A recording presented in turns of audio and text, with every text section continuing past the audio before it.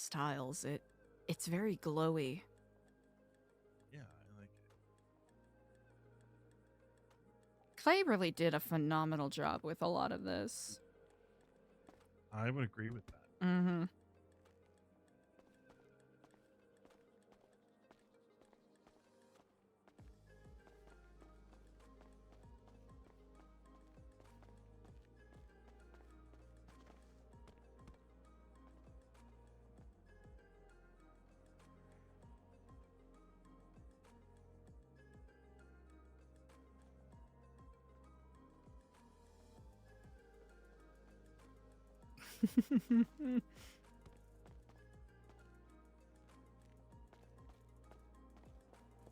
If you need to get some rest, Diego, I do not wish for you to wait up on my behalf.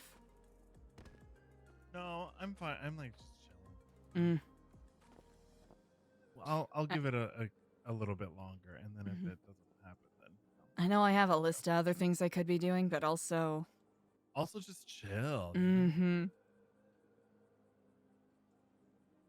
Just just take a Exist. day. Exist and chill and.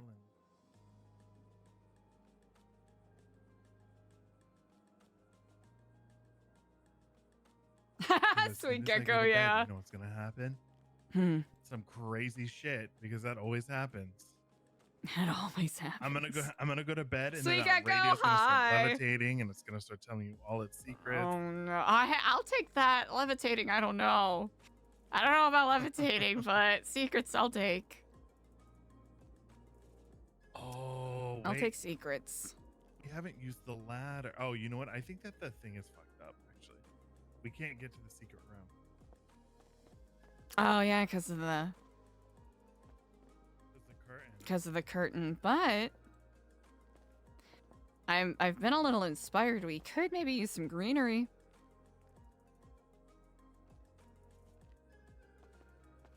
Yeah, we could. Like, I kind of like what They did something similar at the Securo Serve house, actually. Oh, really? There used to be something that Nat did where I could just kind of like, it was like it looked almost like a wall. Then you could kind of just go in.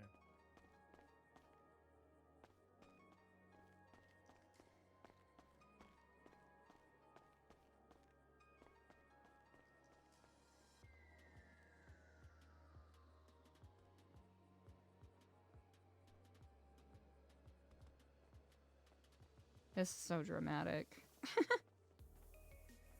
I know! It's so lame! Heckin'. What do you think this space is missing? Nothing. We don't have room for anything else.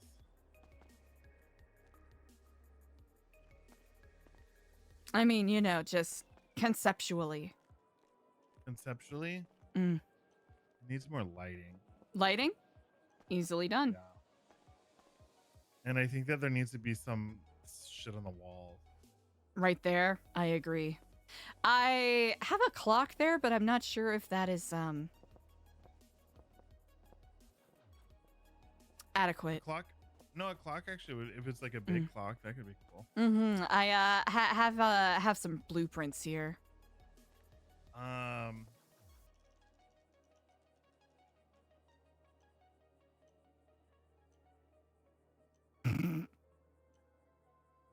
I didn't see a clock. Oh. That's messed up.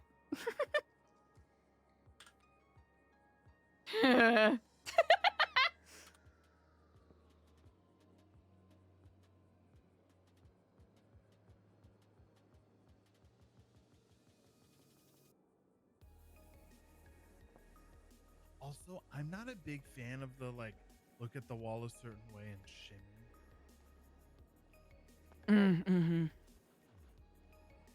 We can adjust that. It's tricky. Yeah, I mean it's a cool concept, but it is a little tricky. I think it'll also give us more space if we do the kind of like hidden garden concept. It'll also make it so that I don't have to do the dumbass bathroom idea that I hate, that I thought was really smart, but is actually bad. Well, the bathroom idea I thought was for us to have a private area. Yeah. A moment alone.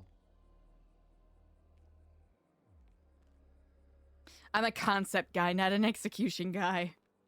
Well, I guess I'm not a concept guy either. I can't do either.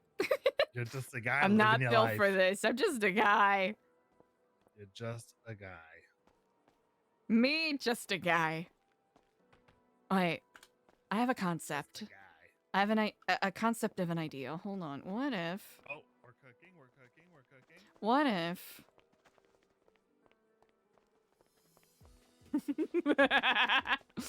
Okay. Do we have? Any more doors? Yes.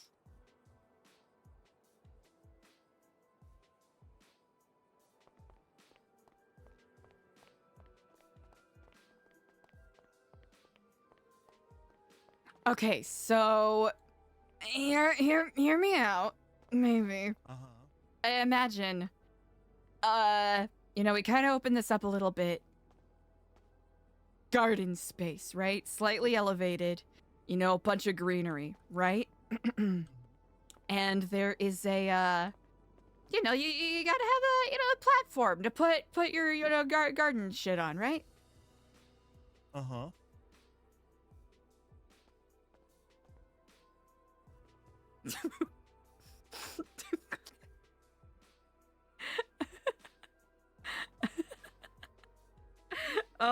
Let's see. It's gonna be the least dumb one.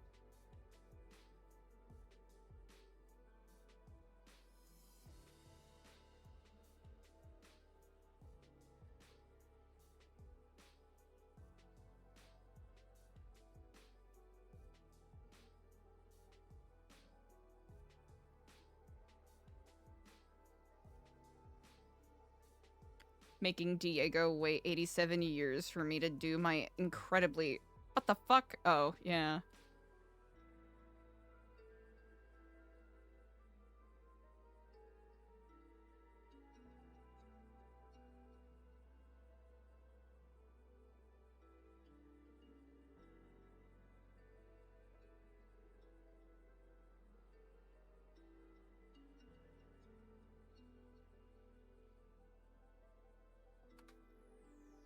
Okay.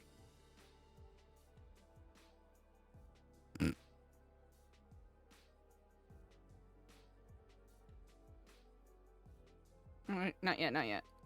Not yet.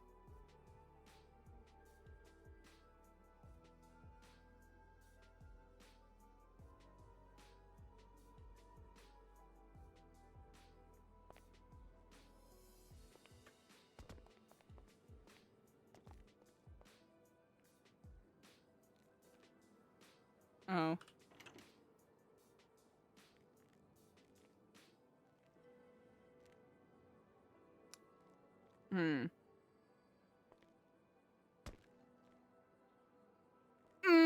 I mean, it's kind of cunty. I mean, come on. Now how to get that to shut again? Diego, I think I solved all of our problems. I think, okay. All right, hold on. Wait, I gotta reset it. Hold on. Okay, don't go in yet. Don't go in yet.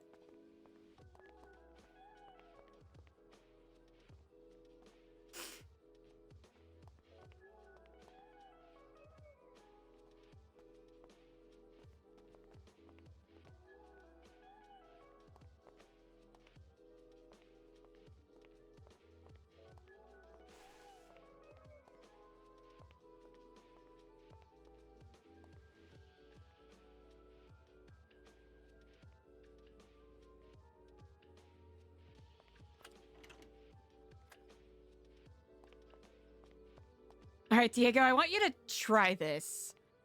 Okay, so imagine this. We, push our walls back, reclaim a little more space, right? And we have a wonderful little gardening feature over here. It won't be this tall, of course, but for demonstration purposes.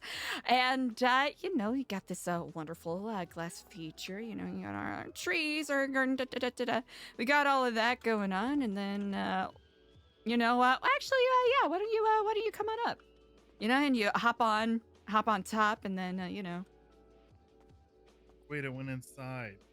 No, you would be on top of it, though. Wait, hold on. Let me re-demonstrate. I did not visualize this for you properly. You know what? Let me hold on. Let me here, right? So these walls won't exist. Fuck these walls, all right? These walls are trash. They're terrible. Whoever put them up should be thrown into a pit of spikes. Was it you? Yes. Indeed. So imagine pretend that door's out. Okay, well, I have to pick something that's not the sliding door. Okay, I thought it was good. But it seems to be more of a nuisance than we want. Also, well, it's because I unlocked it. Ah. Will you knock down these walls too? I will do that right now.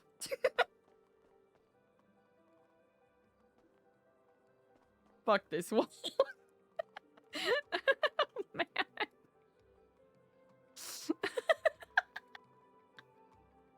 Okay, let's. Okay. Can I just lock this fucking door, please?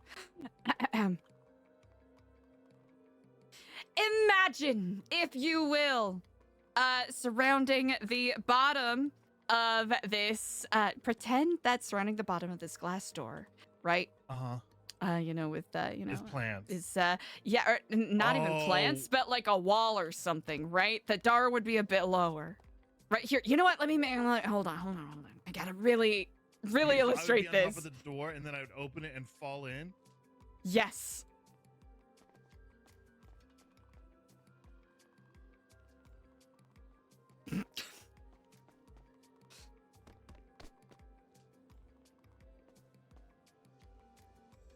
For demonstration purposes. Right? You're like, oh, you're just gonna, just gonna come and check on the plants here.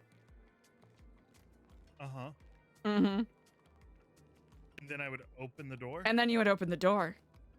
And then I would fall down. And then you would fall down. Well, the problem with that, though, is,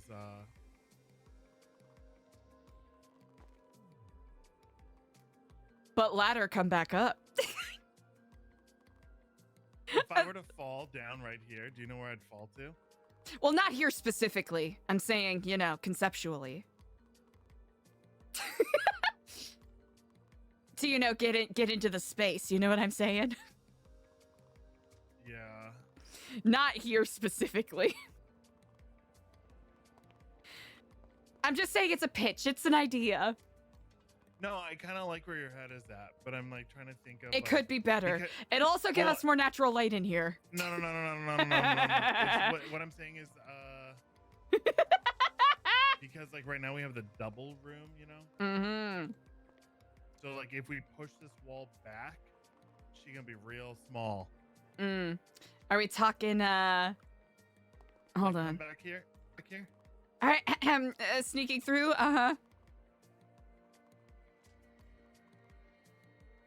Yeah, so let's see, because we got the lower space, right? That is amazing. That is beautiful. That is gorgeous.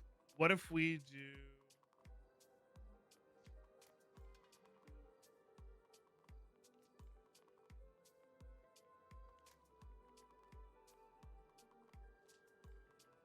I don't know. I wish Nat was here. Let's see. Nat could do it. You know who else is good at stuff? Sooty. Sooty is very good. It's tricky. Sooty be very kind. How can we? We can make this work. I am a believer. Oh, for sure. I know we can.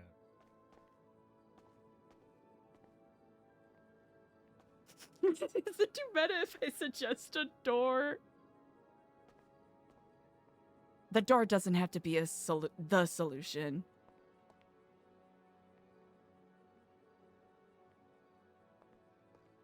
Okay, what if we put it here? Where is here? This corner. This corner? Yes, because if we push this wall back, right? Mm-hmm. We could draw- Yes. I see where you're coming from. Mm-hmm. because we won't need the hallway anymore. That, I love that because we could still use the ladder to get to the second level, right? We would just be dropping down to the first level and then But using the my ladder to get question to the is, second if level. you go through the door, Mm. can you lock it?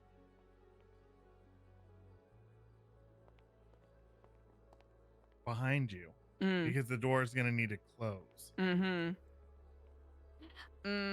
I think that meant not a sliding door, I would say. Or we have it be a pit, right? It drops down and then you can't get back up. The only way up is through a locked door, which will take you to the rooms with the ladder. That way, if you snoop in and you find it on accident and you fall down there, You're stuck. you're fucked because you shouldn't be down there. Boo-hoo, goofball. Yeah, cry about it. Get out of here. That's my purse. I don't know you. Give that back. That's my purse. I don't know you. I don't know what a JPEG is. I just wanted a picture of a god dang hot dog. God dang hot dog. I sell propane and propane accessories. I tell you what. I really do like Clay's idea of the fireplace, but I agree. It's perhaps not feasible. Yeah. And it'll clear us up because we won't. And we can still. Okay, so here's what I'm envisioning. I tell you, and you say yes. I'm listening. Right now, this is too close. Too this close. Door to this door. Too close. Alex Clare, 2008. So I say we take this door, like this door frame, and pull it up to here. Agreed. Okay. Because that'll at least give us that one room back. Yep. And then we just box this off with one of the walls. We'd be able to push these walls back. All of the walls in here back.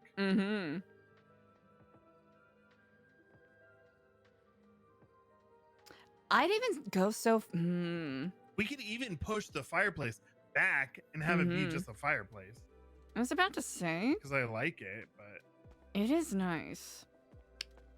And then if we could put one of those like flaming pots in it, like that would be pretty sick. That would be pretty sick. Because those didn't seem to like. Burn, and I know exactly what kind of pots she used too. Yeah. This TV can go. I would say this desk can go. Oh, now it's Edgar. But we're cooking. He had his time.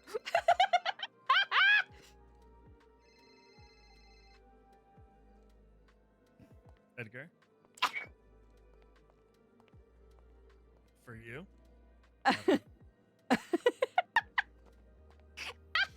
Yes.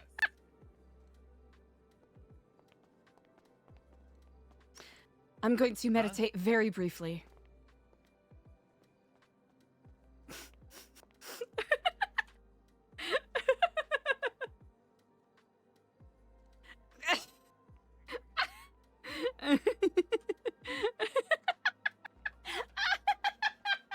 Okay, chat, I will be right back.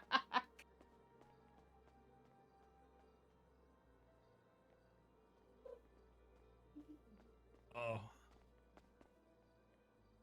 Eliza's on the pot, but I just got a juicy piece of info. Typical.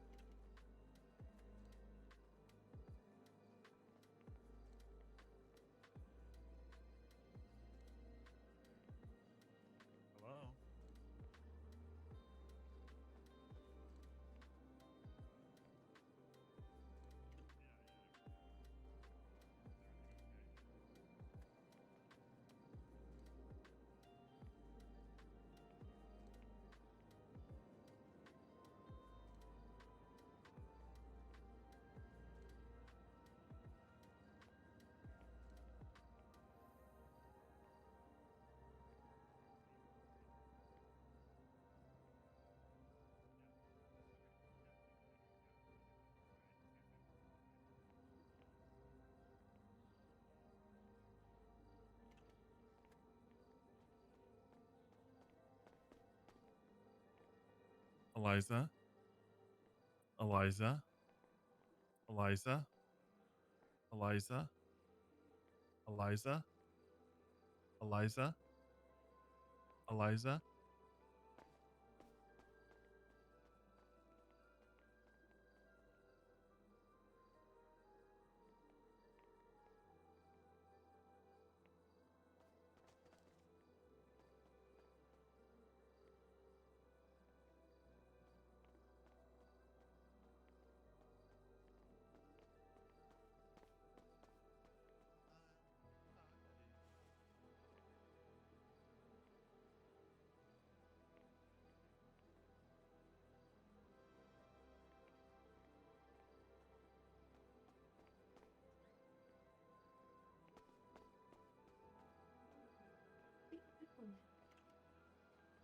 Pardon me, chat.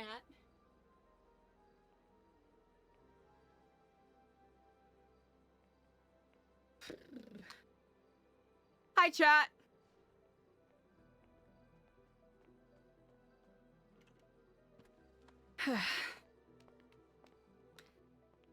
Okay, he called and then he said I had to call you back. But then he did call me back and he's going to ping me a place to go in 5 minutes or less. But he was talking to someone when he was on the phone with me.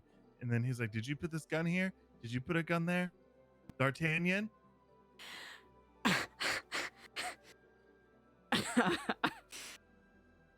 Oh. So I think D'Artagnan's one of his boys. That somehow explains everything and nothing at the same time. Yeah. Now I'm going to pitch something. Oh, sorry, go ahead. No, I was going to say, but I honestly feel like D'Artagnan doesn't mean us any harm. No, not at all. Like, he just wanted to do business. No, and I feel the man wants to make money. Yeah, and I feel like Edgar isn't trying to like hurt us. Oh, here he is.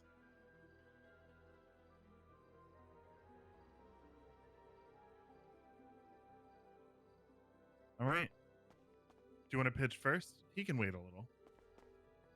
Just a quick pitch. No, he's a man, Eliza, and it is 2025. That is true. My pitch first. Would you prefer to keep the brick walls, or would you be open to potentially just painted walls? You know what though? I don't love the blue walls. Yeah, like a different color. But I do like the brick, but also like I'm okay with either. Yeah, just to open up options in case if, you know, the asbestos really starts shaking from the cracks, but hopefully this will help allocate resources a little easier. Clay really ate with this. Wait, were you pitching something? Oh, that was it. Yeah, that was it. Oh, the pitch was just the pitch was maybe paint. Take the brick down. Maybe paint. Maybe paint. Maybe no. Maybe brick. That's who not knows? Like a pitch. That's more like a. That was like a pitch. Half a question. Yeah, it was a pitch. That was more like that was like an appetizer. I pitched that I don't have any ideas. Right. Okay.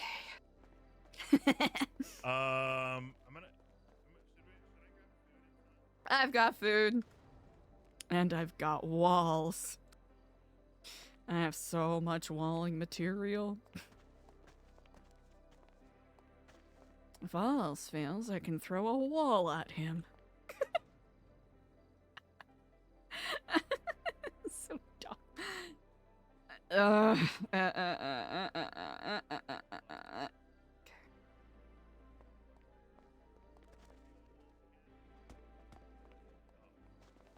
I was putting them away. I grabbed all the food and stuff. You know. You never know. Yappers be yapping. This is quite true. This is Los Santos's. It is.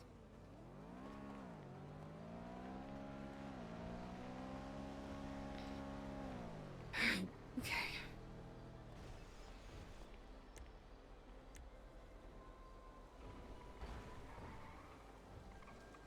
my emotional support bike.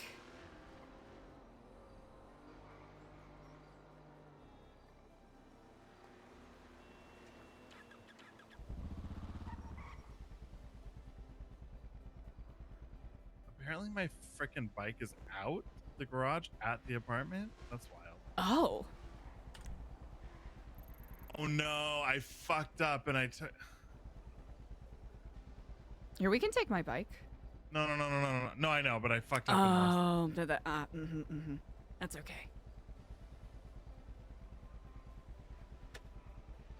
Here, if anyone's watching, I'll at least bamboozle him a little bit.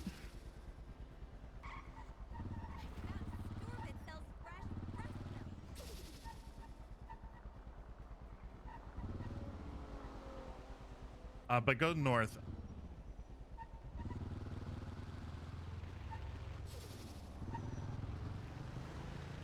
There we go.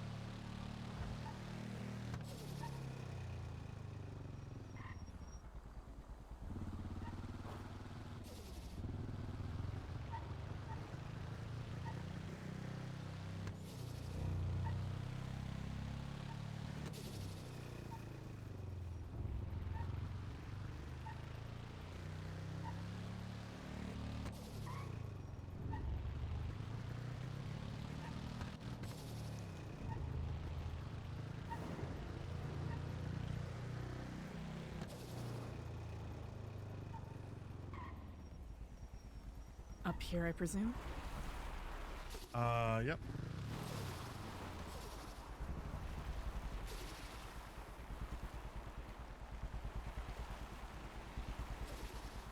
Not gonna lie, I lost the spot, so you'll have to tell me. I also lost it. But he'll be up here with a car, I'm sure.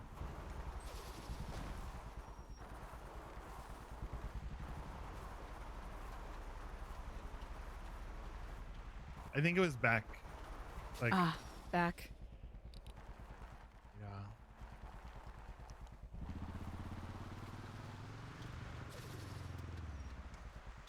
Like off the trail a little bit, maybe like down here into the left. There he is. Well, actually, maybe that's. See that truck? Is that him? Oh, that one right there. Yeah.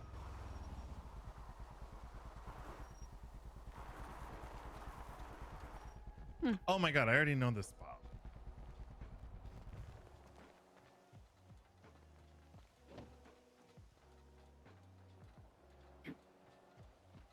Well.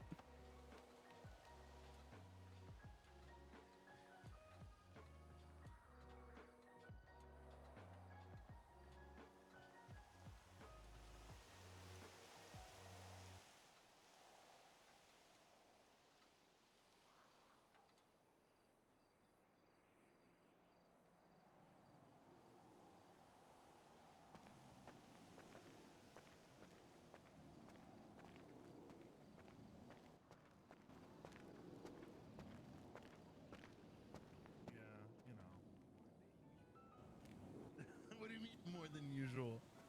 Yeah, looking like Osho. I haven't worn this in a long time, so I figured it was time to you know how long rotate I've been the waiting for fits. this? ¿Qué pasa, Eliza? Edgar. You can't stay for I'm not gonna bite. I Come on, assume this is a not. really special place for me. I don't bring just anyone over here. May I used to come ask? here years ago to think, to be alone, to weigh every difficult decision.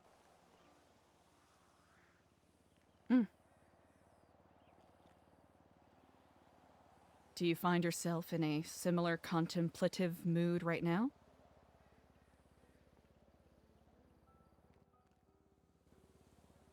I don't know if contemplation is necessarily the mood I'm in. It's not only for contemplation to come here. It's, as I have said, something sacred to me. Sometimes I come here when I have great news. Sometimes I come here when I made to make a difficult decision. Sometimes I come here to get away from the world. Sometimes I come just to look at the beautiful view. The mountains, the sea, the lake. And besides, my dearest are buried here. Oh. The roses. See, I had a fiancée who was killed 6 years ago. And my cousin, who is buried right next to her. And where Diego is, there was an empty grave with a tombstone. A funeral was held for me too here. Though I was never dead, as you can see. How have you been, Eliza? Busy, one could say, but I'm certain that many others could take that mantle on as well. Perhaps. It's been a long time coming, you know, this conversation. It certainly has. I'll admit I'm quite curious. Diego said that you were eager, for lack of a better phrase, to speak with me, and I wonder for what purpose, what questions do you have? My eagerness started a long time ago when you spoke of a certain note found in a certain Barry's front pocket. But you were unwilling to talk to me then, which bothered me a lot. Not in the sense that it made me aggressive, angry, but I was very troubled. Why you would not speak to me? I believe you thought you stood some danger. Somehow that I was going to attack you or had ill intent towards you.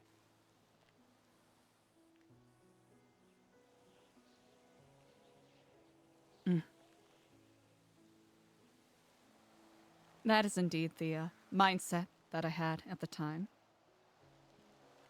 I will have to say, Edgar, I'm certain you are perhaps painfully aware of the reputation that precedes you to some degree. People do love to talk, and, well, the rumor mill, as it spins, whether it is weaving truths or falsehoods, always spins itself into some sort of melodramatic hyperbole, turning a single pigeon into a gossamer flaming hawk traipsing across the sky. I'm certain Diego can also attest that we are no strangers to having a reputation hoisted upon us that we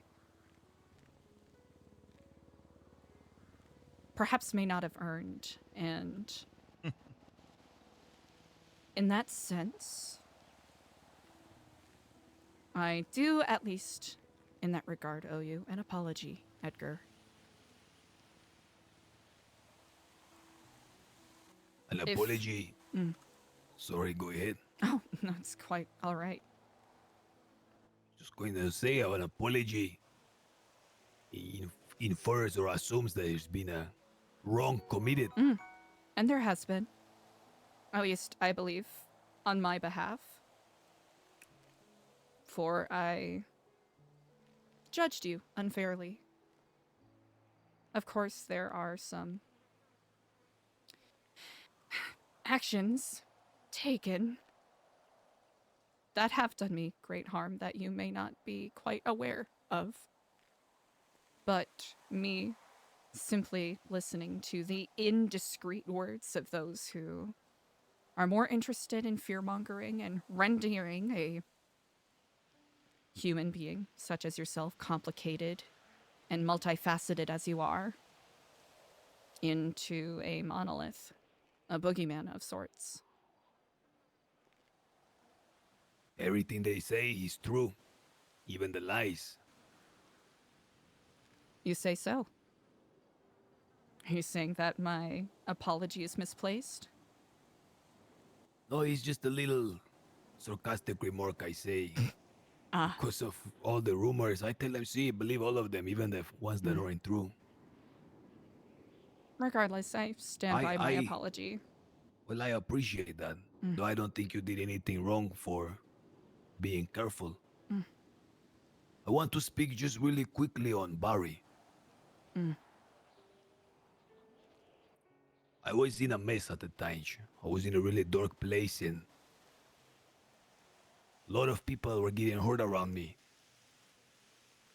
This Barry found me and told me that people were conspiring against me, that they gave him a tape, and that he instinctually, after meeting me, wanted to help me and give me a heads up. He begged me not to tell anyone, and I urged him to understand the gravity of the situation, that just by helping me he would be in danger. It seemed as though 2 days after he helped me with this information by giving me this tape that was floating around trying to frame me, he died. I felt a personal guilt that a man whose only reason for dying at the time, it seemed to me, was helping me. Willie threw me in a slight rage because he not deserved to die.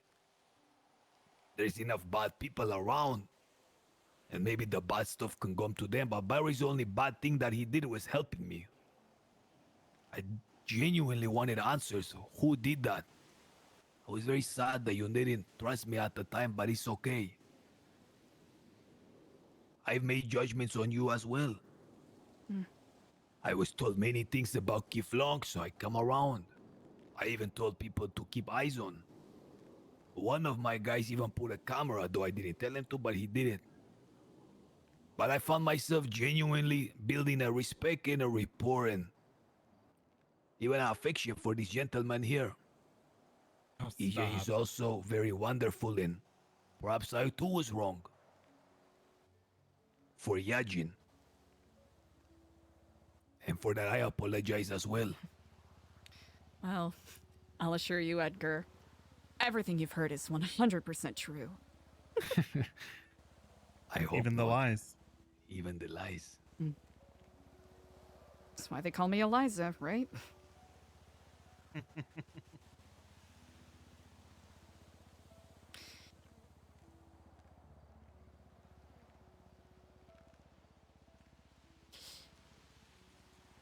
I'm quite curious as to where this transparency comes from. You strike me as a very, at least from my bare minimum of knowing you and our slice of an acquaintanceship making here, you strike me as a very discreet man who probably does not share these things so freely. I do with those that my instinct tell me to. Instinct? Have you... See? You know, the mind is very tricky. And sometimes it can cloud our judgment with a bunch of thoughts that are not true. And the more clever a person is, the more dangerous their own mind can be. You become paralyzed with analysis. The paralysis of analysis, they say. But I have a very strong instinct, my gut. I move according to it. I trust very easily. Perhaps too easily sometimes, and you speak these words, but you never made attempt to speak or ask. I would have told you everything I knew at the time regarding Barry. I tried so hard to see, but you didn't want to, and I understand why. Mm.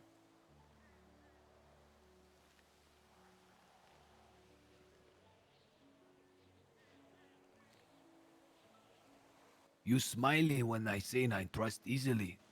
Why you make face like that? Not necessarily about the trust, but about the analysis paralysis and spiraling, I suppose, aspect of what you were saying. It has been a potent and frequent topic of conversation between Diego and myself as of late.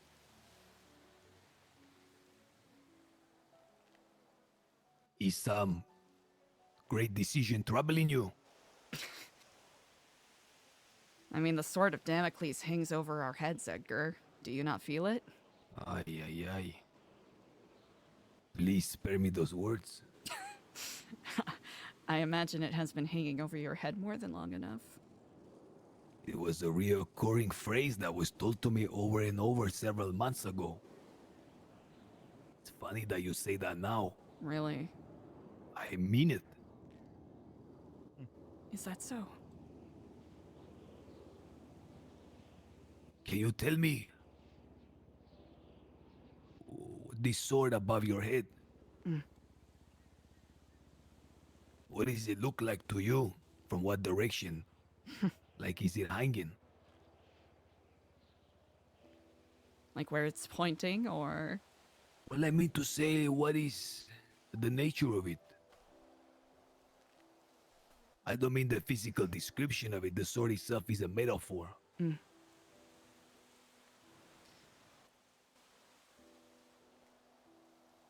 If you are willing to indulge me,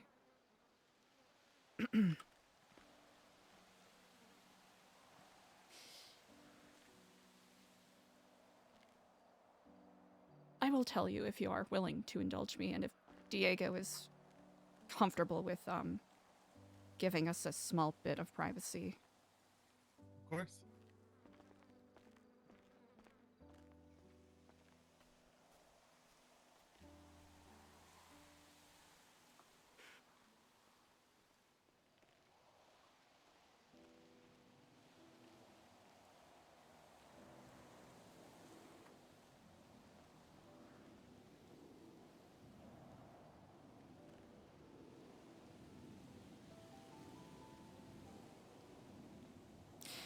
What do you hope to accomplish with this conversation?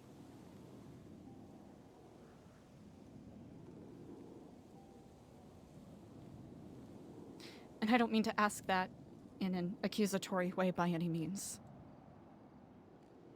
No, listen, before we talk, I want you to know that whatever you speak, speak with the confidence of knowing that you are not in danger. Mm. Okay? I can take a refusal. I don't believe you have done me any harm whatsoever. You don't stand to... I'm not here to hurt you. And anything you possess in your heart and in your mind, I have no right to it. I could only access it if you deign to allow me to have it. And I understand that. So truly, be easy. I will not force you. This is not something I can force. It will defeat the purpose. Everything will be null. Well, as they say, trust begets trust, yes? That is a very true saying. Mm. Pardon me, one moment.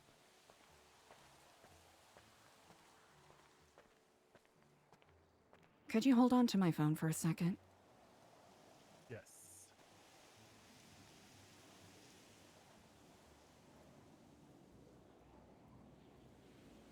Thank you. Welcome. Thank you. You're welcome. I mean it.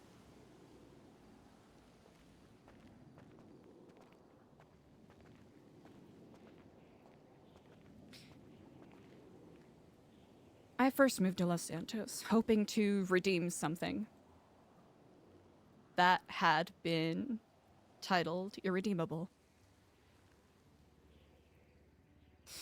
I've been called a zealot, I've been called a crazy cultist, what have you.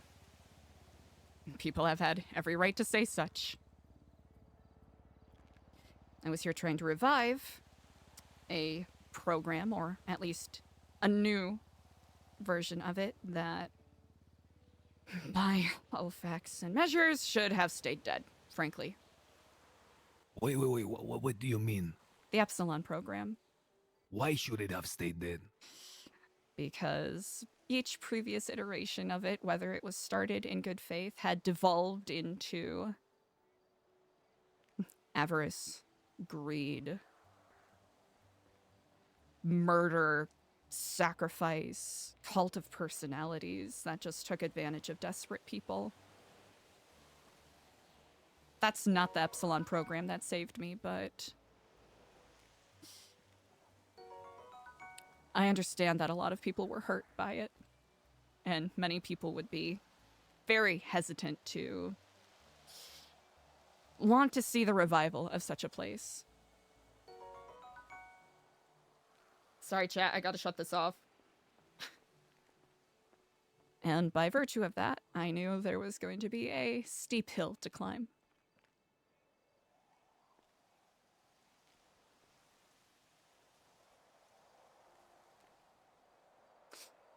And it was very lonely. Forgive my indulgence here, I promise that this tale does have a direction. I enjoy hearing you speak, please. That is very generous of you. Thank you. It's very lonely, as it is for many people who walk a path that is perhaps a little contradictory to the immediate gratification, violence, sex, rock and roll, sort of glamour and allure of a living life on the edge kind of lifestyle. And there were many times where I wondered if I was on the right path. If I had made the right choice, because by and far it felt like the fates were telling me to give up. And as I was, doing my usual thing on Vespucci Beach, asking people, hey, do you want to talk about Kiflam? You want to make a change in your life for the better? Kind of schmaltzy, but I meant it sincerely. Instead of the usual glares or threats to, get out of here, we're gonna, fill you with bullets, all of that. There was someone who came and spoke to me. And it was the first time in a long time that I felt like a human being. And I did not feel... Forgive me.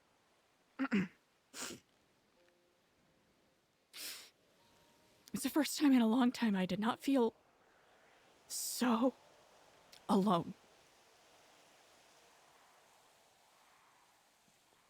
It's the first hand of kindness that was extended to me. And while this person joked that they were going to, 5150 me and give me a psych eval, I knew they meant it in jest because they actually cared. Not because they saw me or what I was trying to do as a font for mockery. We got very close.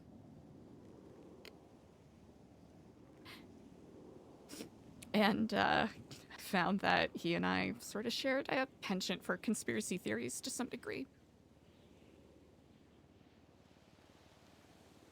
And he prided himself on having a incisive and analytical mind. He was someone that was very worried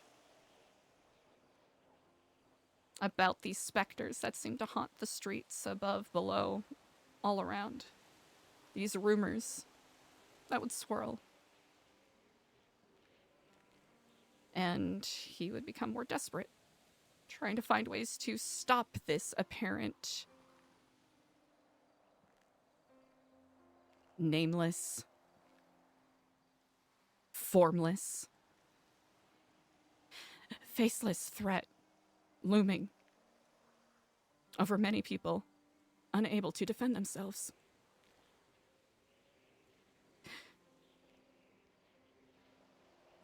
And as we know, snitches get stitches, and people who shout tend to get put down quickly. Can I make a small correction?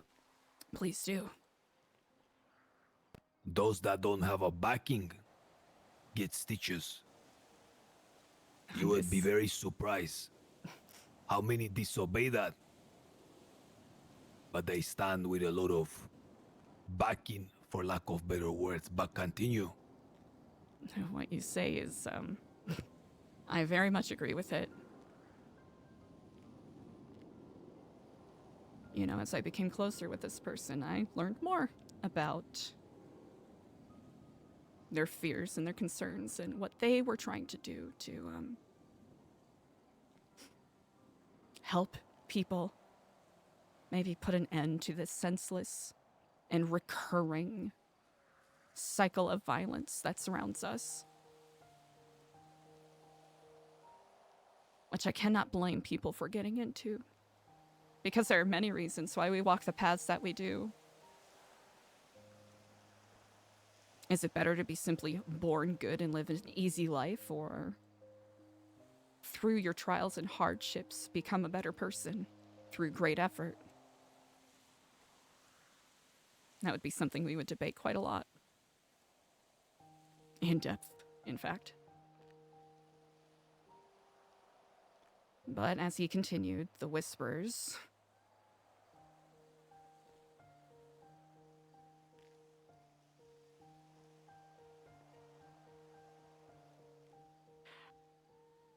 got a little too loud and reached the wrong ears.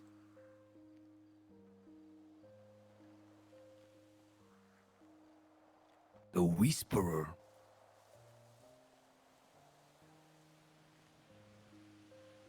Do you have a notebook with you? I do.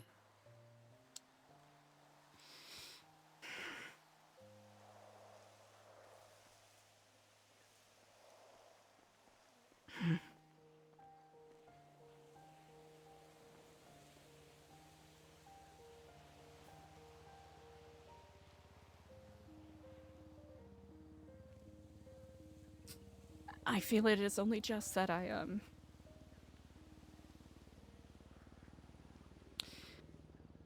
truly illuminate where some of my concerns have come from. Feel free to, take a look at page 15 and, give me your thoughts. Shall I do this thing now? If you are at your leisure, this is a gesture of trust.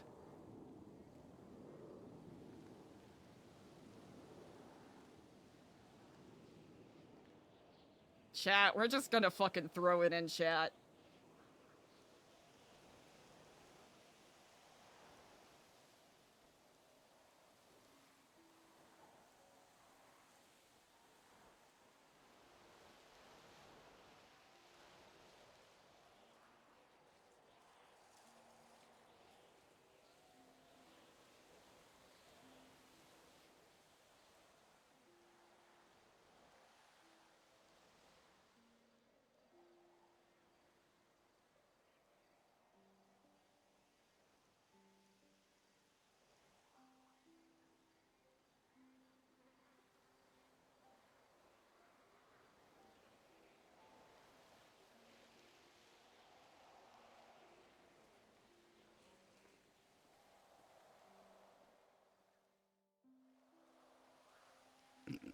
Eliza passing out during this meeting would be very funny.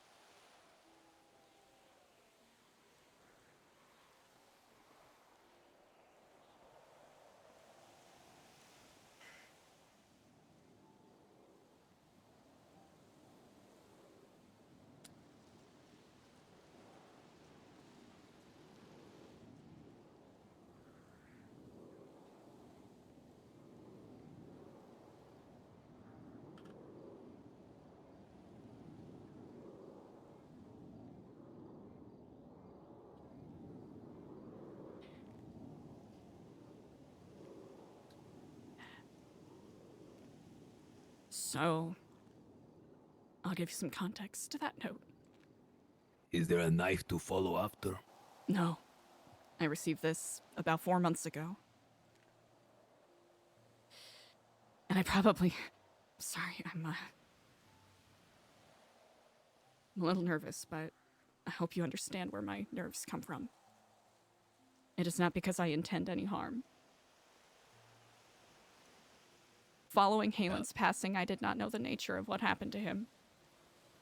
But I started receiving threatening messages scrawled in some animal's blood and paint around the center, on my vehicles. Receiving threatening phone calls saying that I'm next on the list because the leak hasn't been fully plugged. And I, at the time, had no idea what they meant. I ended up getting kidnapped and having one of my eyes taken. At one point, losing sight in both eyes. Of course, these are trivial details, and I doubt that you want to hear my sob story here, but, Wait a minute, this don't make no sense. You were taken.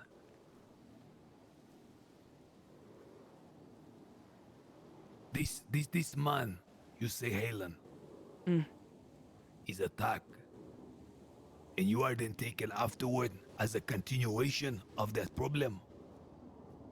that's what I was led to understand, yes. You mentioned the leak. Who told you this?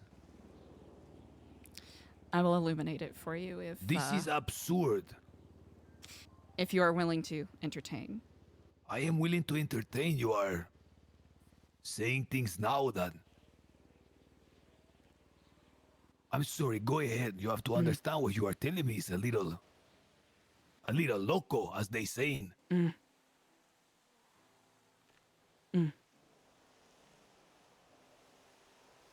Please, go ahead. Well, I eventually received that note I just showed you. And a bunch of strange phone calls from unknown numbers telling me betrayal begets blood. As if they were expecting me to exact revenge of some form, and I think it's because whoever these people were thought that I was some sort of totem of the old Epsilon program. I used to live a life of violence, and that led me nowhere but ruin, and I have no intention of going back. They thought you were connected to the old Epsilon. This is correct. This is months ago, 4 months ago. 4 months ago, yes. Was this before or after my disappearance, if you know? Oh, way before. This is like December that this happened. Ay. Immediately following Halen's, let's be fucking honest here, the Whisperer's death. Forgive my language. It's okay, chica, you can speak your heart here. So these people expected me to follow their trail of clues, not knowing the exact nature of why Halen died. And because of what had happened before and what had preceded, I was terrified for myself, for others around me.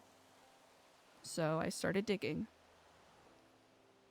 Because I was operating under the assumption that curiosity killed the cat, but satisfaction brought it back, but... This is after you were blinded. I actually,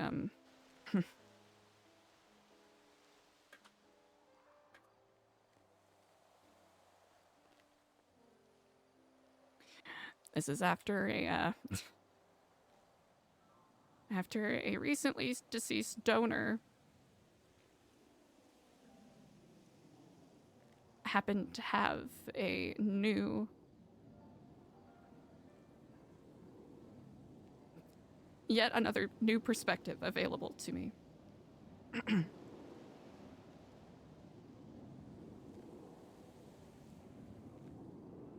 I know this is almost melodramatic in a way. Chica, listen, no, it's not. Mm. I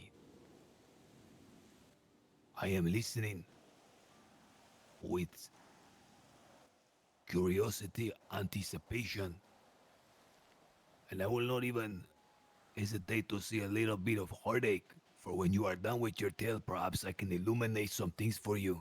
Mm.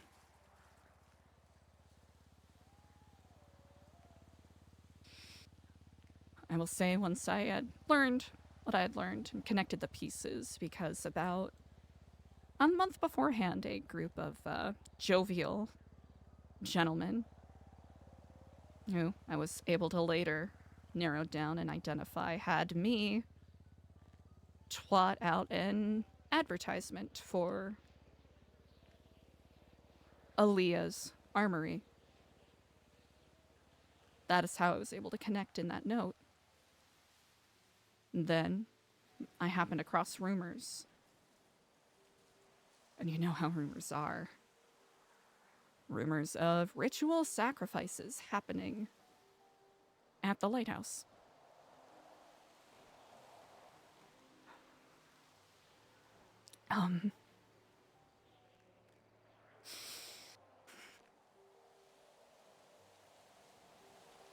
Honesty.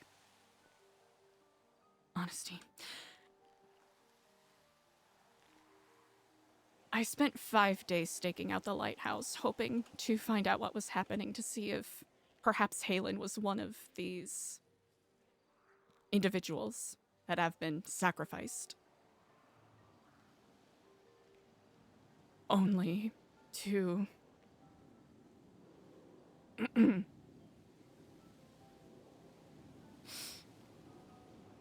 only to bear witness to another and catching it on tape.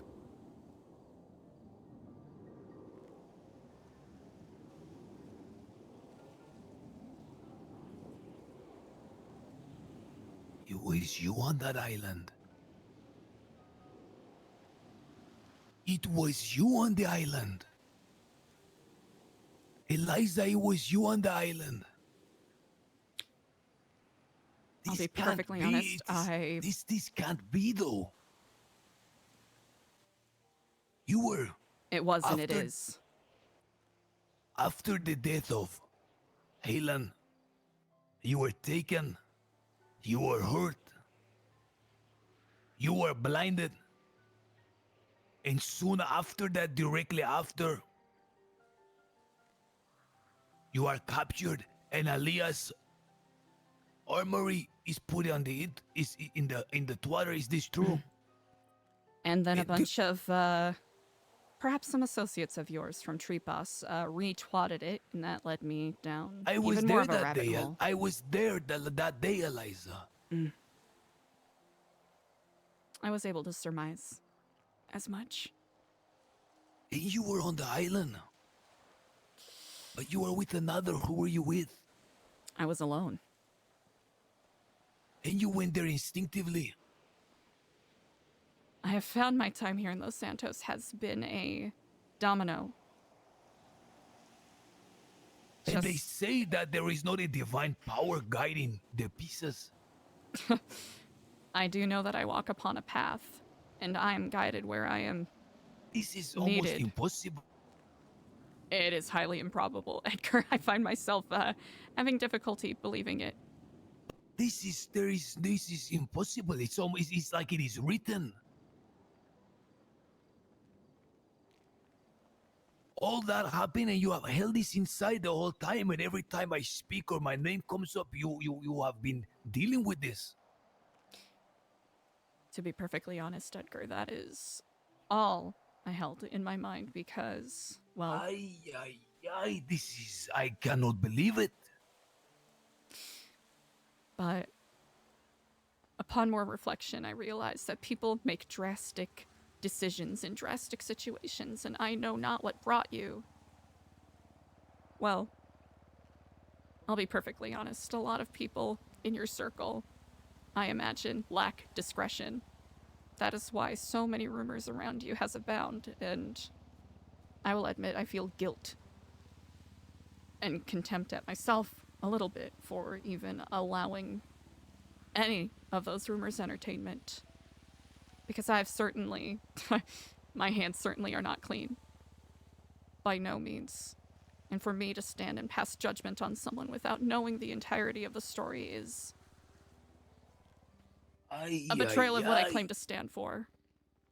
I cannot believe it. This is impossible that it is all... It cannot be a coincidence. It's Alia Halen. And now where we standing here? Why are you telling me all of this? What prompted you? What changed in you? Because finding answers has been a long and arduous journey. And I never really considered myself much of a gambler by any means. And I know very well that telling you this right now is the most foolhardy and probably dangerous thing I could do, especially considering the sword that hangs over both of our heads. Who carries this sword? Please be frank and take a gamble.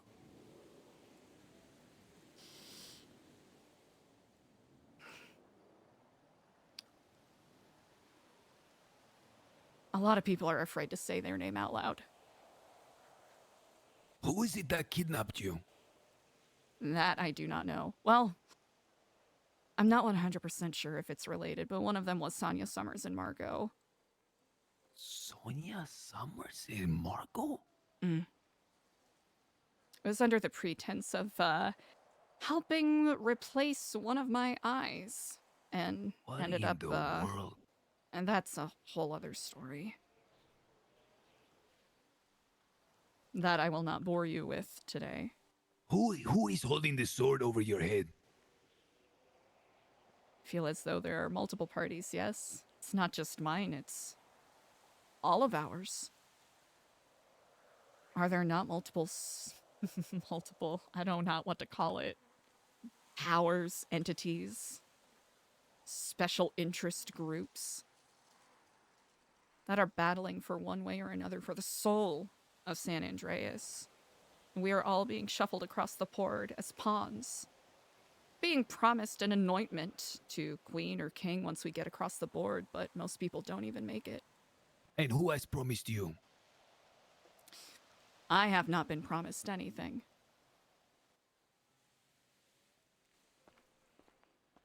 This is all too much to take. This is a lot, and I'm sorry to dump it all on you in this way, but... What changed in you, Chica? What's prompted you to say all of this?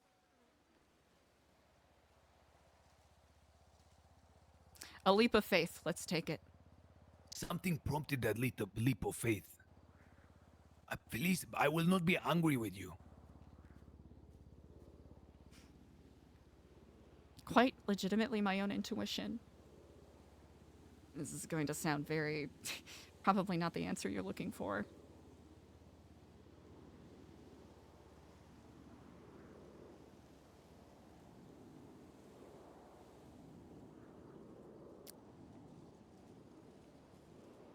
It will either lead me to ruin, because a lot of the details I shared here are probably not going to make certain people very happy. I know why Halen died. I killed him. At the behest of...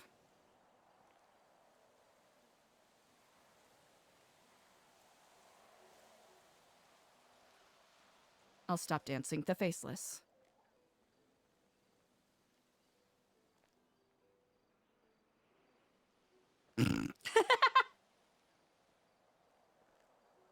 Eliza's taking such a big fucking gamble right now.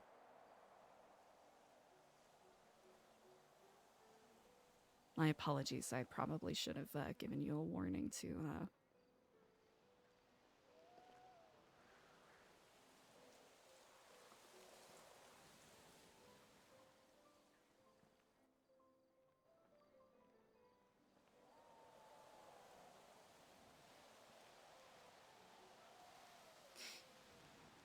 a right to tremble. And perhaps you not tremble enough. When I asked what prompted you, I noticed you shuffled and looked towards our mutual friend.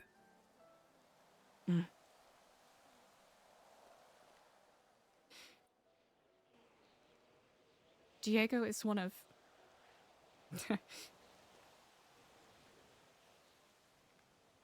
the very few people that I still have near me that I trust enough to steer me when I am off course. He doesn't treat me like some sort of saint or some sort of mad woman or some dark queen of Kiflam or whatever. I spent way too much time wrapped in a sheath of paranoia, and it has gotten me nowhere. And I'm certain you know very well that there are works, machinations. And it feels as though things are starting to escalate to some degree. And it is difficult to know who to trust. What did Diego tell you? In spite of your proclivities, you seem to be an honest and direct man.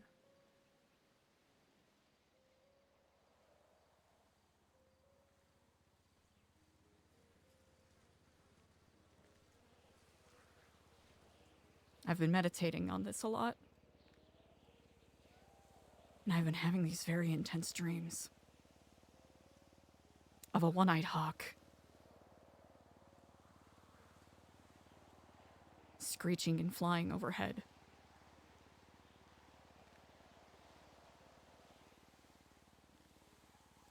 It would swoop down, and right as I think that it is about to end me, it scoops up a raven. They start fighting in their flight. I usually wake up before I see what happens, but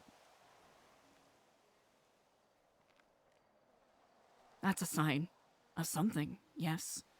The way that our dreams somehow, in our subconscious, sort of help illuminate what we perhaps don't understand or recognize in our waking hours.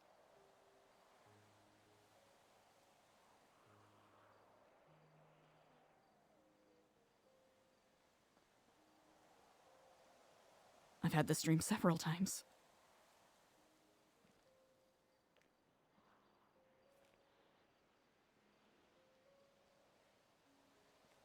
I wasn't 100% sure what I was going to say to you today, but the fact that you brought me here, a place that purportedly is so important to you and the ones that you cared about, I'll have to say that moved me very greatly. For sorrow and grief are burdens that not many understand how to carry. I did not know that you had lost so many.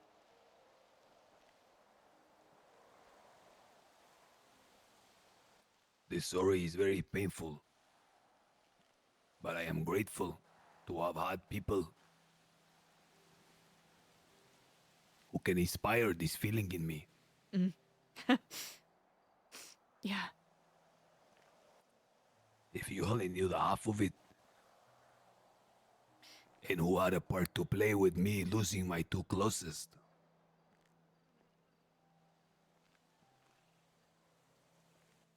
I think you would start to understand that. It is far more coincidental than even the things we have speaking of now. But that is a tale going back 8 years, and I don't wish to bore you with it. I will not pry for those details. As I understand old wounds, once scabbed over, we generally don't wish to toy with those. That sword that is hanging over your head, I could not stop from falling on my fiancée Briar here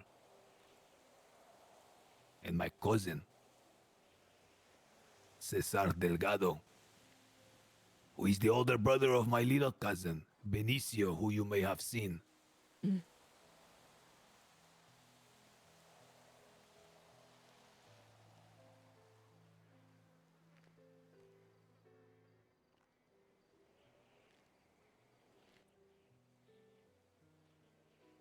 You are right.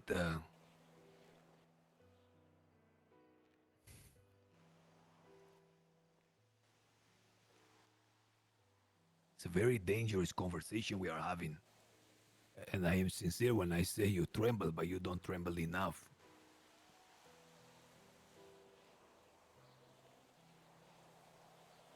I am grateful to Diego, who seems to have spoken in my favor. Otherwise, I don't believe you had said the thing you say today. I will admit to some degree my intentions are somewhat selfish. And what is selfish about your intentions? Say so I can gratify him. I mean it.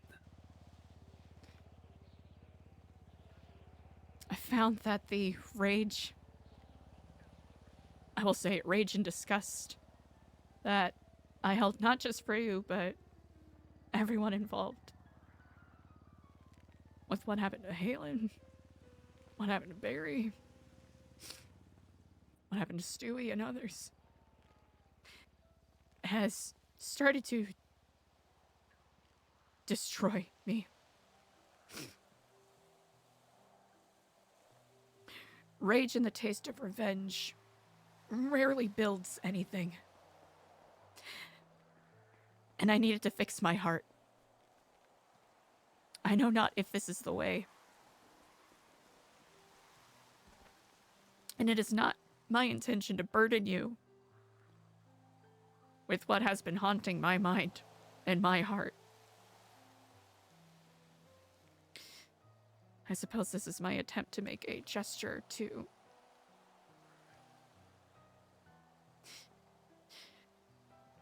see people I held in ill regard with some compassion and understanding, which I have been very lacking as of late.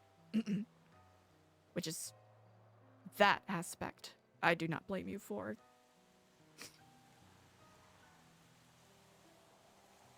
I'm going to tell you some bitter truths now. I will welcome And them. it may hurt you to hear them, but I'm going to give you the harsh truth. Before I begin, you can give me a bite to eat because my blood sugar is dropping rapidly. See, we frequently have the same problem. Andele.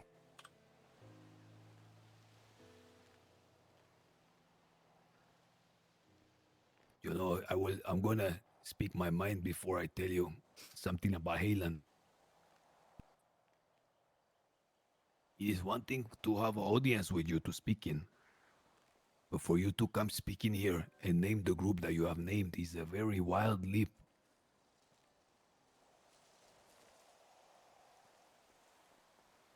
It is one that a loyal servant to this organization would put an end to real fast.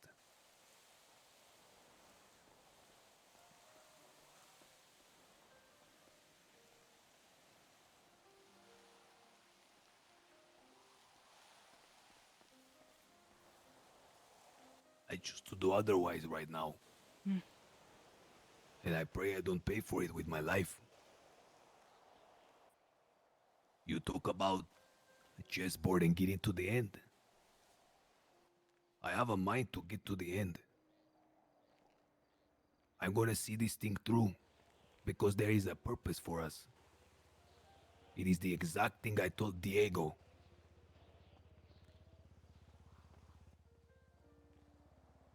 In regards to Halen was meddling in business that was so beyond his understanding. And he cast out a bluff. I believed his bluff and he died because of it. He pretended to be somebody he was not. He began speaking of things that were not true, and I believed him. Believing what he said was true, he had to die. He lied about who he was and what he was, and then he went on to say things about me that he didn't know and that were not true. I shot him down for that.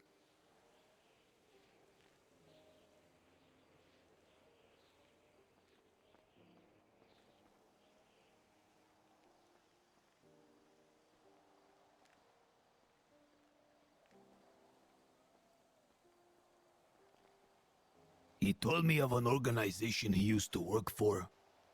At the highest level. He told me of bad things that were happening, and he wanted to take arms up against it.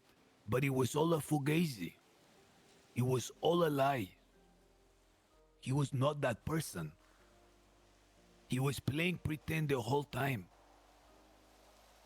But in doing so, his bluff was so loud, and perhaps I believed his bluff.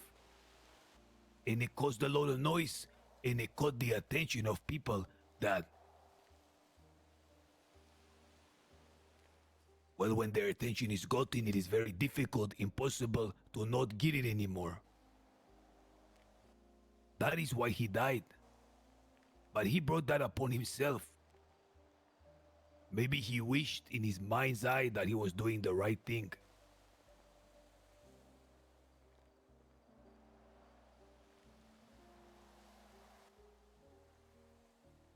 I'm sorry. Perhaps he deserved to live, I'm not sure. As for Barry, I need you to believe I had no idea anything about that whatsoever.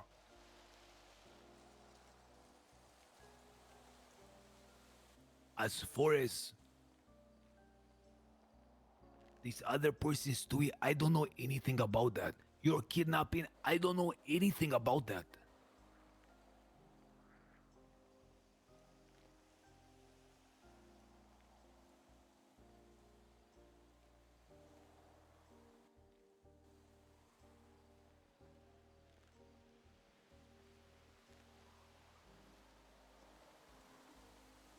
I shot him down in a cave.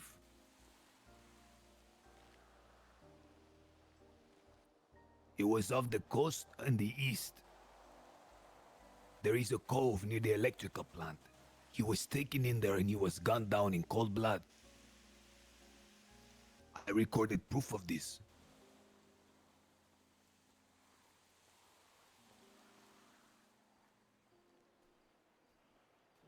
And when he fell, he did not even bleed like a normal human. A black ooze began to trickle out of him.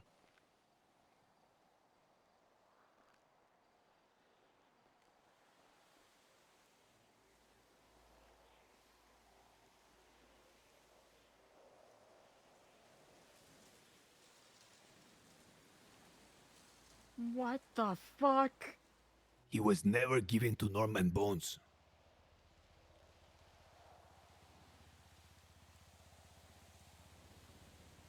Norman Bones had demanded of me the name of a friend, AK.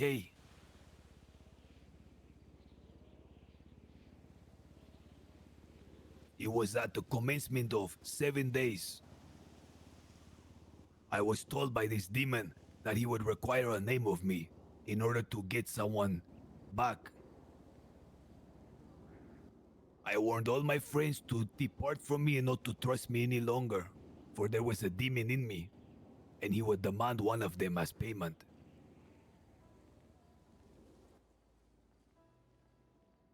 On the 7th day, my friends, hearing my warning, called me to the lighthouse.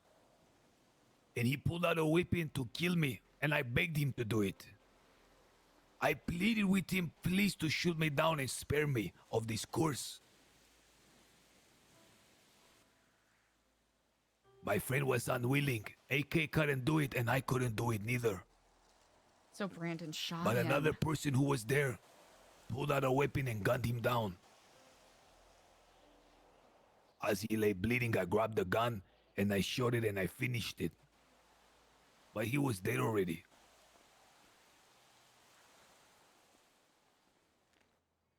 To imagine that it was you on that island, I cannot believe it.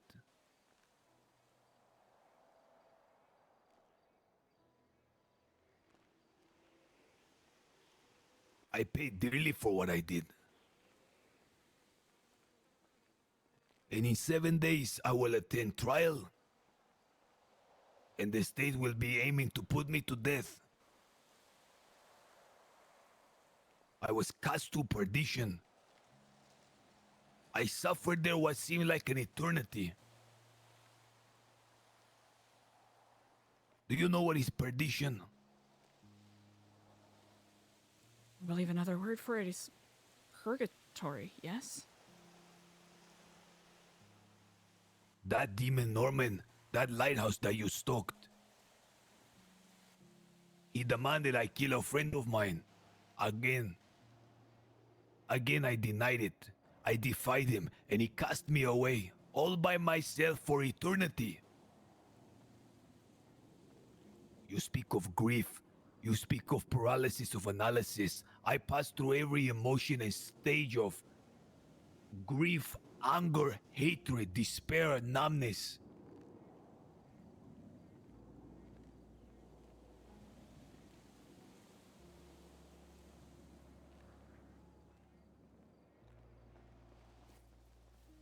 I didn't think I would ever walk again here.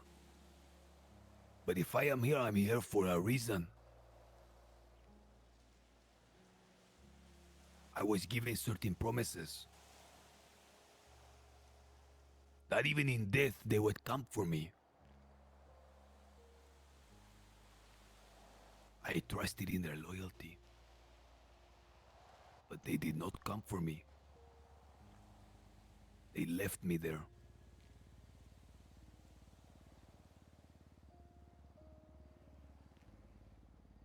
I don't know why I'm telling you all of this. I'm rambling like a madman. It probably don't even make any sense.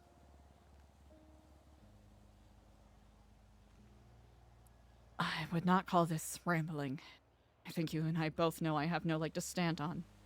Halen was such a fool. If you only knew the things that he told me.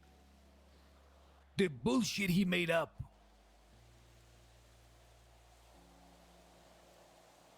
He made some extremely wild and outrageous guesses that ended up being true.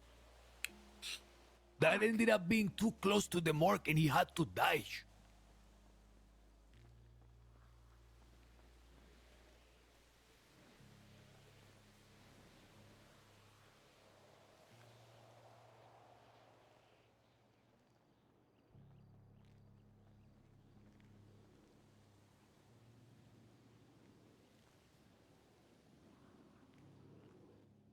The question is, what now, Eliza?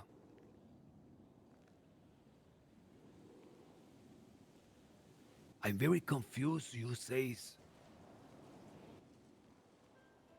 that a Pilsen is not what you thought it was. What do you mean by this?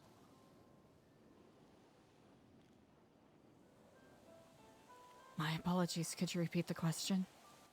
You said that a Pilsen, this, new a Pilsen. Oh, Epsilon. Sí, it's Epsilon. You say that this Pilsen is not what you thought it was. What do you mean by that? Have you forsaken it? Some people's minds, perhaps. The Epsilon program, as I knew it, back in Vice City, while it had its shortcomings, was mostly focused on community service. And there were some ideological differences. They were, to some degree or another, while they did outreach for people who were in need, desperate for change, desperate for a second chance, and often handed it to them. There were also some people that they took advantage of and used, basically milking them if they had any sort of wealth.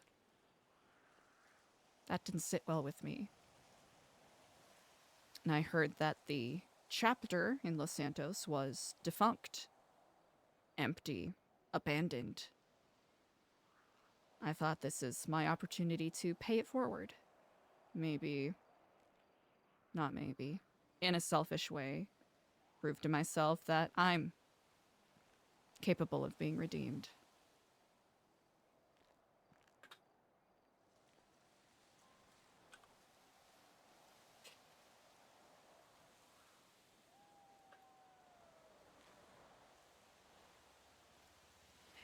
It seems as though we both have been, to some degree or another, offered a new lease on life and set upon this path.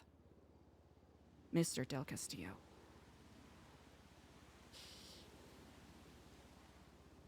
I didn't realize when I moved here just how deep the rot was with the Epsilon program and Chris Formage and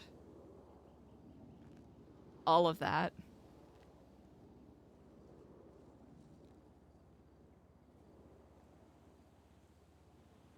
That is what I'm referencing, if that answers your question. You spoke of the sword of Damocles. Mm. Do you believe there is another sword to parry it? Or a shield to block the strike? That is an excellent question. I've always used knowledge as sort of a shield, in a way. And I know there is always the option to simply get up from the table and leave. But I recognize my responsibilities, and even though I wasn't fully understanding of what I was getting into when I sat down for this feast. Hey guys, so I don't want to interrupt. I'm just gonna give you your phone because that minute has turned into an hour, and I am gonna go to bed. My apologies, Diego. Oh, it's all You good. instinctively give up your phone too. There you go. All right, you two enjoy, okay? Take care, Diego. Hey. Yeah, you too. Yeah, I'll catch up with you tomorrow sometime, Edgar, because I have some questions I want to ask you. My apologies, Diego. I got a Yeah. bit carried away. Don't worry about it. You guys need to talk. Aw, I'm happy I was able Diego, to no! facilitate, but unfortunately, my time has come. Rest well, brother. Indeed, and I shall see you tomorrow. When is your trial, Edgar? It was pushed back to the 7th. Oh, perfect. Great. Well, means we have more time together. I'll see you tomorrow. All right. Sounds good. Both of you be well, be safe, and most of all, be nice to each other. Why are you always trying to tell me how to live my life? You and me both. I threw a lot of information at you. It was perhaps an overindulgence. I hope you can forgive me. Sometimes when I get on a train of thought, it is difficult to escape. Because it's like being careful is one thing, but wavering is another. You spoke of gambling. I too am a gambler. Perhaps you may say I gamble with life sometimes. Most of all my own. But trust does beget trust. And for the few dear friends and people I have to count on, I have been burned many times. And I am very trusting when my instinct brought me to, but sometimes it's the wrong person, and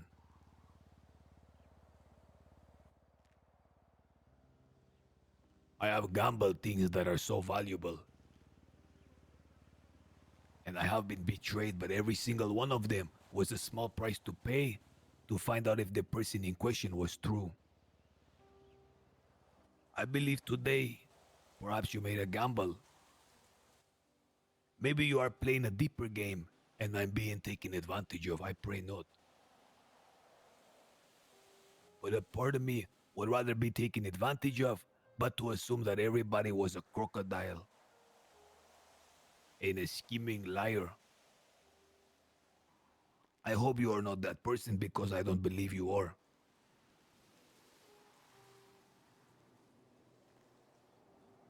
I will tell you frankly, there is a force to counter whoever is wielding that sword over our heads.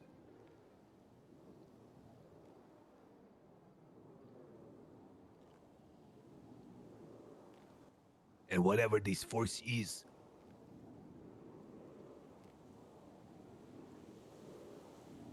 it has contacted me before.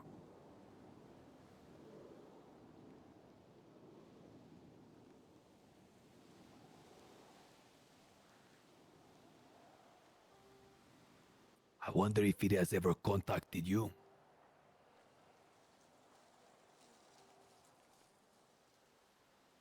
I feel as though dancing around the answer is essentially pointless to some degree. You're speaking of someone who is inspired by those who used to reside at Delphi. What is Delphi? Ah, this is a Grecian see, myth. See, I thought, what is she talking about ancient Greek for? Seems to be I a thought lot it of, was somewhere in Los Santos. You mean the Oracle? Yes, I do. That is exactly what I am talking about. Makes me wonder, is this simply a vision that is granted by nitrous heavy vents causing people to hallucinate, or are these warnings that we will be able to heed?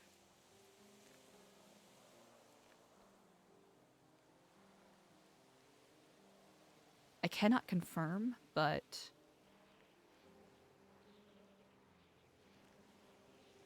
because I'm not sure. But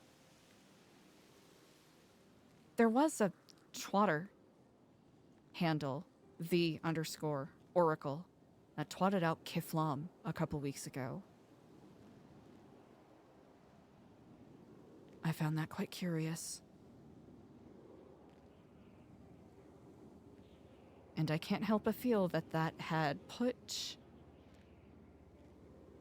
a lot more curious eyes on us than we previously had before.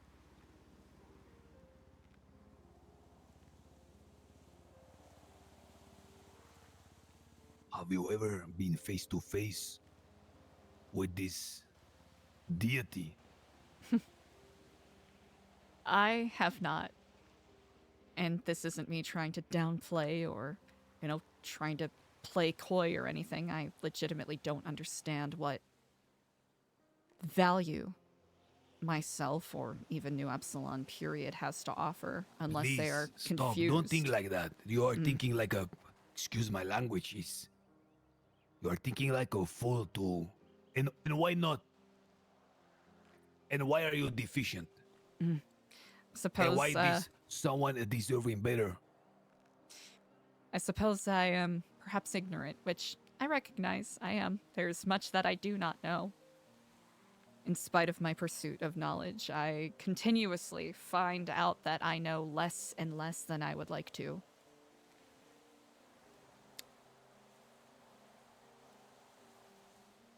Chica, are you... There's like a million things running through my mind.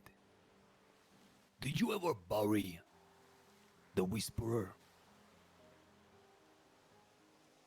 A memorial. Do you have a body? I was not there. I Is was he out in of the town when it morgue? happened.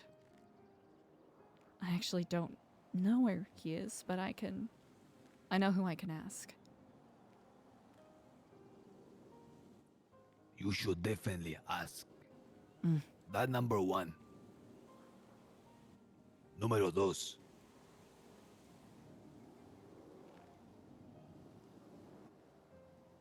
There is really strong cloud gathering, and I'm gonna take shelter in my car.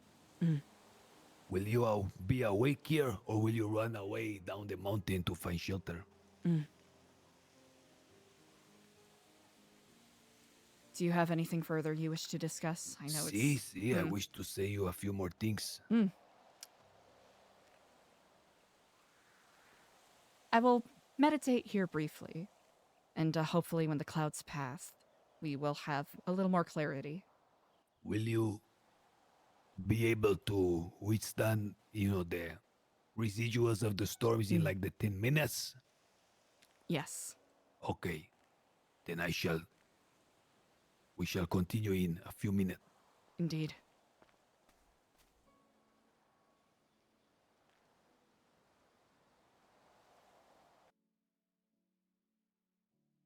All right, hold on, chat. Hold on.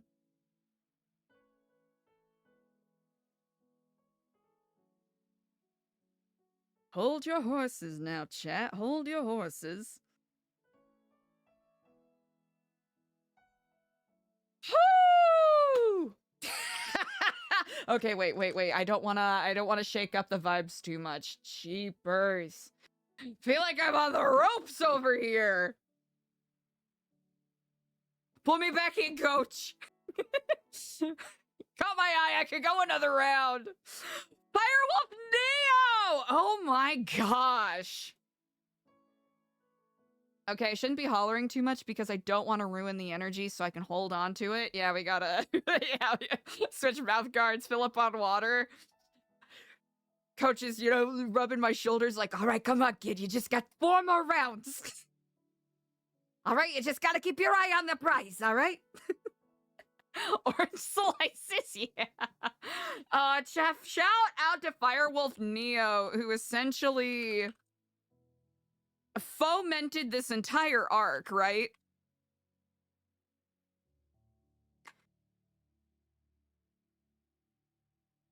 You broke my watertight eyelids.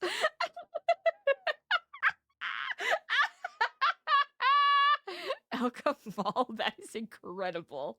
All right, chat. All right, let's take this opportunity. Okay, I want to hold the energy so I don't break the mood of the scene too much when we jump back in.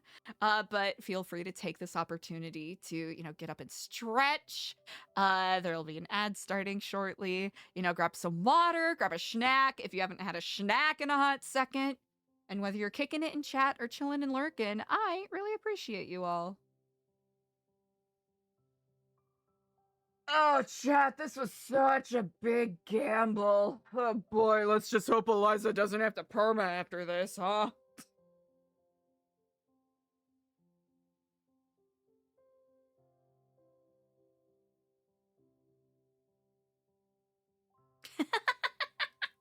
A lot of yapping. I didn't realize how much yapping I was doing, because time blindness.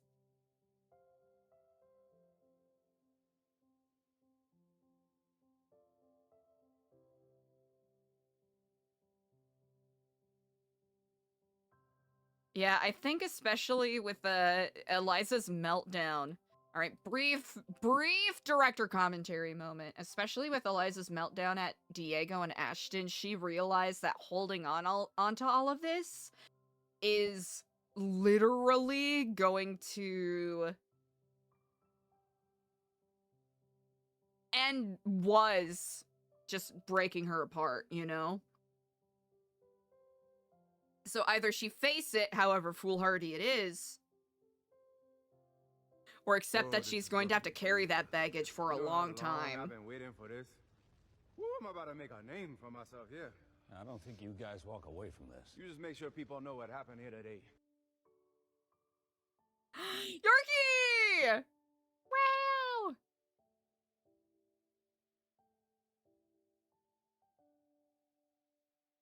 No, thank you! Thank you for the RP as always.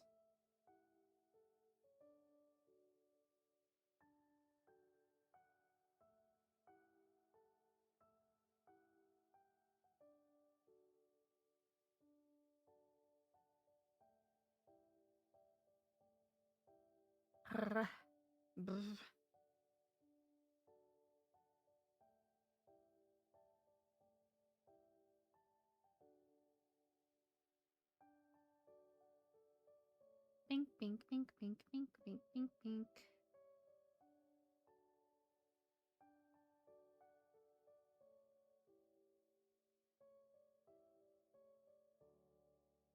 Today has been a bonkers string of either Eliza going full on just lazy lounging mode, or having some of the most difficult conversations that she has had to have in, like, that has been building up for months. So, chat, a little bit of BTS for you all. So, to some degree or another, Eliza was banking on whether or not she was ever going to try to directly talk to Helios about what she knew and what had happened.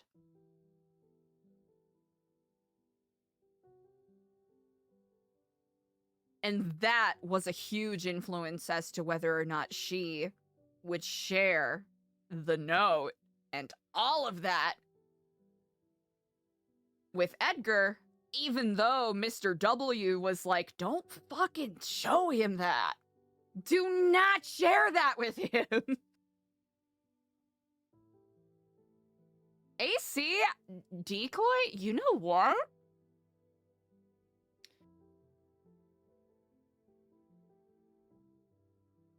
It definitely takes some of Eliza's guilt out of her system in one way. It helps her feel more justified in her anger, but it also gives it more of a place, more reason. Ooh, I got kicked out. What the heck? That's okay. 5M just kind of shit the bed very briefly. That's fine.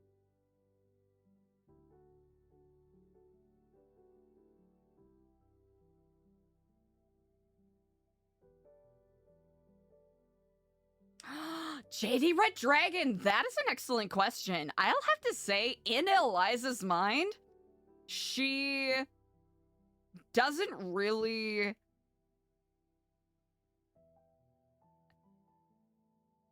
Other than, like, the one or two conversations that she's had with Lang, I don't think she really knows him well enough to really consider him a connection, quotation marks, right? Miss Daydreamer! Hi, chat, welcome! Miss _ Daydreamer raid incoming. Yeah, the fact that the Helios and Edgar convos lined up when they did is, like, kind of blowing my mind a little bit. Like, you can't plan this stuff, right? You really can't. And that's why I love RP. Wow. And chat, our internet held up. Chat, that's what I'm the most excited about. Chat, RP wasn't detected, so the internet didn't go out.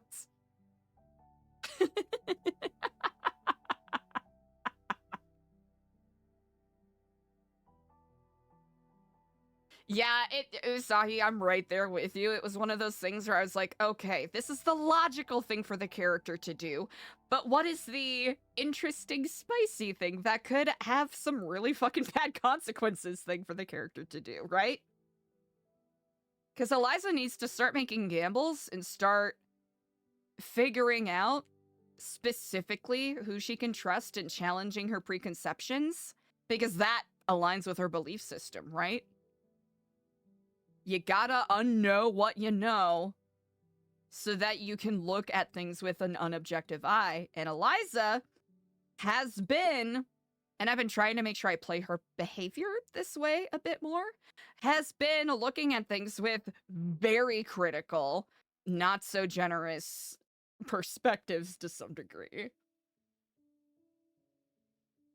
Miss Daydreamer, thank you so much for the raid! Hi, Raiders. How we doing? Miss Daydreamer, I hope you had an amazing stream. Thank you, thank you. And thank you for the new follows, everybody.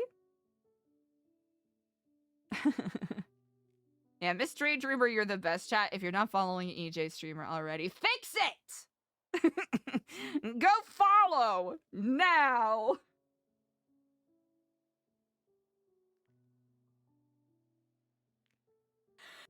Okay, chat, we gotta lock the fuck in, alright? Chat, it's RP time. We gotta lock in. No more goofing off. Brrr.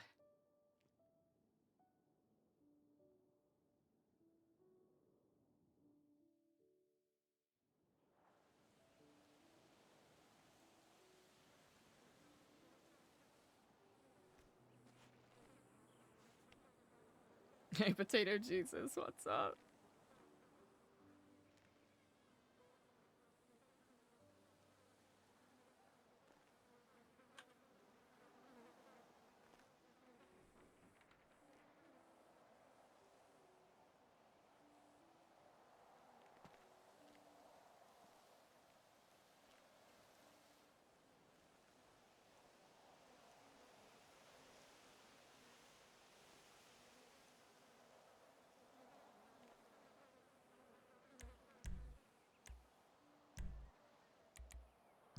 Few things left to point on, Eliza. Of course. Can you hear me, by the way? I can indeed. I will step closer.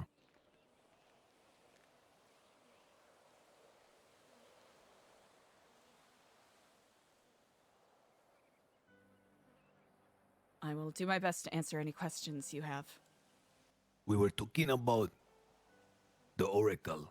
I was asking you if you ever met this thing face to face. I have not. No, but Has it ever contacted you personally? I wish I could answer that with certainty. There was,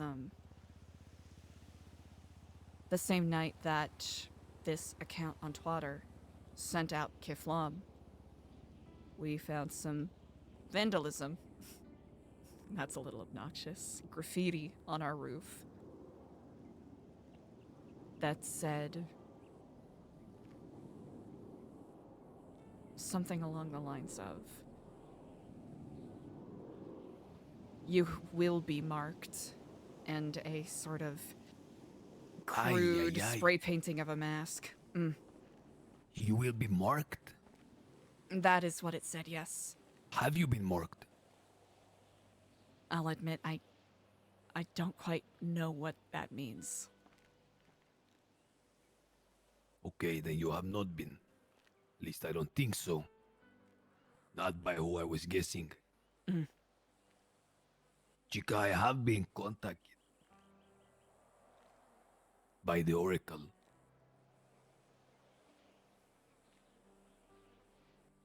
I have told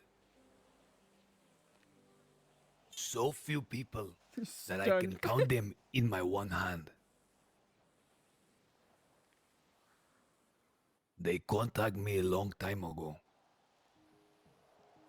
And when I arrived to the place, there was graffiti. Oh, why is there so much smog? Oh no. They are not who they seem, were the words written. They are not who you think they are.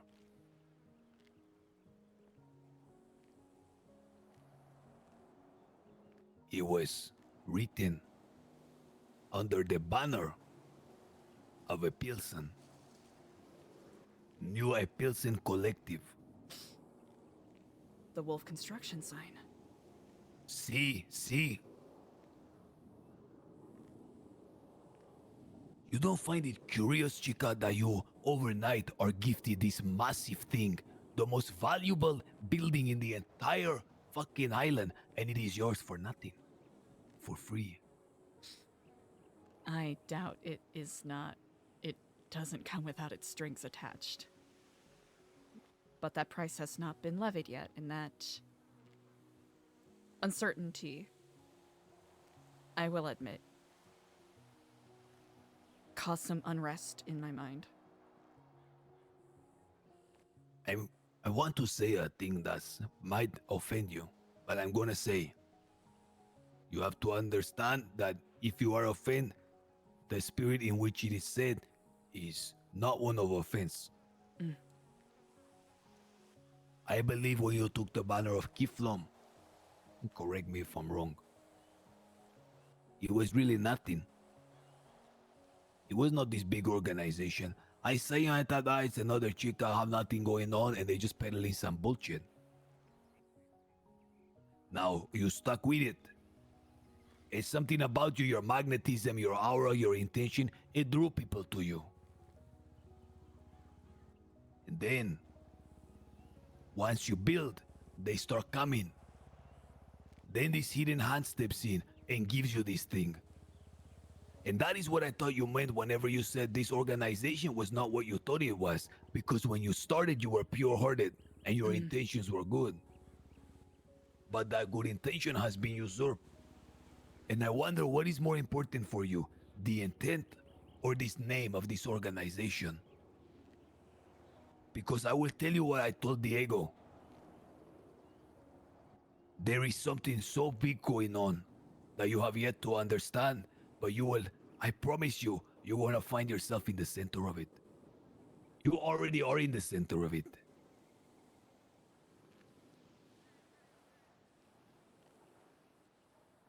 The day of reckoning is coming very fast. And people must decide what they're going to serve which side.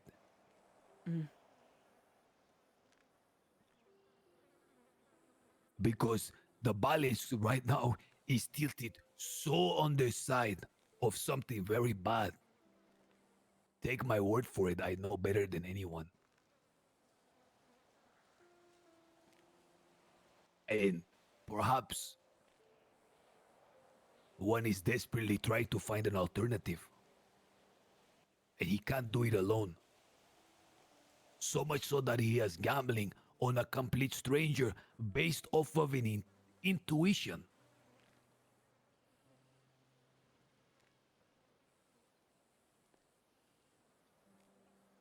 Huh.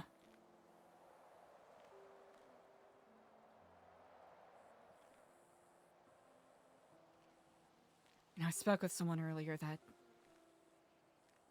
felt as though the weather, whenever they are having certain thoughts, illuminates a certain story. I feel as though the paths laying ahead, very much like today, are obscured with fog. And moving forward is the only way that we can discern where the path goes. I am firm and intent in my purpose. I know what I wish to accomplish. And there have been plenty of people that have thought that simply bearing the name of New Epsilon or saying Kiflam is a simple answer or get out of jail free card to do whatever they wish. I think it's because they simply do not understand the mission of what we hope to accomplish. Yes, my original intent was to rehabilitate the Epsilon image, I suppose.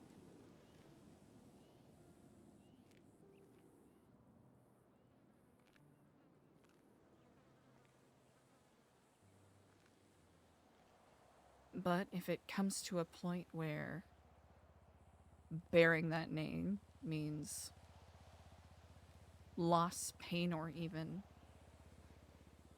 a small amount of misfortune for others, well,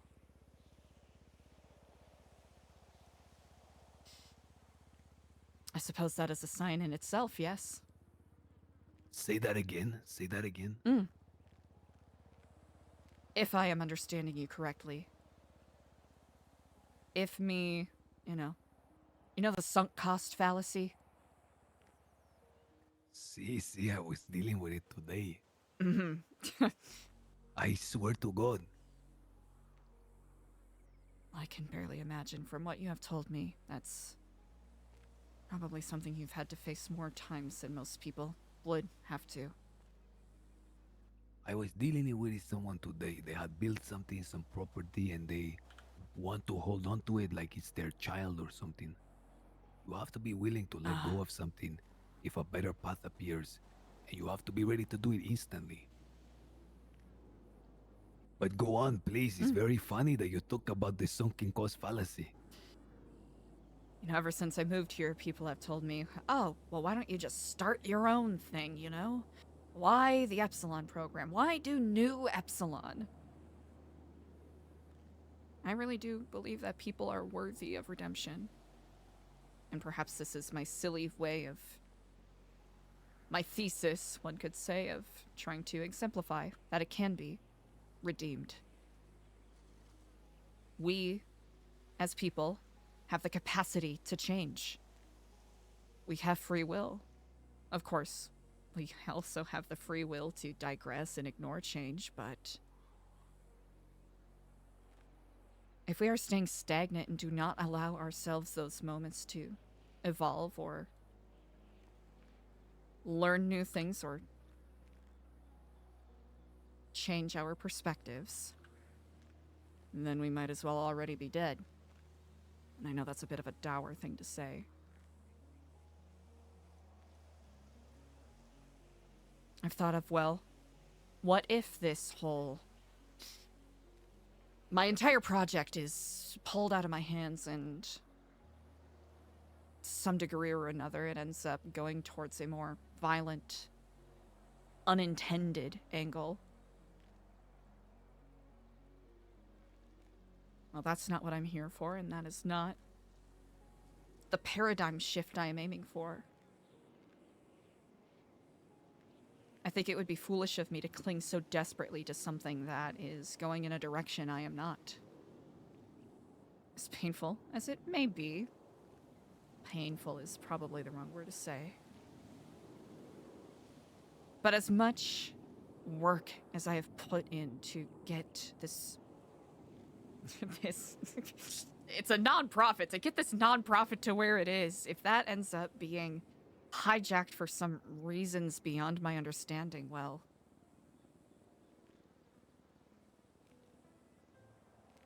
it is a sign that my path will go elsewhere then. It is so much more than that. How so?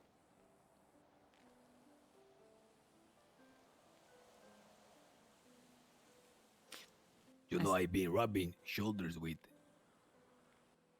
some crazy pendejos for a long time now. And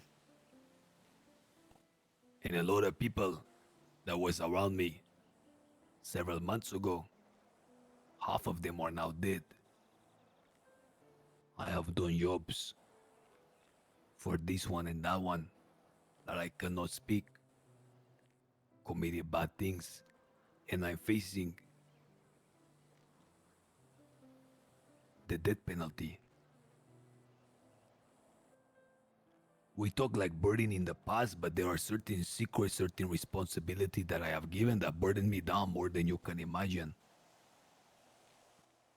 I think to myself, as a scheme not to be put to death, that I will see therapists and I will also visit Kiflom.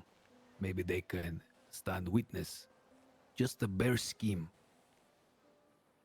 And I have found accidentally someone there named Diego.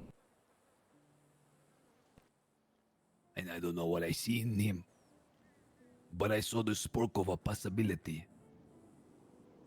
And from Diego, now to you. I will admit I have shared more to Diego than I have with you today, but everything will come in its turn. Though what you know is different than what he knows. And I have said things to these two strange people of this place that was just a bare scheme of mine in the eyes of the court. I have been able to share with them a certain few things that even my closest don't know. And I see in them the hope to perhaps parry this sword of Damocles.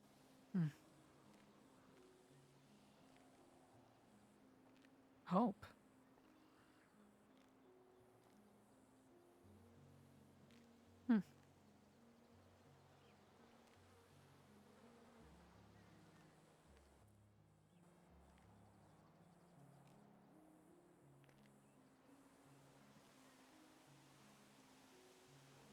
Sarah wants a cookie, what's up?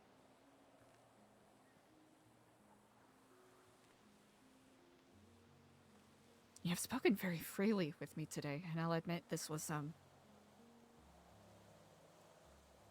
Not what I was expecting. People usually do not admit to schemes that they have devised.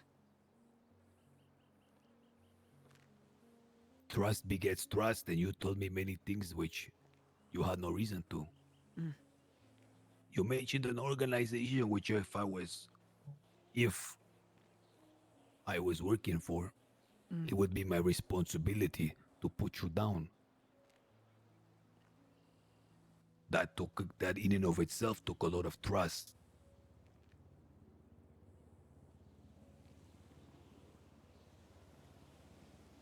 And it seems as though your trust has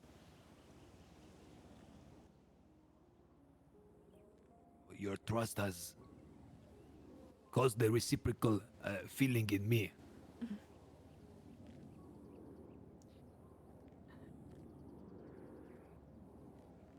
Or I should say inspired instead of caused. To be a little more transparent here, to some degree,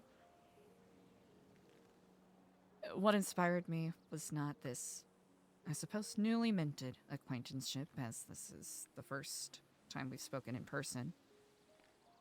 Quite at length at that. It was my trust in Diego that led me to speak so freely about that with you. Because I have not been so generous with my trust in him as of late, and if you cannot trust the people around you, then you're basically building a prison of your own making. You have in Diego someone so valuable. I hope that you do not ever forget his worth. If I could have him in my side, if I could have him by me, advisor, my compa, I would steal him in a heartbeat. I mean it, Eliza. I'm grateful for The guy Diego. he is incredibly sharp. And that is something that, believe me, is coming rare supply in San Andreas. Every asshole can pick up a gun and shoot it. But not too many can play chess.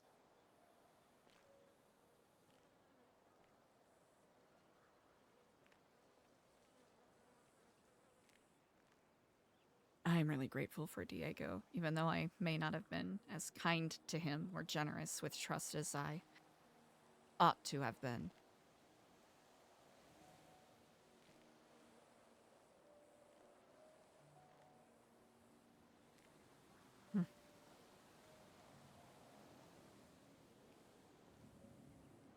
Eliza, I hope that we can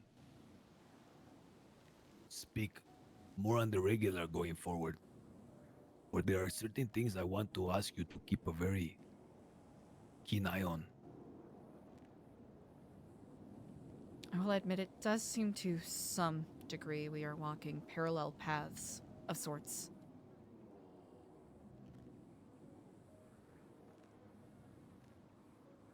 I know not if they're headed in the same direction, but certainly shrouded or surrounded by similar figures to some degree or another.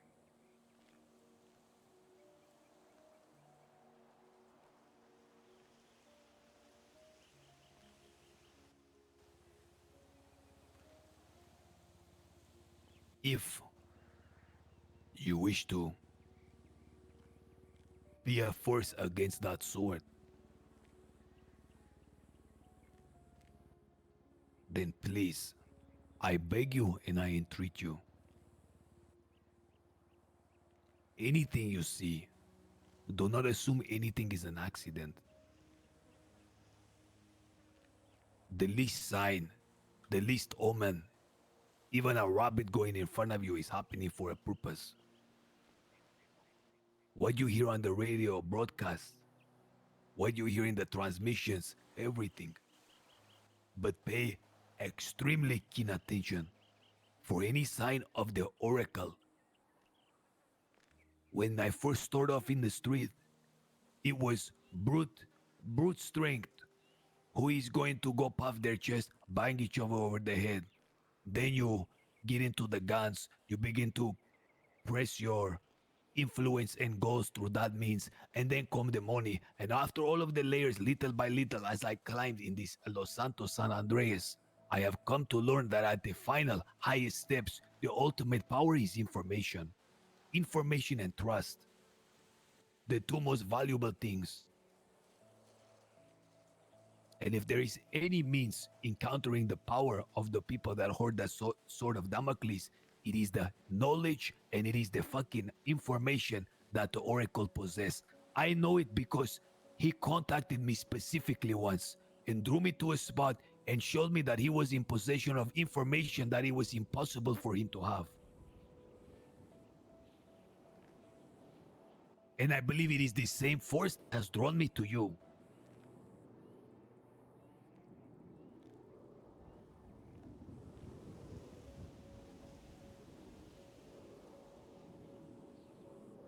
I have asked Diego as well.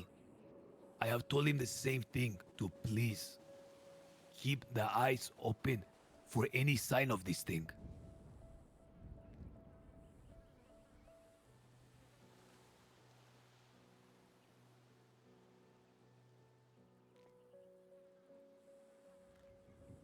And with that said, if you will relay me one more thing before I depart. You mentioned this dream you had of the raven and the falcon. Will you relay that to me one more time, please? I beg of you. It was a hawk. One could maybe discount it for my previous years of drug use addling my brain, or maybe it's hallucinations, or perhaps it is my subconscious trying to communicate something to me. But one such recurring dream I've had is a hawk with a singular eye. Tail red, flaming almost like a phoenix. And I would usually be sitting in some sort of, I don't know, a meadow at what would be dried out grass about waist high. And in these dreams, this hawk would be screeching, flying straight at me. And I would have this indescribable sense of fear. I know not why. Only right when I think it's about to, come at me, talons outstretched, to gouge my eyes out, it would swoop over and scoop up a raven or something that was, flapping its wings nearby. Sometimes the raven would be pecking at me in these dreams. Other times it would be cawing, other times I don't even notice it. And these two would begin to tussle with a flurry of feathers and squawks and shrieks. So much battering and clamor that I could barely see or hear anything else. And then I'd wake up, not knowing who ultimately won.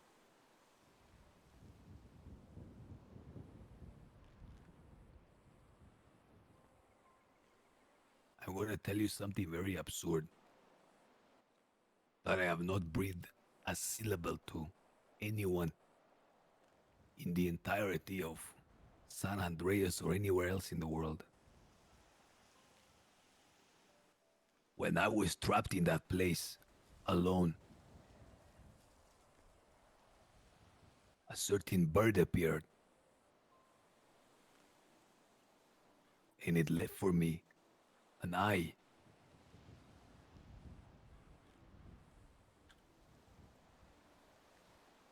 It then departed, and I don't believe it ever returned to me again.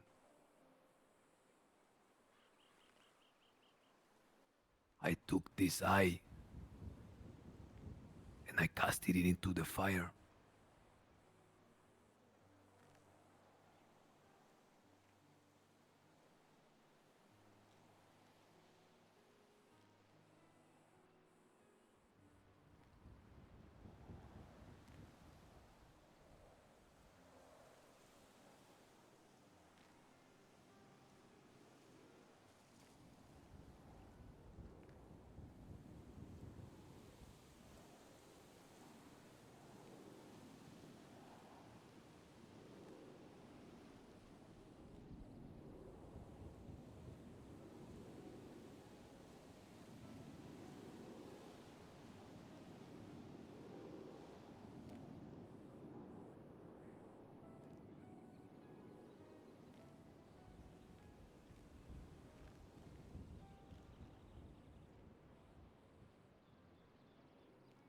hesitate to ask. And I will not take umbrage if you do not feel compelled to answer. Was it your eye?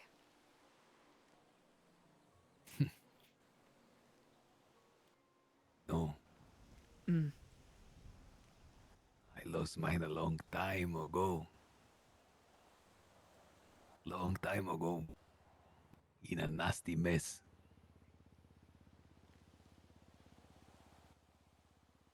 I don't know why I wonder if this raven and this falcon you said, hawk, I guess a red-tailed hawk, but it was almost like it was on fire in a way, like a phoenix. they were fighting one another, were they not? They were, yes. I imagine the hawk came away with one eye. And the raven took it and brought it to me.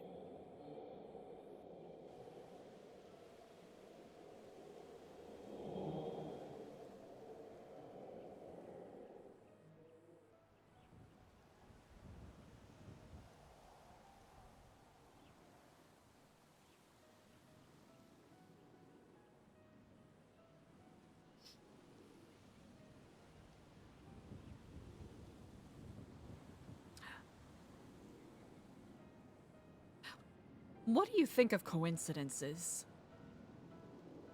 I ceased to believe in them. I suppose not. If it happened, it's for a purpose, especially, it's what I told Diego, and now after hearing what I have heard today, there is no doubt.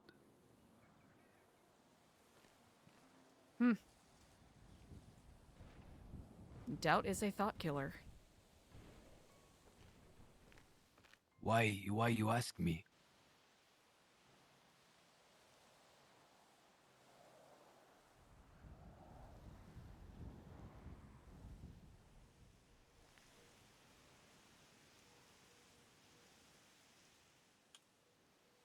There have been some loose ends to some degree or another that you have, intentionally or not, helped satiate for me. And other parallels that I find that I previously would have found quite improbable.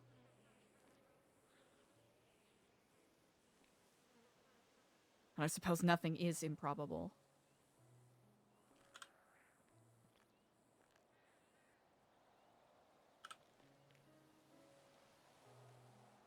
Quite fantastical indeed.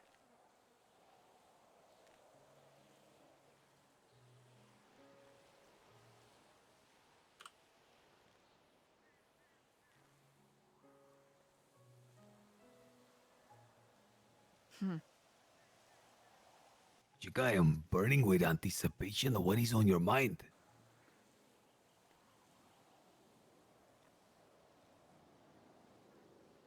Sort of interesting. We talked about, I guess, Grecian mythology a little bit before.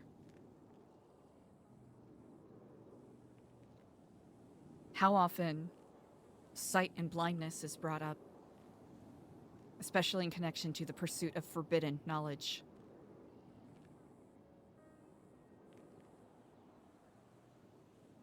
Or the gaining of divine insight.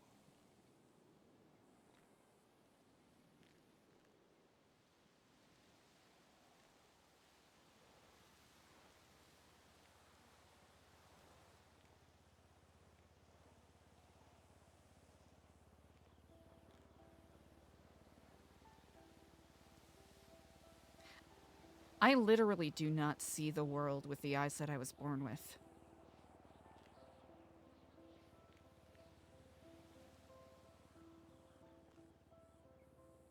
And as grotesque as it is, I still carry a remnant.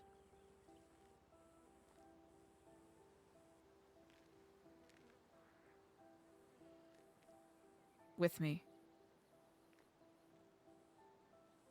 It'd be interesting that you would be offered up and I only to cast it away.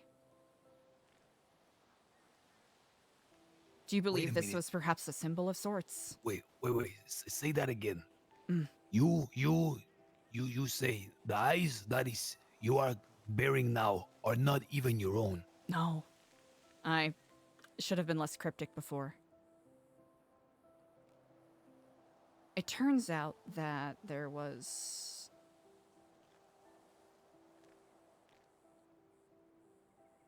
I was put on a donor list for eyes, and the person who was ahead of me on the list desperately wanted blue ones.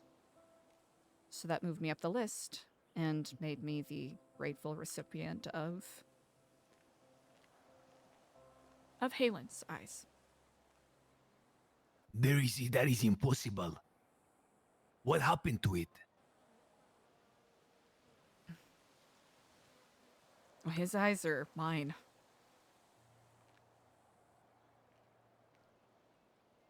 Was your eye then brought to me? That is a really good question, Edgar. Was your eye brought to me? I do. No, listen to me. Okay, so I don't think so. I know one of them. This is... Edgar, this is the... I hope you can forgive me. This is the most cooked conversation I've had in a hot No. darn minutes. No, tell me. One of them, Ember Quinn has. The other one, or at least I believe Ember has. The other one I have on my person. Perhaps a bit of a sick and twisted memento. Ah, so there is no eye missing.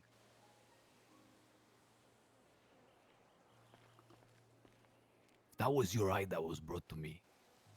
That would be absolutely. that would be I would I don't That know. would be too That much. would be too much. That would Are be you too sure? much. Are you sure? Check your pocket. What if it's one of those things where like it was in your pocket but it's not? You don't have to pull it out. Just feel around and make sure you have it. When was the last time you saw it? What I'm telling you is like over. I guess in this realm, it would be about a month and a half ago, 3 months ago.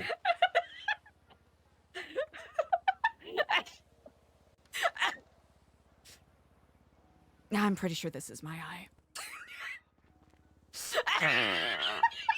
You were about to.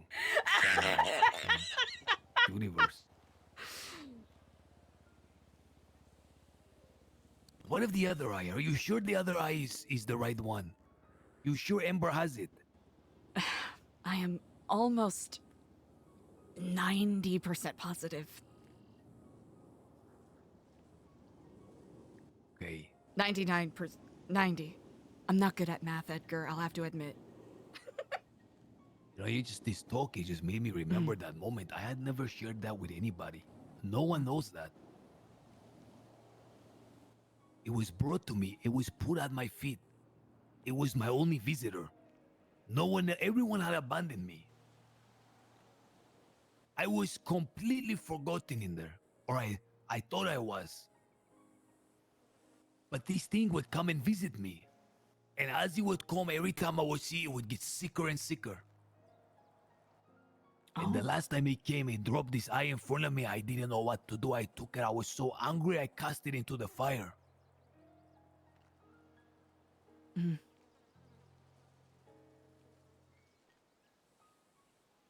That kind of solitude can drive anyone to madness.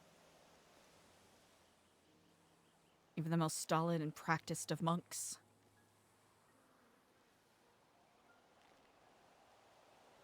And you said it felt like an eternity. An eternity.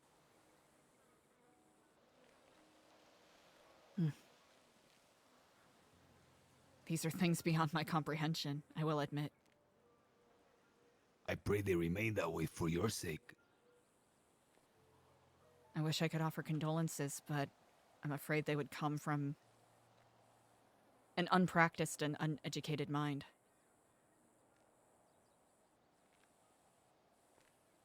You know, of all the defects in my character, I believe I have one very good one that I am happy to have. And that is that every hurdle, everything that go against me, I take it as a lesson. And then I give thanks for the lesson. All my enemies, I see them as my teachers. I mean that. Gratitude. Interesting, perhaps.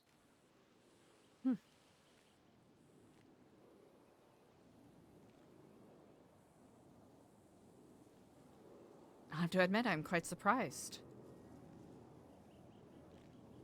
The people that killed my fiancée, the people that killed my little cousin Benny's older brother, I see them all as my teachers, is how I refer to them.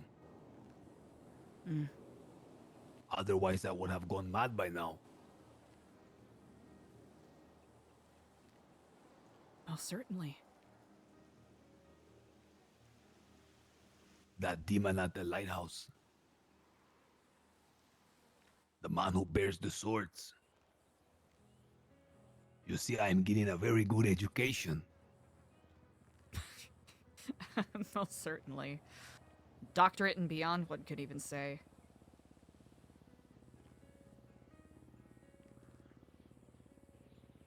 Wow.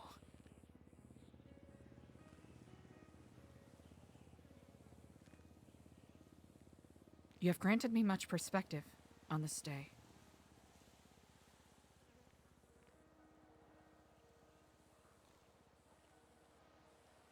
You spoke of Greek mythology. I will tell you something of Warman lore. It's where I'm from, Warma, the natives, you understand. This also, I believe, is the traditions of the Native Americans. And in this culture, religion, the hawk is regarded as a messenger in the spirit world. It is a warning and a call to attention, and a sign to look in the bigger picture. It is a symbol of heightened awareness and of a spiritual vision that is coming. You have seen this hawk repeatedly in your dreams, and you have seen it fight with the raven. The raven who is the harbinger of death. And you have seen that vision, no one else. I haven't seen it. You have seen it. That too is not an accident.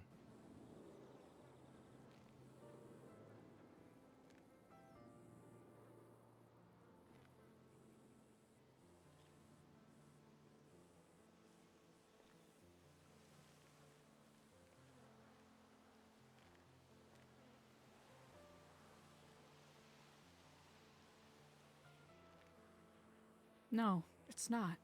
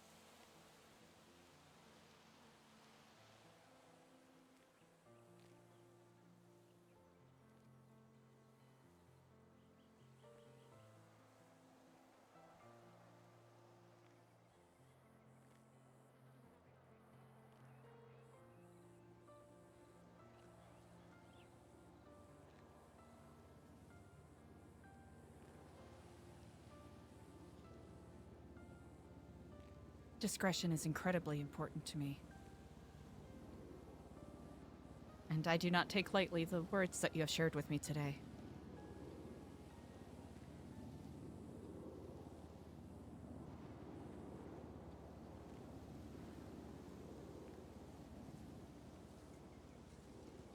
I thank you, Edgar.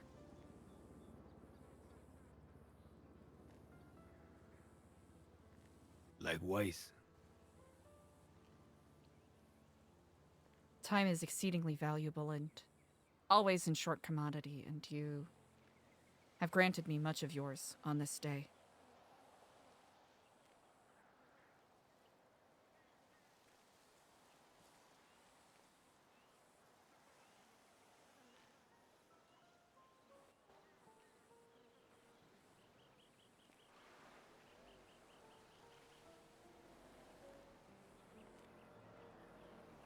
Oh, great.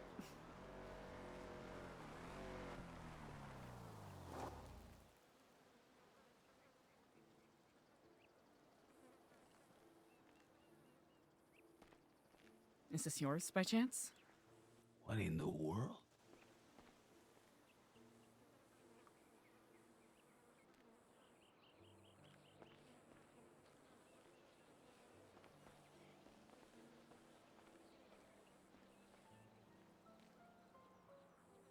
Uh-oh.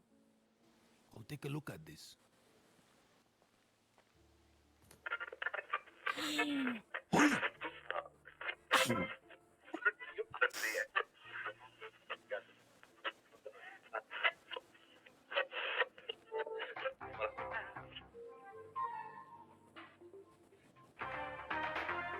Good evening, Los Santos.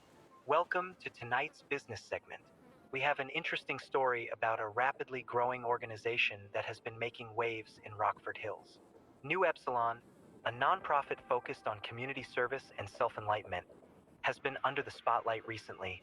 And tonight we bring you an exclusive interview with Corbin, who sat down with the organization to learn more about their work. Thank you. I'm actually here live and direct with the New Epsilon here. We're actually going to be conducting an interview for the business segment here of the LS Radio. And actually, we have Diego and Eliza and Action Sohaya.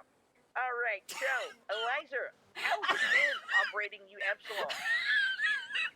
It has been a wonderful mix of challenges and delights, as with running any rebooted nonprofit program.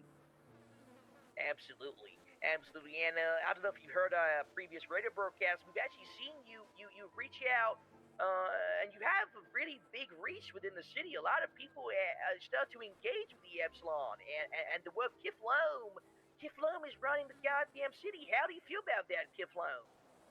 Well, I'll have to admit, I am quite flattered and pleasantly surprised. I do believe that it is a sign that we all are ready for a paradigm shift in the way that we approach each other, ourselves, and the world around us. Absolutely. Thank you. And I just want to say a couple things right now. You know, it's my first time actually meeting you in person. Kiflum to you. Indeed. And I just want to say it's amazing. And now the kind of big question here that I have is the investors. The investors that came here and bought this lovely establishment to then hand to you. How do you feel that there are some big players within the city that are actually looking at you and think you are doing a fantastic job? Not to repeat myself again here, but I am flattered and quite surprised that anyone would see what we are doing and see fit to invest in it. You know, our goal is not necessarily a capital gain, but it is nice to have, you know, the support of those with the means so that we can make our works more potent and wide-reaching. We've had a fair number of anonymous donors and generous patrons of our works, and we are grateful to them all indeed.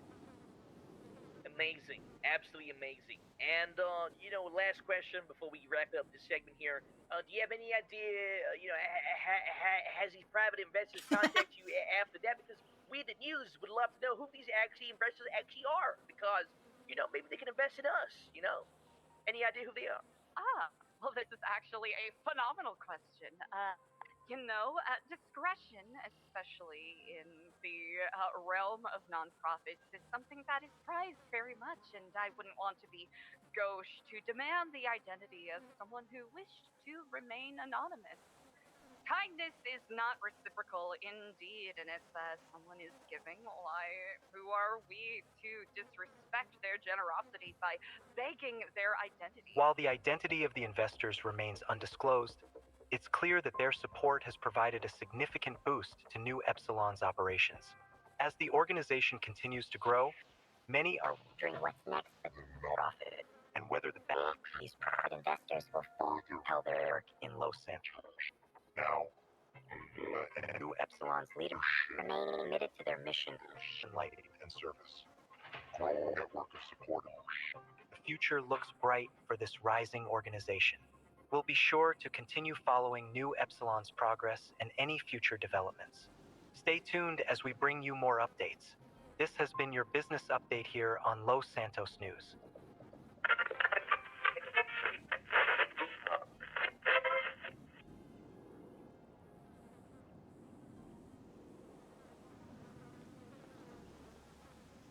Huh.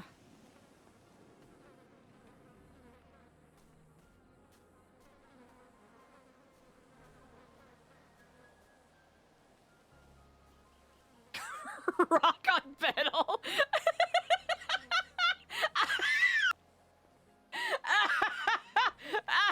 Car ran out of gas.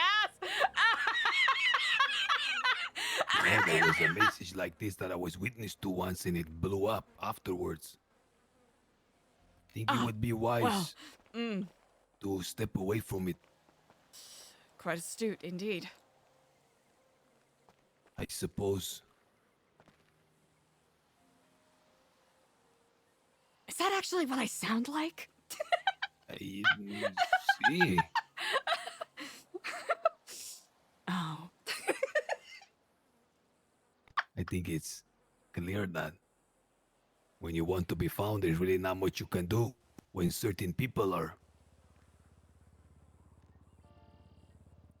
looking for you. This much is very true.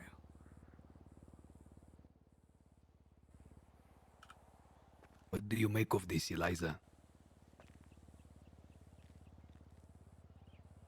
I know I should probably be thankful for the good publicity. But I'll admit this kind of attention, while welcome to some degree, does make me very uneasy. Ay, ay, ay.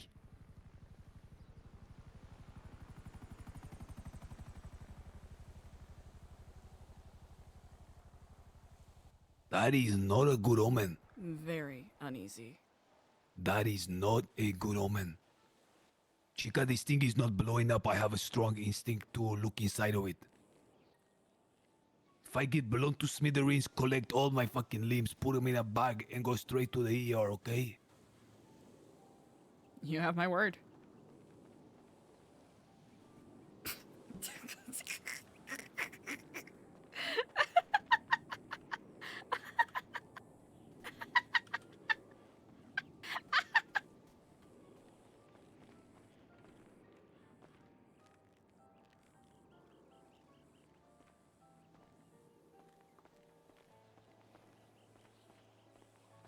We should probably get out of here. Come on.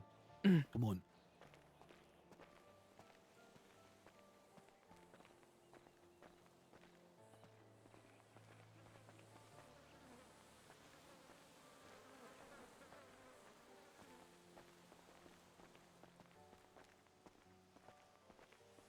You see what I say? I told you everything is happening for a fucking reason. Chica, we're not here by choice. I was not here by choice, neither are you. I should correct. We are here by choice, but the choice was not ours. Like you said about coincidences, I'm inclined to agree with you. Something, someone, some force wanted me to hear. Who is that? Huh. Do you have a weapon? I have a baseball bat. That make the both of us. Well, there we go. Not sure how good we're gonna fare against guns, but why? It would not play you something that you already knew. But why do you want me to hear that? Huh. When did you? This was a handful of days ago. Come with me. There's one last thing I need to do.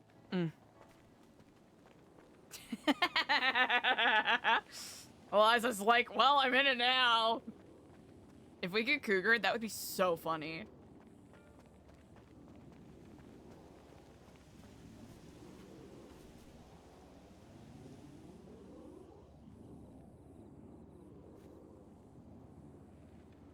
Car ran out of gas.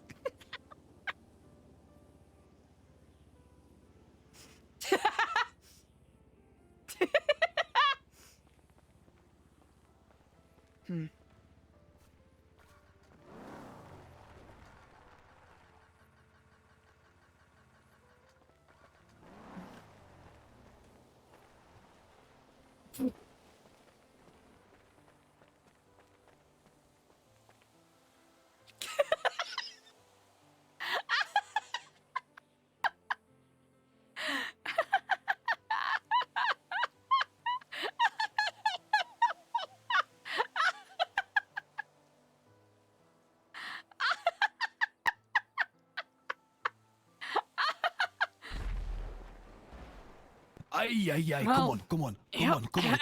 We need to get the fuck out of here. Yep, you're not gonna have to tell me twice.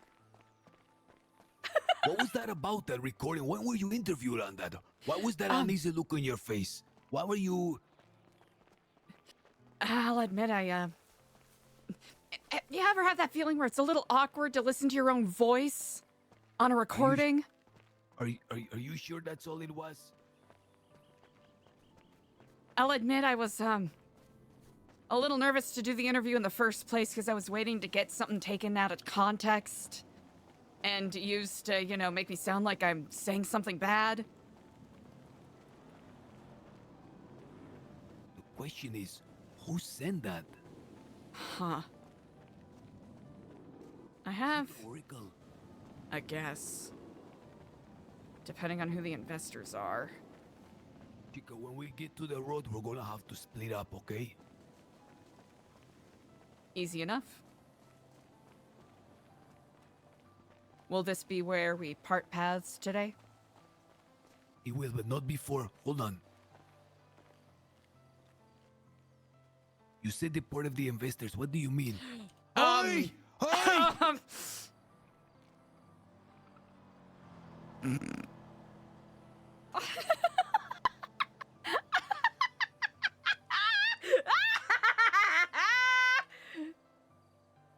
Chica, what is it? What is it about the investors? I need to know what you know so I can double our efforts. Oh. I have something I need to show you, but I'm not sure if today is a safe time to do it. Okay. Promise me you're gonna be safe, okay? Promise me the same. Listen, Our paths I'm now run in saying tandem. It's bigger than us. It's no longer ourselves that we have to look after, but the bigger picture. Oh, certainly. I want you to let me know when you're ready to show me this thing. If you don't hear from me after tomorrow, I am dead. You understand? Mm. I'm going to go uphill. I will go down. Adios. Kiflam. Kiflom.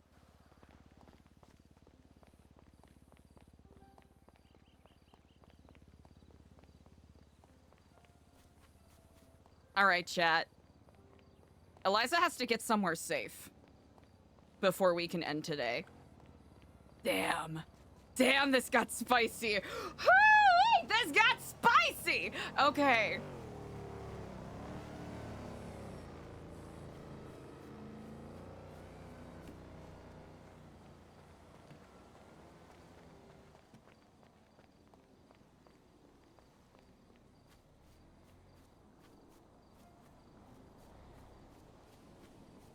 I mean, Eliza's getting followed regardless.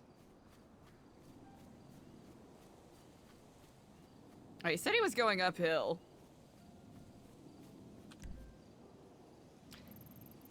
Oh, it's smarter to just go downhill. Yeah, just go downhill, dummy.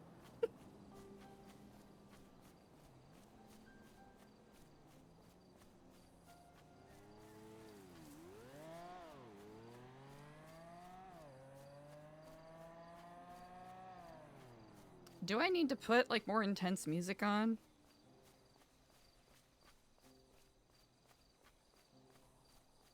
There's gotta be a smarter way for Eliza to do this, because we're just running out in the chat. This is like a callback to the lighthouse thing. This is a callback to the lighthouse thing, chat. That's what this is. That's exactly what this is. Remember when we took an hour and a half trying to get back after all of our escape shit from getting back from the lighthouse ended up falling flat? That's exactly what this is. Hold on, Goofy. Yeah, I remember that. Except we're clearly wearing our blues now.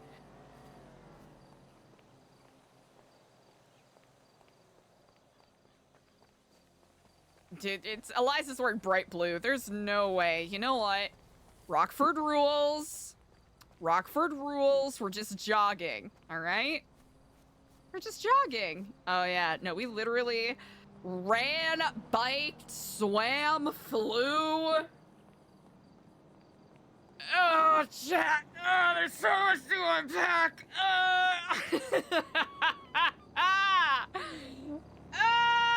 Okay, we just gotta get Eliza home safe first, all right?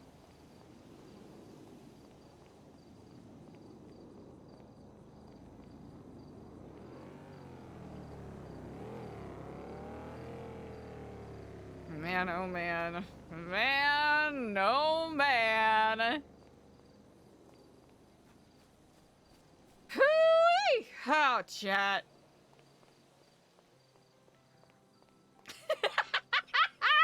Kaiser.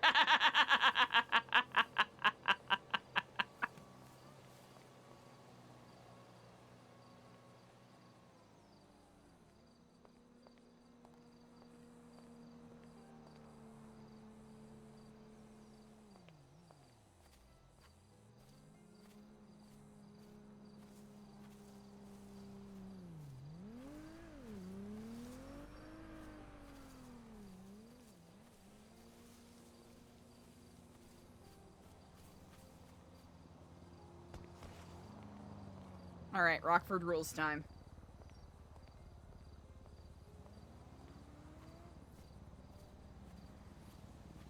Damn, chat. Oh, that was so much. How do I even wrap my mind around any of that?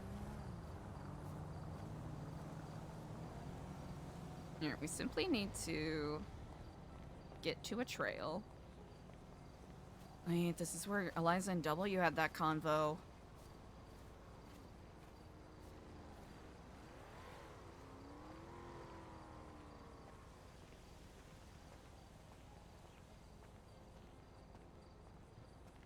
I legitimately had no idea what direction this conversation was gonna go, but I knew to some degree or another Eliza needed to satiate her like anger and the kind of unkept rage and grief that she's been feeling that has been expressing itself in very destructive ways, one could say.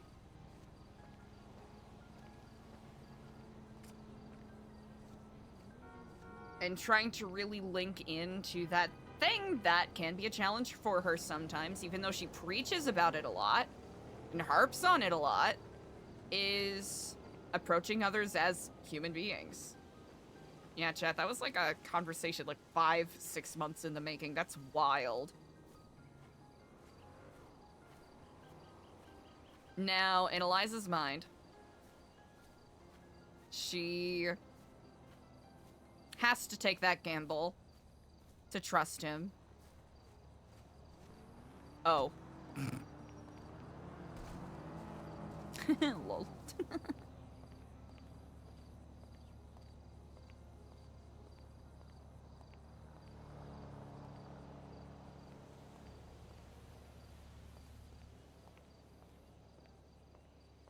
Even though she has been burned before, and it's one of those things where he said some things that she likened herself with a little too much. Where she's like, damn, I feel that. That's how I feel. Let's go. Right.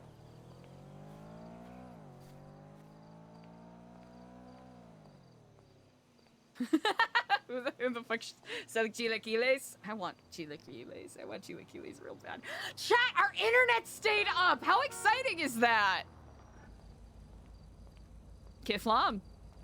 What a wonderful day for a stroll. Ah, Kiflam. Everything's fine. Keep it cool, Eliza. Keep it cool. Ah, Kiflam, hello. Ah, they must have heard the radio ad, huh? Putting the faceless DDoS. Oh my gosh, chat. I don't even know where to start. That was wild.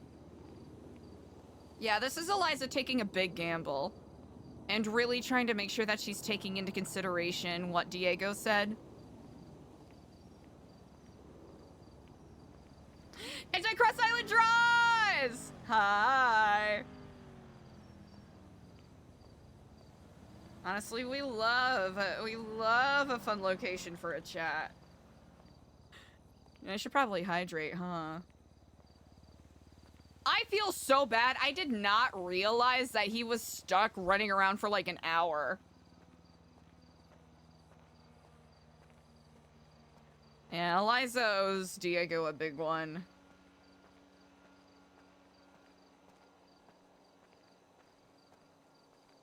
Does Eliza show Edgar the book? That is the next question.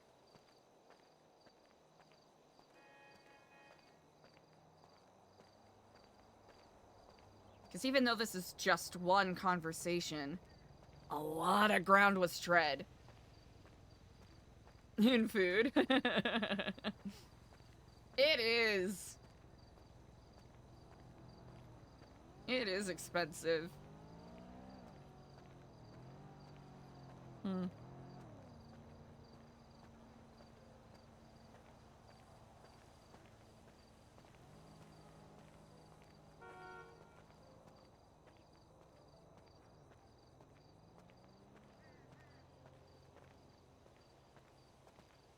Right? I wanted to be careful because I didn't want to lore dump too much. But it's kind of tricky, especially for that hyper-specific subset of information Eliza has. Where if she shares one thing, she has to share the next in the chain of events. And especially since it helps tie together puzzle pieces for... Oh. Chat. We're gonna... Alright, now it's gonna be the next thing. Not the Faceless or the Oracle getting Eliza. Simply... thirst or hunger getting Eliza before she gets there.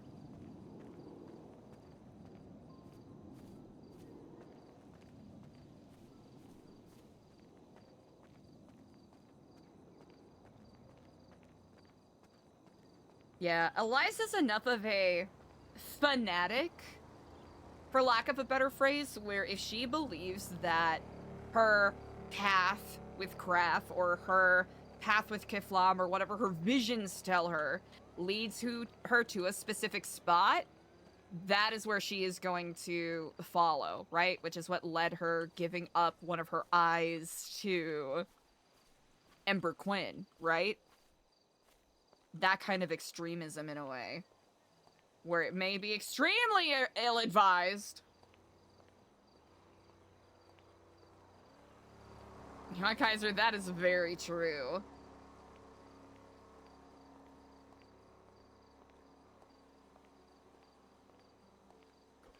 That was, yeah, honestly, that was a huge gamble that I wanted to give the character a chance to take, because it's either we confound him with so much information that he doesn't have time to question, or Eliza has to actually completely ante up and face the, you know, face the Piper. right? Lore dump overload strat. Chat, if I am capable of doing anything, it is just talking and just... I'm not gonna say weaving enough bullshit, because this was all true to Eliza. But just string enough information together, and at some point you're gonna overload someone's... Just someone's capability to remember things, either in a liminal space or in a short-term space. Because a liminal memory is, you know, once you're able to foment it, it's perfectly great. But if we're talking about human short-term memory, most humans are able to remember 7 plus or minus 2 units or facets of information, right? So once you go over a certain threshold of subject changes, that is when you start getting lost in conversation, or at least that's what, you know, developmental psychologists believe. The next W convo is Eliza just going to W and saying, like, I told him everything. I saw you had an eye patch, and I used to have an eye patch, and he talked about how he threw an eye, and I still have my eye. That's kind of crazy, right? Mr. W is gonna grab her by the lapels, like a fucking, like, 50s, you know, not even 50s, like a drama from the 20s and shake her, going like, what were you thinking?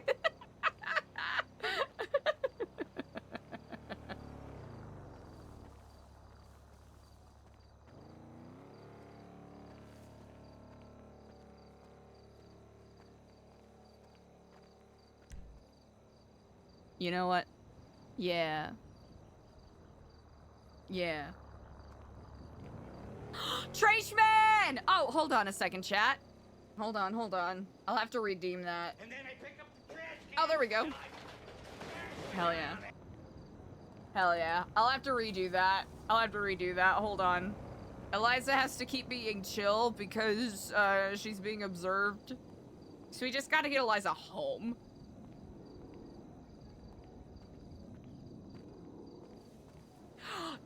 Mr. W's? No, but we're pretty sure we're like 89, 90% certain that, and Eliza's thought about this for a while, but Diego's suspicions also help confirm it.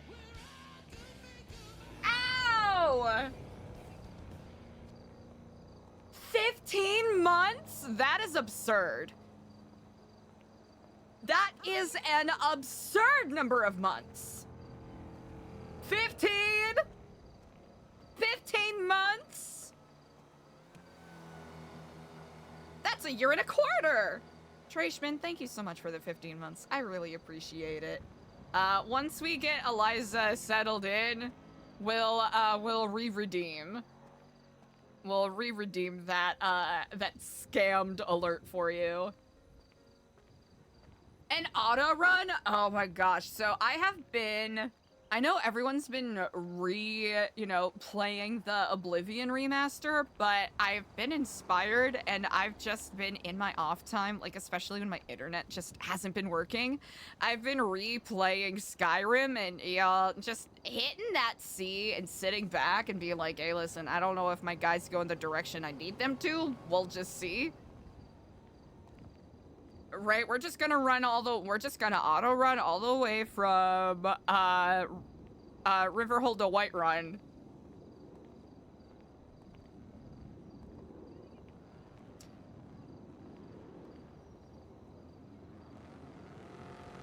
From the rat catchers to Solitude. Kiflam.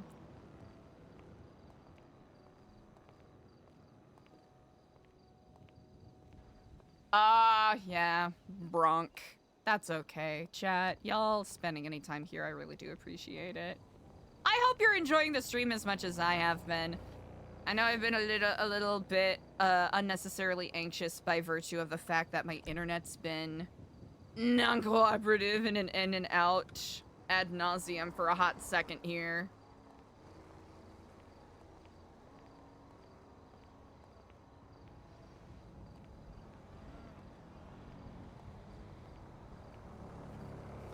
And especially since I had to take kind of an unexpected break from RP, I was a little worried that I wouldn't be able to segue back into the storylines nicely, but Chad, if there's any way to segue back in, I suppose this is it, huh?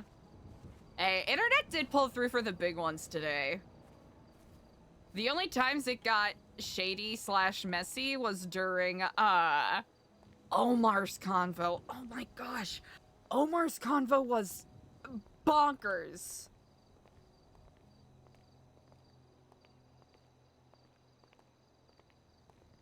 Segue, you're just like, hey, we got there.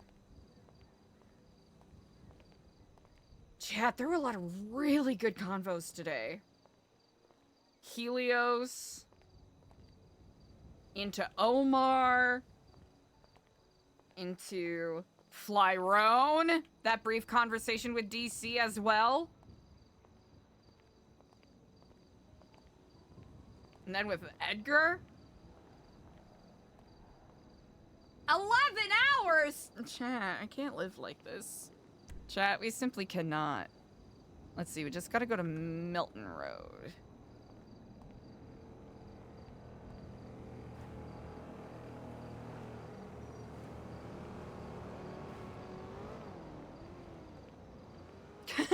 We cannot, but we will. I cannot comprehend!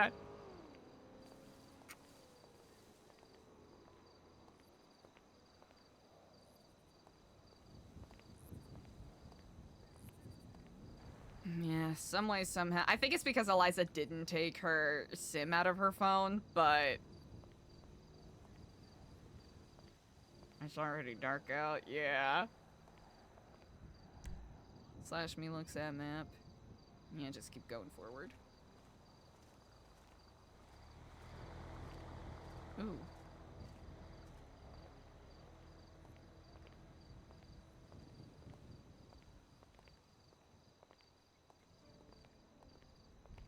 Whew, Spot! Have an amazing night. Thank you so much. Thanks for hanging out. I really appreciate it. 122? What the heck?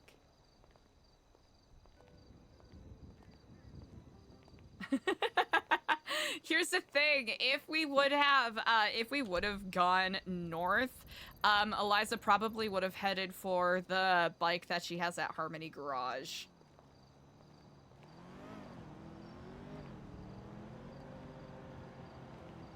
Are those gnomes? Well, hot diggity damn, I suppose they are.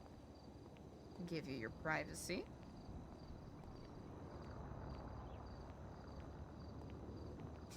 Oh, 100%. With our luck, we absolutely would have met a murder kitty. No questions.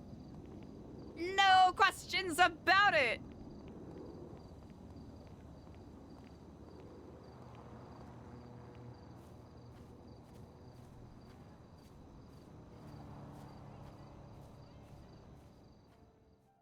Ooh.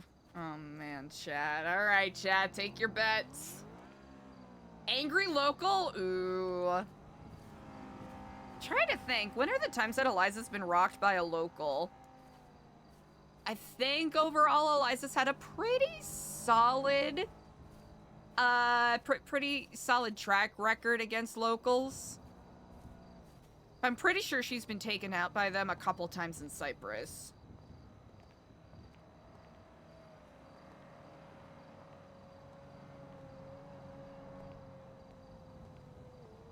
Yeah. That's a big thing. I considered whether or not Eliza would wear a bulletproof vest or anything like that to the meeting. But this was one of those, like, Eliza, even though she has her concerns and her worries, she feels compelled that this is an opportunity for Eliza to trust Diego, right? Even though she disagrees with him, she does agree that they are two sides of the same coin, right? The state is so fucking broke. And there are times where she will push back on what he is, you know, what he's recommending or what he is saying. And other times where she may stop and reconsider before changing her mind. Right, yeah, only on the body.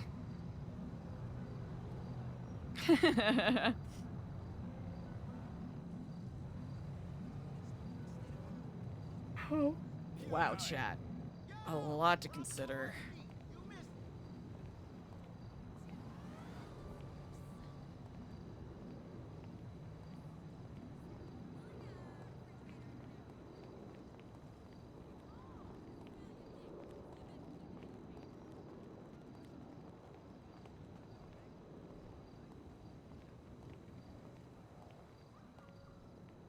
Knowing what she does now, she agrees with Diego.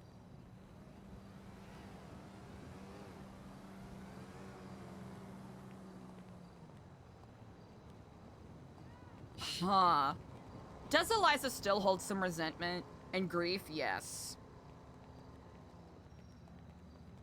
But at least for now, I think, based off of this conversation and the way that she...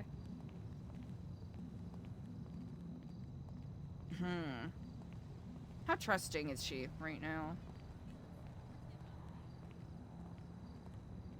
If Eliza is laboring under the assumption that Edgar is telling the truth, she agrees with a fair amount of what he was talking about. And if that is so,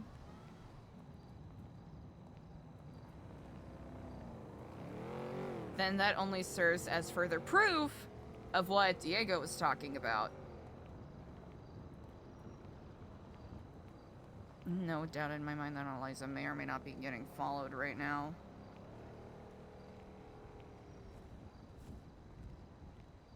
That's one of the rules that she has to remember. Rule, what is it, number 1? Always assume you're being followed.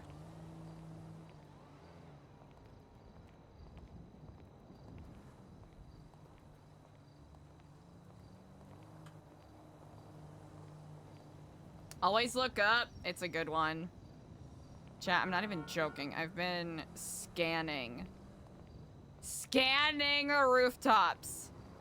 And I am almost certain I've missed something. Almost 100% certain.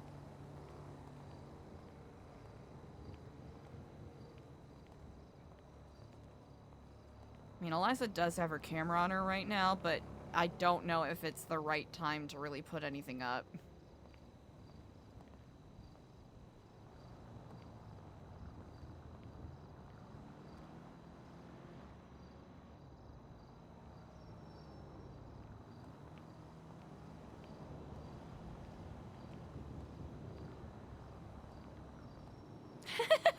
Yeah.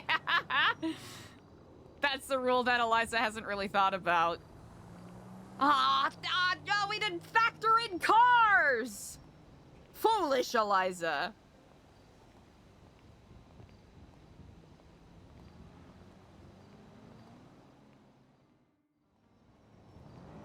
We're gonna make it, chat. We're gonna make it. I'm a believer. Wait, is there any food at the center? Probably not. That is kind of funny, though.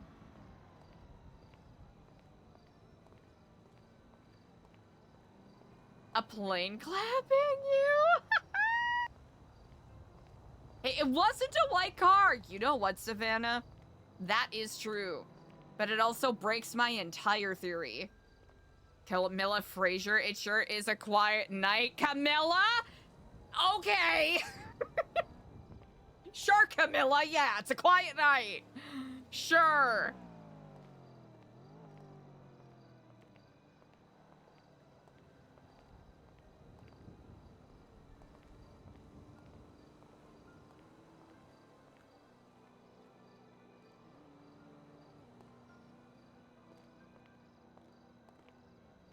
I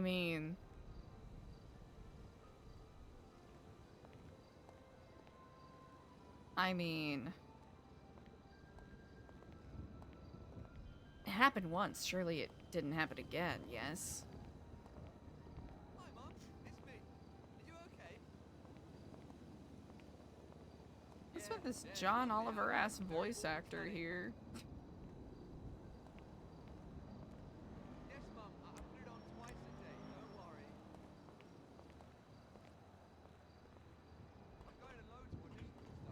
Okay, love you too, Mom. Bye. How endearing.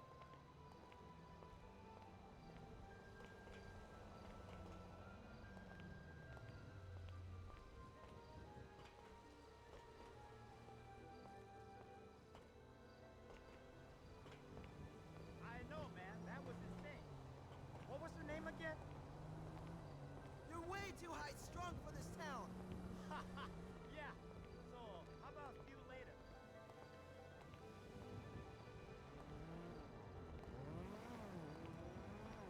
Slash me looks around uneasily.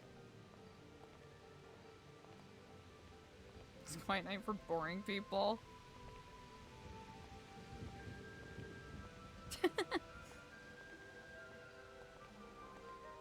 Chat, what if we get jump scared? I legitimately got jump scared by the storm warning earlier. Also, can we talk about the poetry of that fog clearing as Eliza is talking about looking towards the future? Hello? That was wild. Cinema.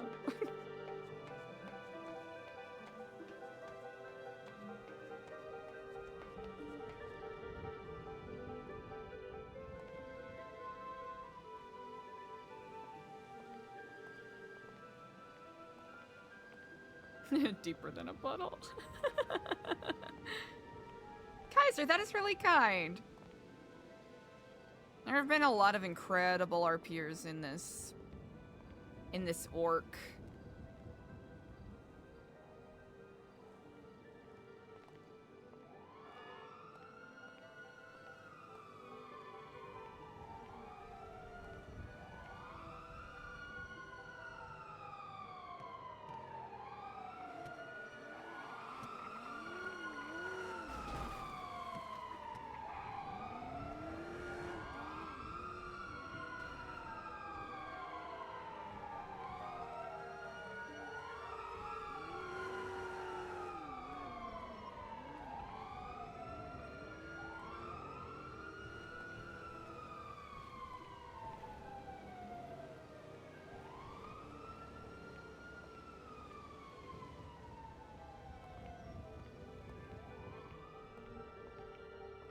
The car, I know, the car out of gas and then just driving off. Maybe it was like a hybrid.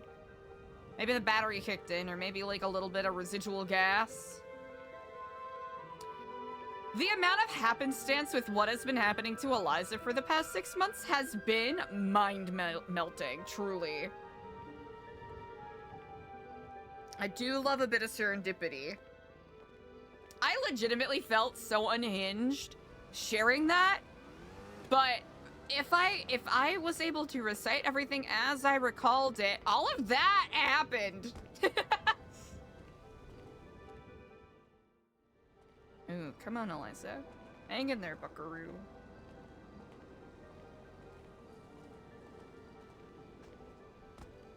Lee, what's up?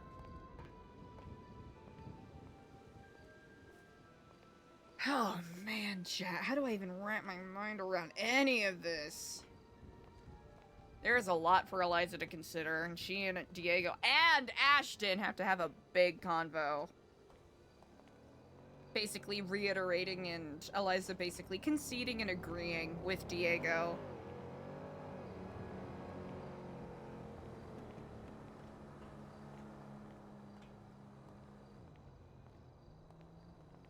It has been like one of those like domino mandalas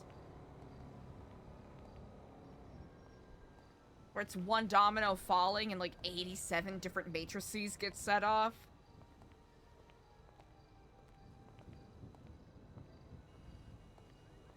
Usahi, I think Eliza's obsessive note-taking, or at least making a character that's an obsessive note-taker, has been a huge help.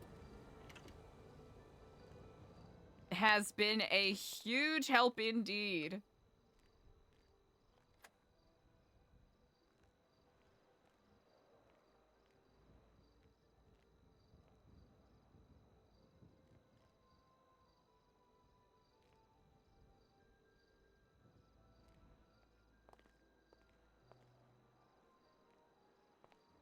We gotta get like a bug detector. Yeah, hasn't not Patrick done such an amazing job?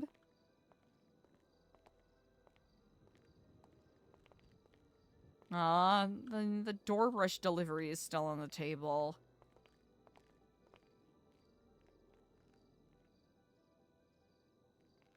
That's okay, Chad. Maybe Eliza can smork some wheat.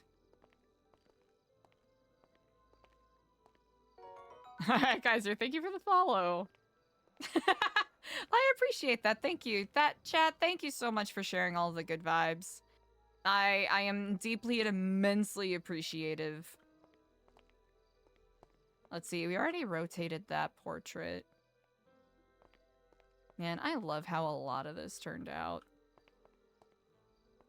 Crikey! Ja, I miss RPing with, like, we didn't really interact with him a whole lot on Chastity, but... Recruited by the clowns. I don't know if Eliza would ever be a clown character, I'll be honest. But then again, I don't ever want to say, you know, never say never, you know what I'm saying? Chat. We need to... Chat, it's decompression time.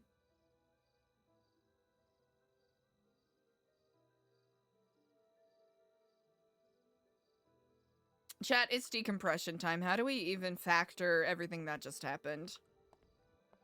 How? How?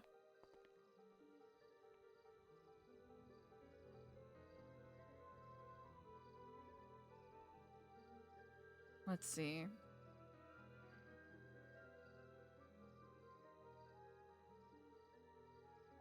This was managed by... Oh, that's how. I understand.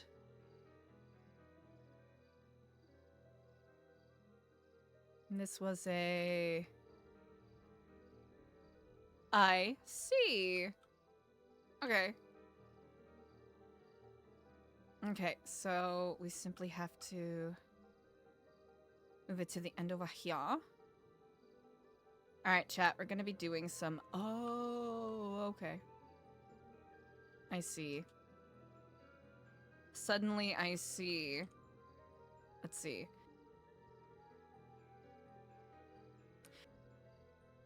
Chat, we're gonna be goofing off in room decorating while we try to parse apart everything that just happened. Chat, if you have any questions about that string of scenes, because that was a lot of RP. A lot of RP just RP'd.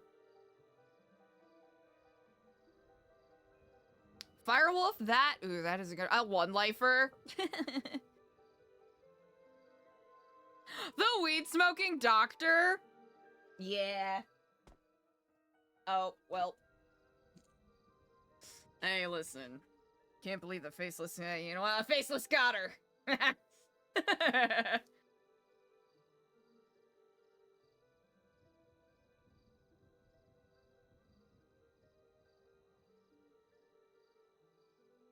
Oh, 07.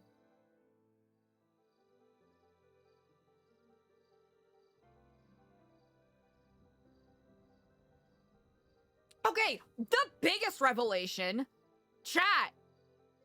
I am almost 100% certain that Mr. W was there when Halen died. I am almost positive.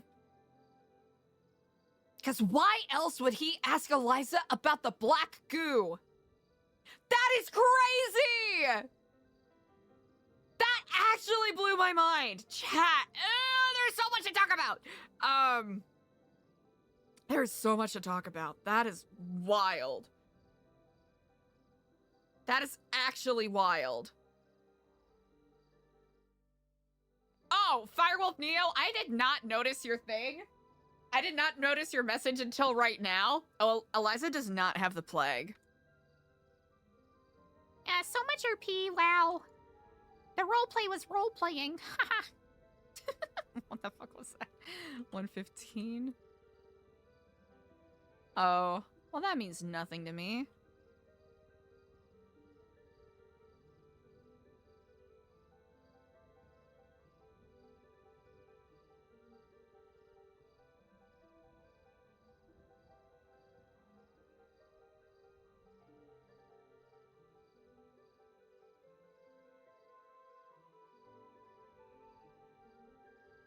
Oh.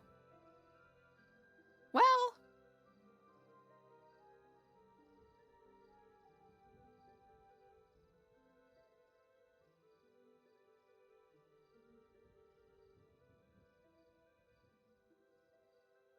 I mean, yeah.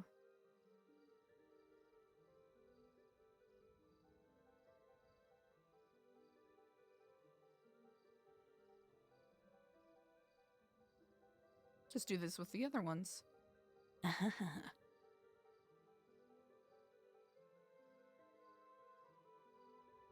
Wait, no.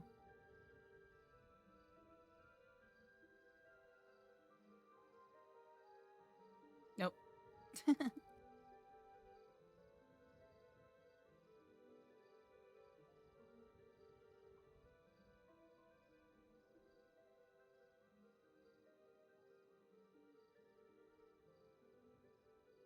Yeah, Firewolf Neo, I think the black goo thing about Halen is actually the...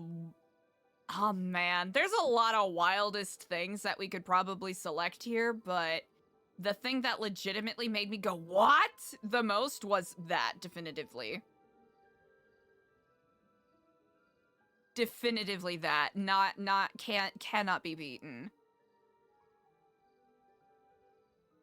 That's probably the most what the fuck thing that was mentioned.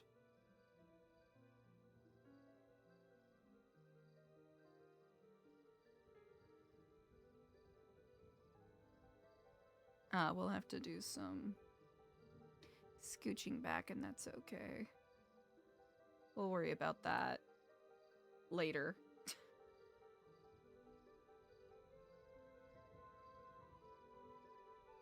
So, one of the reasons Eliza told Edgar what she did, she was taking into consideration Diego's instinct that Edgar was feeling perhaps uncertain about his place or what have you with his employers, for lack of a better phrase.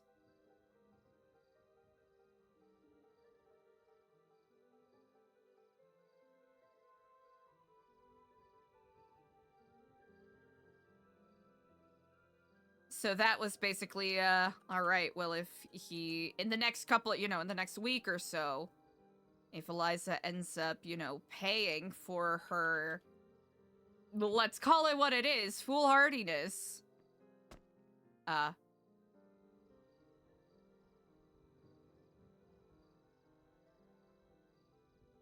Usahi, that's a really good question. It is heavily an implied do what we want or else. Firewolf, that blew my mind. I was like, what? Eliza still does not know the full nature of the black goo. Because from what little I know, and chat, if you already know, do not spoil for me, please. But in Eliza's mind right now, she's like, what the fuck? Was I inoculated with the same stuff Halen was? What is going on? Oh yeah, she keeps passing out because of water. Chat, we're gonna be here for a while. Let's do the smart noodle thing. Dude, it's Jude. Thank you for the follow. Alright, let's go get Eliza some water. I really thought that we were prepared, but we weren't.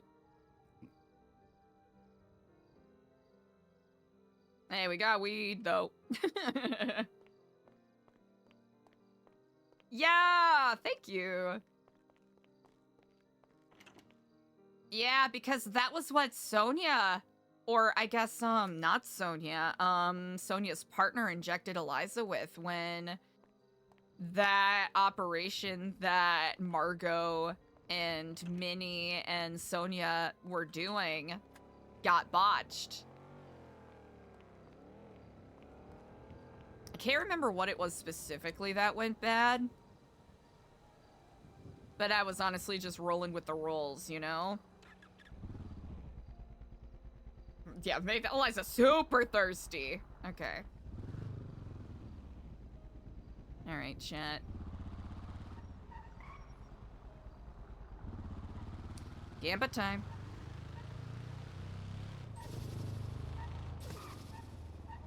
Ooh. Diego made his mistake giving us a turbo. Alright, chat, let's get a ticket.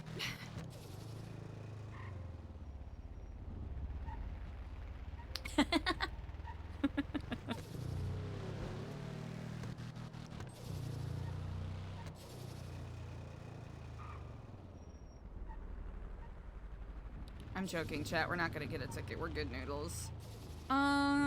Let's see. Let's hope Eliza doesn't get her shit kicked in this time. There's so much to unpack from all of those conversations today. Wow. Wow. Moose, somebody stole a car. Somebody took us hostage and stole your van.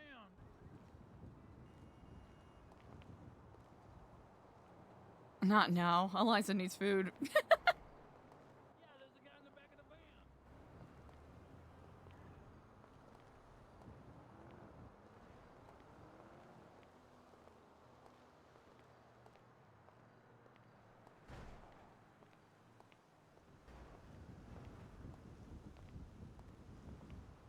Right, yeah. Oh gosh, Eliza does need a stress bike ride, doesn't she?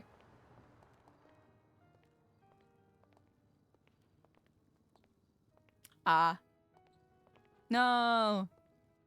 No. No. No. No! Hey, you know what? Such is the way, I suppose. Alright, chat. You know what time it is.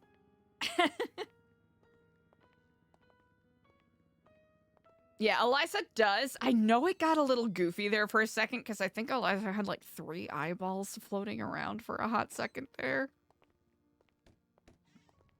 Like, legitimately 3.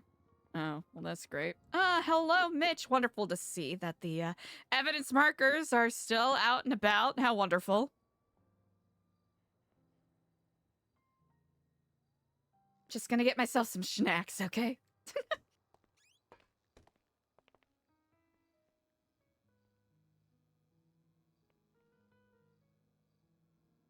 All right. Sprunk. E. cola. E. cola light. E. cola normal. E. cola...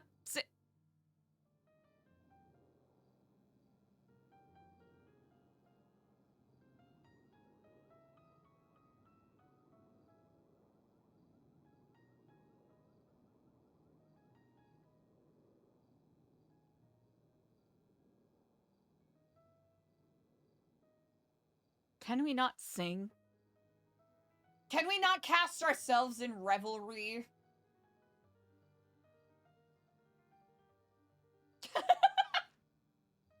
True. E. cola light. E. cola normal. E. cola sa.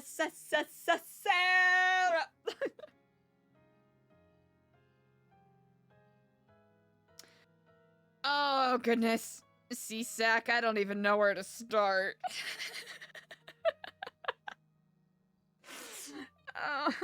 Oh, where do we even start? Oh. Well. Oh, no.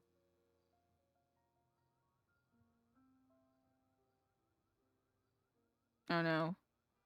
No, no. No! Oh, no. Ah, Purgatory is real. Oh. Hell yeah, we did it.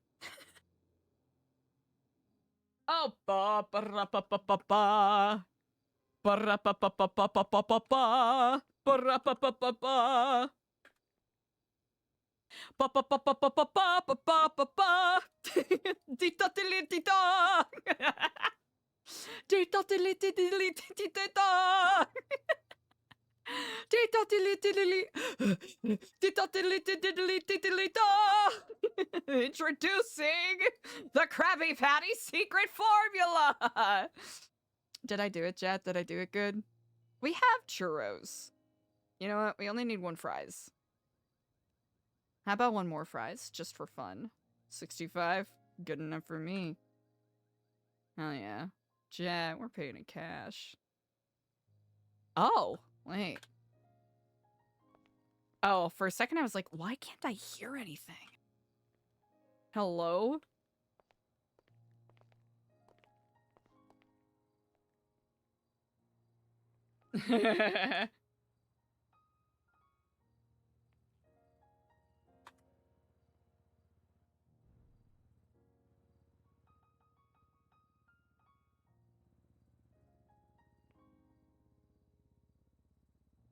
So what do we got? Sprunk and E. Cola. Spork. E. Cola.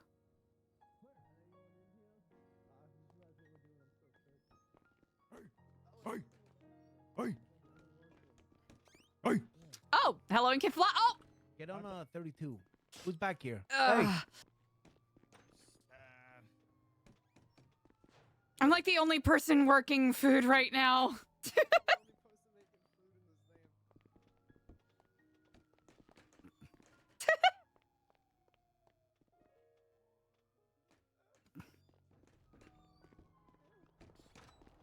Oh, hey.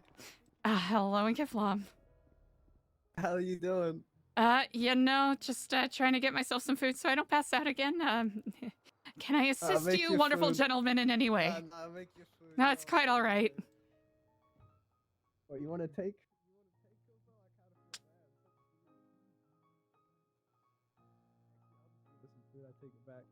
Are you coming with us? I'll give you some food. Come on now.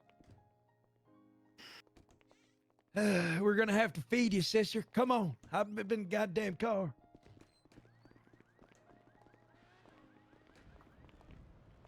Don't you worry, you ain't gonna starve Get in the today. goddamn car. Yep, absolutely. Not in the trunk. Nah, Get in you the don't gotta get in goddamn the trunk, car. get in the car. I ain't got. Look, I ain't no fucker. I'm here There's to some I food and need to drink make- in the glovey for you.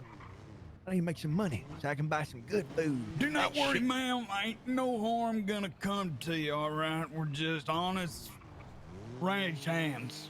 I that shit. need to hit a lick. I shit. You I shit understand? now. You tell him. You tell him, Stank. We're Ah, professionals.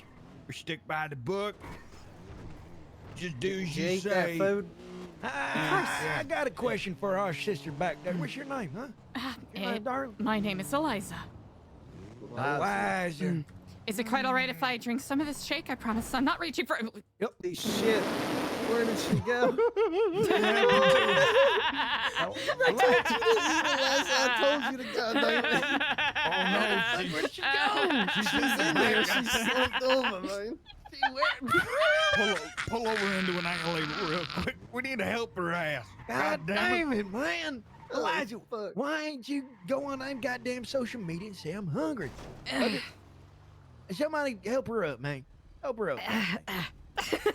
All right, man. Hold on now. Let me take my belt off. Get a Fucker. Honestly, because every single time I go to see your friends, I get kidnapped. Oh, you're fine, Eliza. You just need to say, hey, I'm hungry. What you do for work there? Well, I'll wait till you actually. Eliza, you good? You all good? I just need a couple seconds. My blood sugar's real Rootin' low. tootin' cowboy fucking shoot. Make sure you Okay, drink blood that sugars shake when get you get up. real low there. Tell you something, I'm off a goddamn rhino pill and a honey pack. All right, 1 second. I just gotta sit up. I'm a little lightheaded. Goddamn fucking, hey, look at dirt. Oh my, you're fucking useless, so bad. You feeling better? A little bit. Your I promise I'm. All right. All right. Is it? It's. You're fucking it all I up. promise I am not reaching for anything. Is it quite all right if I have a sip of I this believe shake? you. Yeah. Sip Take the your goddamn shake. shake. Drink your shake before I shoot you for not drinking the shake. Goddamn it. Don't just drink it normally. No, just drink. Damn, get in the fucking car there, Eliza. Sister. Hey, what up, Raiders? What a shift. Pebble, thank you so much for the RP today. How many times have you been kidnapped today is the real question. How many times? Yeah. I will have to say that you fine gentlemen have the honor of being the very first of the day. Oh, okay. Type situation.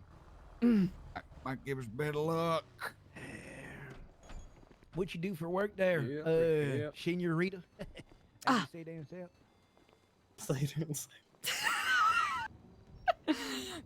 I work at a nonprofit. Indeed. Oh, wow, how noble of you. What do you do at the nonprofit? You know, food kitchens and lifer outreach primarily. Get back in the car. Let's get out of here. Come on. Hey, we ain't feeling this story yet. Next I don't one. really like this one. Too much. Understandable. Something's off about it. Quit. If you put your eyes down, look, I guarantee you ain't gonna do nothing silly. Because if you do, I'm gonna do more than boop your fucking nose. I'm gonna shoot it. Well, I'll have to say I'm quite fond of my nose. Thank you. I don't plan on doing anything untoward.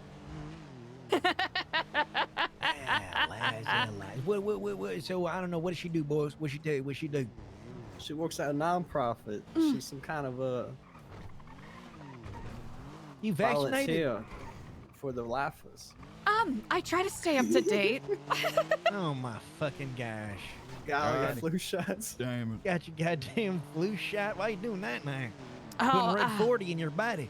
Yellow 12. Oh. Are these things I should be worried of? Wow. It's goddamn Elon Musk and all them trying to control your body. You gotta live off that good water. You ever go to the bayou? Drink some of that water? There by Fort Zancudo. Tell you what. I'll have to say I did, good old, swamp juice. Vice City and all that. Over there in the LaGraw, huh? You was there? Yes, yes indeed, sir. Yes, indeed. Right outside that St. Dennis. Tell you what. Shit, man.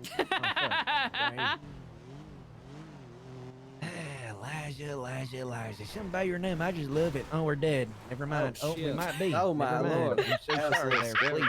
This We need is to all stay so alive, dude. cooked. Chat, hey, how we doing? Can somebody do me a favor? Part of the I need one program. looking at Eliza. I need one fixing this goddamn vehicle. Does anybody have a repair kit? I'll do it. Here, I'll give you one. Here. Yeah, there's one in the glove box. Tell you what. Everything's fine here, sir. No need to call the authorities. Just shopping. I love that, Eliza. You are a gem. Tell you what. Oh, I understand. You gentlemen are simply, like you mentioned my before, Lord.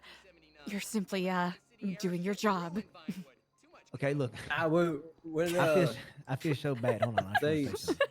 feel so fucking bad right now, Eliza. You know why? Why is that? I see no wrong has been done here at all. It looks like we got ourselves a problem with pest. You know what a pest is? A pest, usually a creature that is an annoyance, looked down upon. Exactly. And they looks like they're going all around all the 24/7s, digging their little fucking fingers in my fucking safes when I need that fucking money. You don't say. We're gonna What's go. the problem? What the fuck going on, listen here. man? We're gonna go to one more store, and if that store not fucking available for me to take, I'm gonna take Eliza here. I'm gonna bring her the most beautiful view. I'm talking about the most beautiful view. Oh. I'm gonna get my gun. Okay. I'm gonna make sure my gun's loaded. Oh no. And I'm gonna take my gun and put it away. Give Eliza some food and let her go about her day. Come on, one more store there, gentlemen. All right. We had you there, didn't we? I thought I was you. about to get of mice and men there. I'm not gonna lie. You had me I there ain't for no a minute. I ain't no animal. I'm just hungry. I had a stoner moment, guys. I forgot where I was at for a second, but I'm locked back in. You locked the fuck in there. I'm locked in. I once knew Tell me, did you ever die what? an Eliza one time. Your third wife. Is this fucking General Smokey? Yeah, she was my third wife. From your You know what cousin's happened to side. her? Yeah, tell me what. What happened now, man? I don't know, something bad. Something bad. Yeah. Because she didn't do something when she got kidnapped this one time. Yeah, so that's something right there. Yeah. Turmeric and fish sticks. That's That's what I all say. right. A little bit of words of wisdom there. Turmeric and fish sticks. That's all my family know.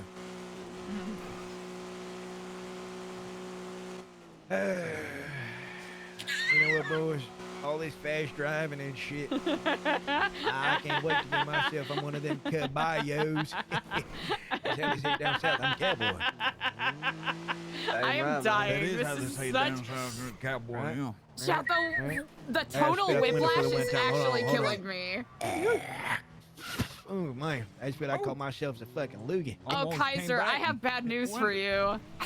Type shit. Kaiser, I have terrible news for you. All right, one more, boys. If this shit ain't it, then you know what? Eliza's getting shot. That's what it is. I don't make it. Yeah, Eliza, Well, Eliza you know- depends on this. Because we got to establish that, you know, so it's just how it is. Well, I suppose if this is where my path has led me, Get scared. Get scared. I am Yeah. terrified. Don't look at us in our faces. Oh, not at all. I would not want to Kill lots impugn of upon your folks. privacy. Of course, You don't I believe recognize it. any of them. You're so scared. I know. Usually we're knitting when that happens. We tend to use razor blades for the sacrifice. I once killed a man for looking at me funny, you know. I probably don't need a tetanus shot, but I'm gonna go to the hospital just in case. I'll let you know how it He goes. did. As you have every right to. How dare that gentleman do such Exactly. What an asshole. Watched. a... He said, Uncalled for. let the boy watch, and I stood there and watched. About 10 minutes. It ain't my fault. Yeah, no worries. The whiplash is fucking killing me. Tell him we're Dirty Mike and the boys.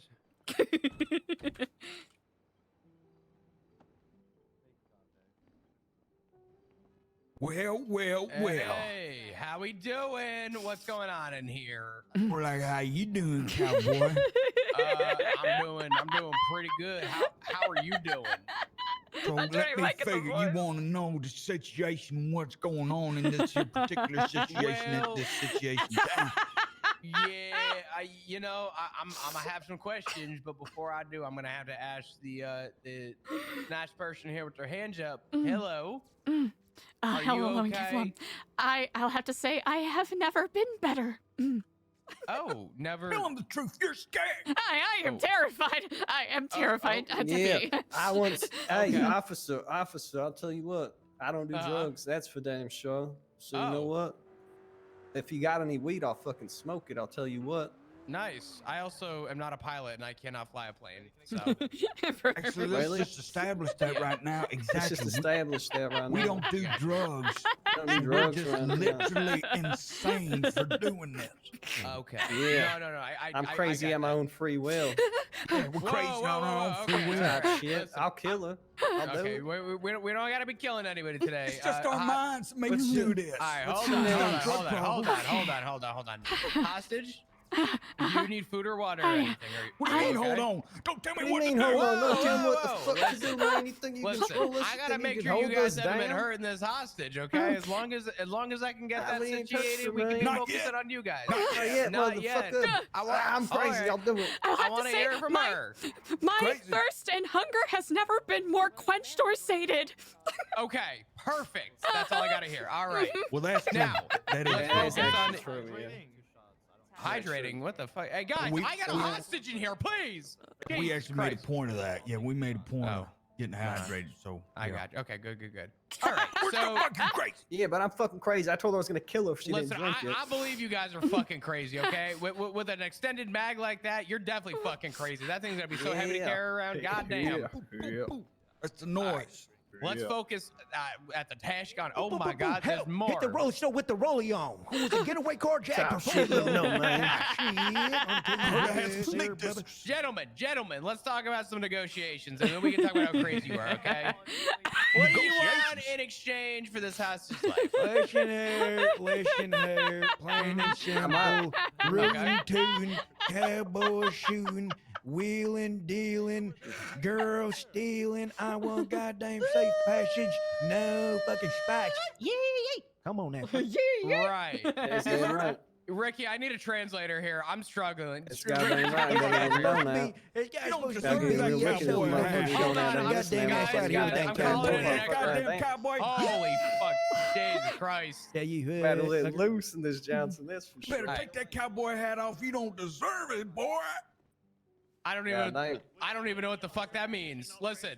Dude, no one take my I'm bringing an expert in. Oh, boy. Ricky, get the fuck over here, please. I need a translator. Ricky, Only bandits and bozos wear cowboy hats. Hey, You sure guys, so ain't this no is Ricky. bandits, so that leaves you up to being a bozo. I'll tell you goddamn what, man. Oh, finally, a man of coach. Oh, shit, finally, we First off, make some sense. goddamn How we good doing in here, uniform. y'all? I tell you, your uniform. I'm Thank you very much. simultaneously Thank having you. the worst. I'm looking so good there, I'm having a officer. great day, and I'm also Thank terrified. You. Thank you. You're looking mighty fine Kind of yourself. looking slick, man. I like the hairdo. I like yours as well. Keep Thank it nice you. and well done. Yeah. I appreciate I use all them oils and whatnot. Oh yeah, you gotta keep it nice. Is Eliza shiny, actually and scared? Make sure it's Yeah. all good. Yep. Hell yeah. Listen here, Hey, Ricky I'm right. Niggy. I'm We're listening. not here to sit I'm on the listening. Jimbo on the Ringo, all right? We need to bust out of Okay. here with a quick on hot sauce, all right? Quick Hot on and hot fire. sauce, okay. This is Okay, so funny. you make Okay. that happen, make it quick, make it slick, make it whatever. And we don't want no Yeah. trouble, no rubble, no stripping and whipping and kipping. You understand? Okay. I'm talking Yes. about Yes, I wheeling, understand dealing, completely. girl stealing, Somebody's gonna have- rat-a-tat, hit a scat pack because I was in the Real bad. military. You know what I'm saying? Yeah, I'm a I Navy understand. SEAL. Let me get a yee brothers. Come on now. Yeah, Smoky Yeah. Irish. yeah, I'm I'm right. talking about that goddamn. I want passage, safe passage, yeah. and I want yeah, no one of them absolutely. motherfucking goddamn spikes. I want to take my horse over there to the trough. We gonna get some goddamn water from the watering hole, and I'm talking about going about our day type shit. You heard me? Okay, let me officers know they don't really understand too well. Let me let them know I in am. city Of course talk. they You know, don't. Yeah, you tell them these that. You city, tell these them city that. boys, they don't. You know, Hey, these city boys, they don't really know. Oh, Betty will understand though. But oh, Betty, bring get in Betty there. here. Get Betty. in here, get back. Betsy, Betty, bring your Betty, little Betty, friend here, Betsy. Get the fuck Here, up. I'm on the way Hey, that here sister, how you doing tonight? negotiations. What I'm are you on doing those down there, Betty? What the fuck negotiations going on and today? city talk. Oh, so what's going on in here? Oh my God, are you okay, darling? Right. Having a grand old time. Hey, she's doing great. You're doing great, right? The best day of my life. I am thrilled, tell 'em the honored truth. to be. Tell 'em I the am truth. terrified. They said they were might have met me. This guy ain't right. Oh my Lord. Look at the bushes. About to get your head blown off. They were gonna let rabbits be the last thing I see, which is both beautiful and poetic and also very sad. Ew, fuck. Don't worry, darling. Rabbits are delicious. Maybe they're just calling you That's right. delicious. I ain't right. Indeed.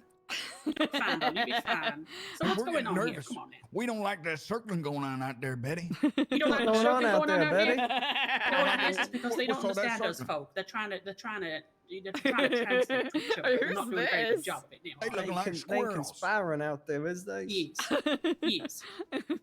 They looking like badgers and raccoons out there. That's pests. I don't like that swirling. in my Well, slap my garbage. spurs and call me Sally.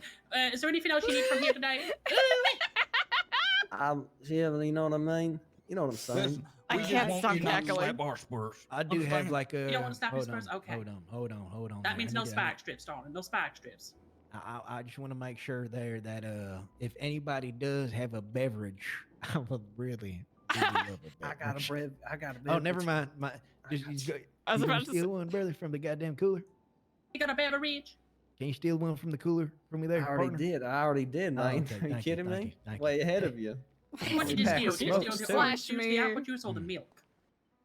Oh, that's a I'm goddamn more- cerveza. That's I'm how more they of say an down apple south. juice kind of guy, but that was a beer for me. You know what That's a I'm saying? cerveza. Mm. Type shit. I just cracked open full fat milk.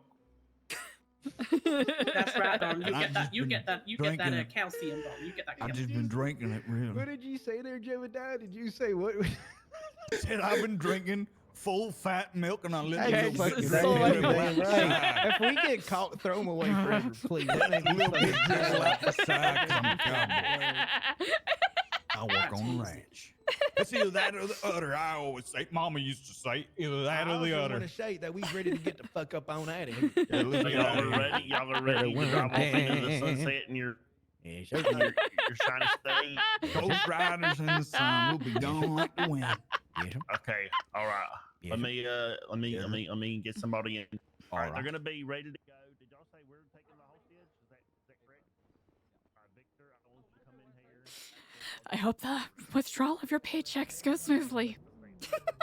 Thank you so much. Ain't happen this way, Elijah. Okay, I'm gonna bring my whole entire ranch. Oh, you to say that wherever Eliza your has really turned non-profit the code is, into us. and we's gonna have a hootenanny. Tell you what. We were wrong about threatening your life this entire time since I you're wanna so hit- nice about the whole All thing. right, y'all are gonna be able to get in y'all shiny state and ride off into the sunset hostage. You're gonna come out to the left with The me, left. this way, right there. Yes, and y'all Come are gonna on, be let's getting do. Yes, but sir. Let's don't do a little point your square dance. don't point your weapons at no officers or deputies or nothing like that. Matter of fact, let me post my buckaroonie right here. I'm pretty sure you're not gonna try to do anything. Let's get a move on. Come on. Let's All square right, dance. yeah, we're gonna be good to get going. We're gonna be good to Let's get square going. dance here. Come on. A little shuffle. All right, over this way, hostage, this way, this way. Stay right here, you know. Absolutely, I do not plan on going anywhere. Okay. I didn't want you to get hit by a car or nothing. Of course. Victor, now I want you to take your statement. There's already a report up for this. So you can write it in straight in the report. Okay. Okay, ma'am. Everything all right? You need medical? I am. Other than my nerves being a little shot, I think I'll be quite all right. I thank you kindly. All right. Name is 675 Victor Schmidt. I'm just gonna clear the inside, make sure there's no one in there. Okay, could you show me your ID, please? BCSO, you're in here, make yourself known and do it now. Yes, indeed, Victor. I don't know if you quite recognize me. It's Eliza. Oh, hey. Nice to meet you again. Well, wonderful to see you. It's been a while. Okay. Could you give me a quick statement, please? I certainly can. Yes, indeed. I was, well, I was making some food at Senior Buns, as it seemed the other stalls were shut down. And, well, my blood sugar has been disastrously low and kind of difficult to keep stable the past couple of weeks, but I suppose that detail is neither here nor there. And that group of raucous gentlemen, clad in cowboy hats with the most gentlemanly southern demeanor, busted in and firmly but politely asked me to get in their car. And they, I'll admit, drove to several different 24/7 locations and ended up here, where I suppose is where their paychecks were that they were looking to withdraw forcibly. And now I speak with you here, in this present did they have moment. weapons?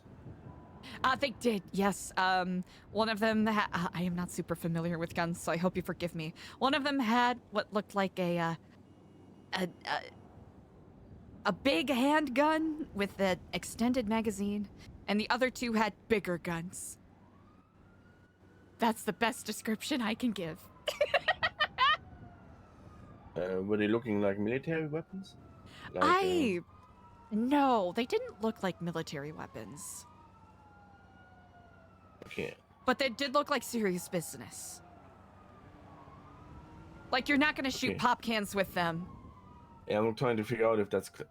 Did we see class 2s? Yes, we did. Okay.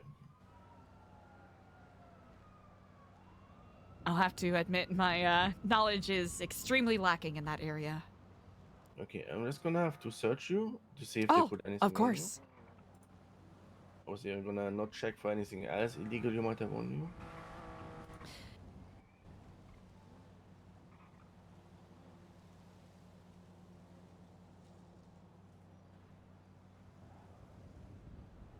That's cool that Victor's a cop. Good for him.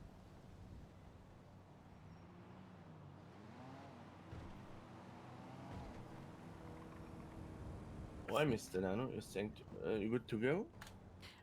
Sorry this happened to you? It's, you know, it's a little bit of an occupational hazard to some degree or another. It's, always a 35% chance that you're going to get kidnapped or taken hostage when you go to Senior Buns, so I appreciate the gesture I've worked nonetheless. talking for a long time. Yeah. Indeed. Well, my nerves are set a little more at ease. I deeply appreciate all of your deputy and officers, very hard work. Okay, we're gonna have to get to the pursuit now. Oh, certainly. Thank you very much for your time. Of course, you all take care and drive safe. Kiflam. Well, hey. Well, what do we do?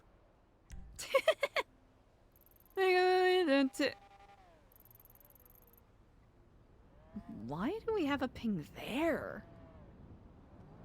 All right, chat. Walking home, round 2. You can. Hey, ma'am, we can give you a ride back. Oh, Senior Buns, if it is not too far out of your way. No worries. Yeah, we can do that. I appreciate that. Thank you.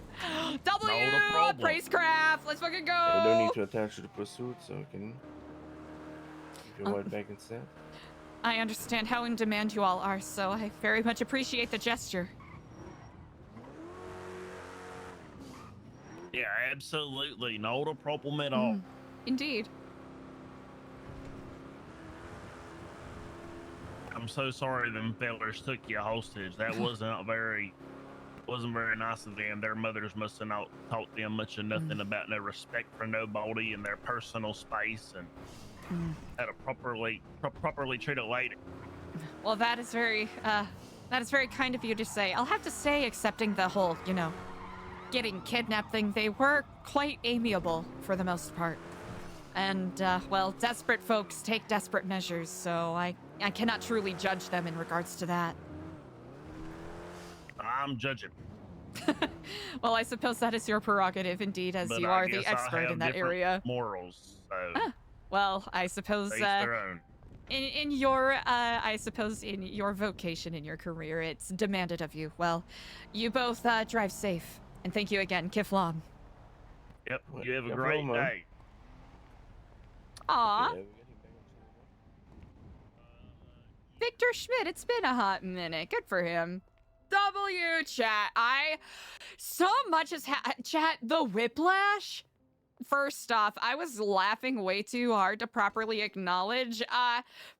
Probably long gone. Peppo, thank you so much for the raid. Thank you so much. And Raiders, thank you so much for sharing the good vibes. I deeply appreciate it. Thank you, thank you.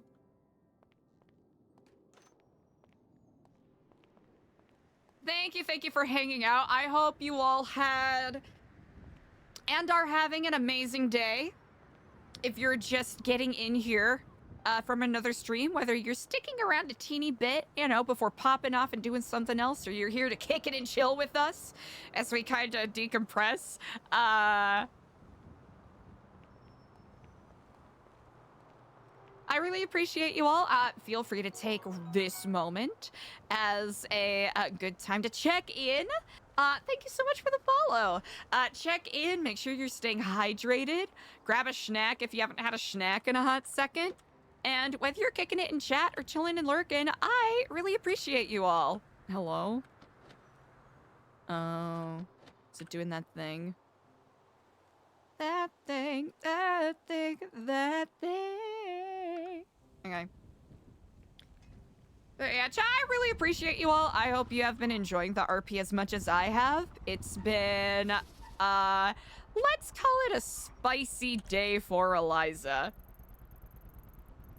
Let's simply call it that. All right, let's do a little bit of a freedom ride here. Eliza's gotta shake off these knives. Yeah, Omega shoutouts to Peppo for that incredible RP there. For those of you who may be newer to this particular chat and may not know Eliza as a character a whole lot, this particular conversation, at least for Eliza as a character, is something that has been kind of building more or less for the past, 5 months or so. There's a lot of stanky, chunky lore that goes into that whole convo that she had with Edgar. And it was a big gamble for the character, and we were kind of discussing before the variety of reasons that led to Eliza making this decision to share. Deep lore. Love deep lore. Huge fan of deep lore. Also Lee. Okay, chat, forgive me if you asked a question and I missed it. I'm gonna do a little bit of backtracking to make sure I cover all my steps. But Lee, it's funny you mentioned that because Barry O'Ryan, who was one of the people that Eliza considers to be a co-founder of New Epsilon, was played by General Smokey.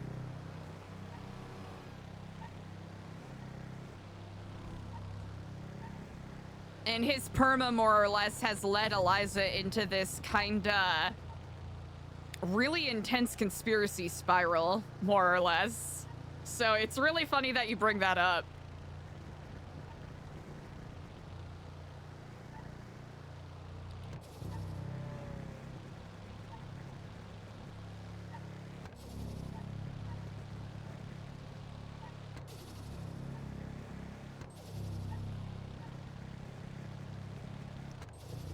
I hope they had fun with the hostage stuff. I always, I'll have to say, something I have a challenge with is balancing, like, keeping the vibes upbeat while having the character realistically react to, you know, being put in a hostage situation. I'll have to say, it is always, and I'm gonna take a wild guess, and I presume I'm gonna be correct here. It's always a fucking riot whenever, you know, we get to cross paths with a wild RP person. The depth of characterization and the bits are just too good. Chicken jockey? Yeah, it was one of those things where it's like, this kind of sounds like...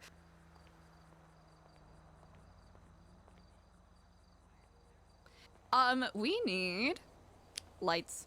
We have a lot of these baddies. We need more of these baddies. How much money do I want to waste on this? $600? Okay. Do we have that money? No. Someone on Twitter started it. Don't at me.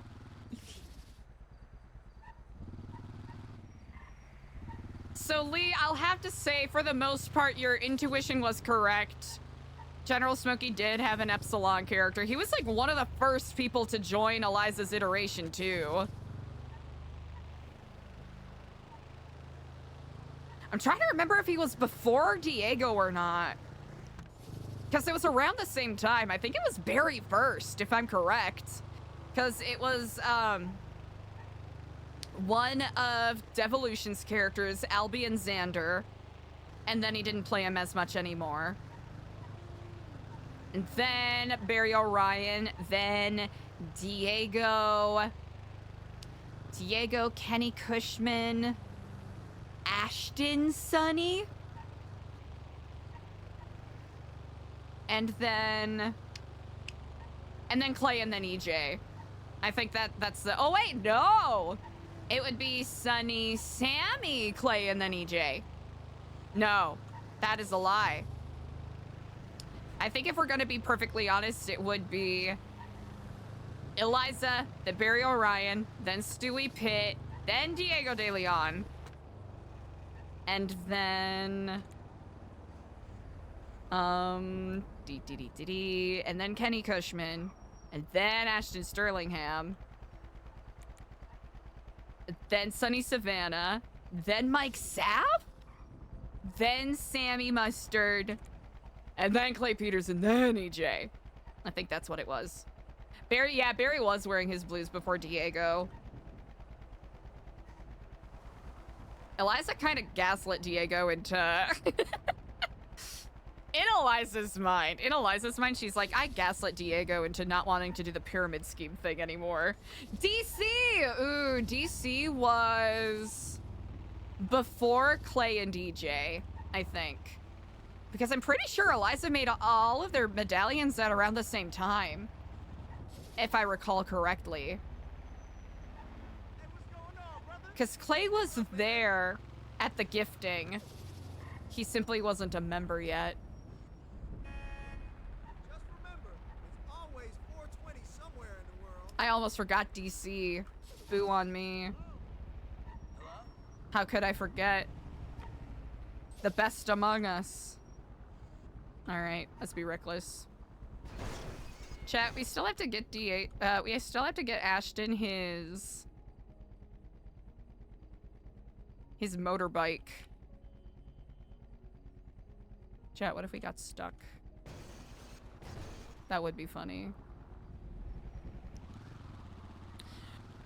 The tonal whiplash of that was so funny. Chat, I was legitimately taken so, I was taken so off guard that all I could think of to say in character was like, I'm just making food. I'm also cooked. Chat, 12 hours? There is no flying flip of a book in a library in the deepest rings of Dante's Inferno that we've been live for 12 hours. No shot. No shot. That's not how linear time works. That's not how any of this works, frankly. RP is cooking, Layla. That is very true. I'm glad we were able to do that because our internet kind of borrowed, you know, the internet mishaps from the past week or so have kind of, to some degree or another, barred us from being able to follow some of the storylines that I wanted to follow up on, so...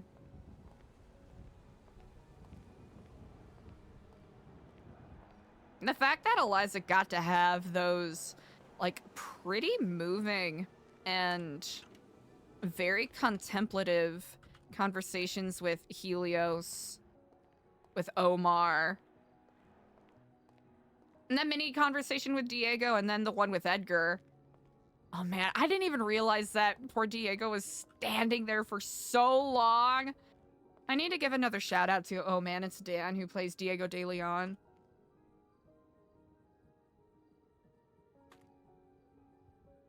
Because he was a real trooper. It was not my intent to dismiss him for the whole conversation. It was just more like Eliza wanting to, you know, speak to Edgar on her own quotation marks.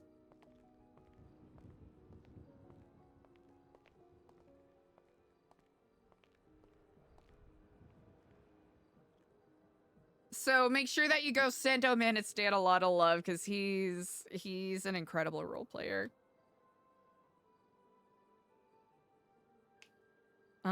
Let's, you know what, we're gonna keep the helmet on for asbestos safety. Let's see, can we?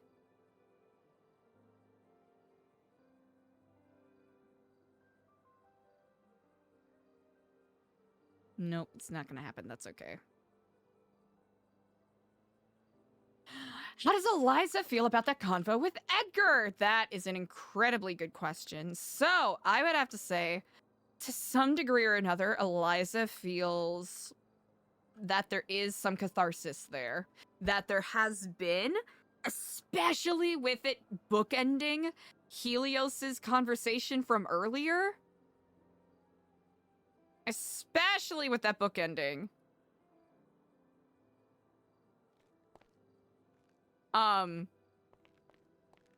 There is some closure to a degree or another in regards to Eliza figuring out what happened specifically with Dr. Wilde.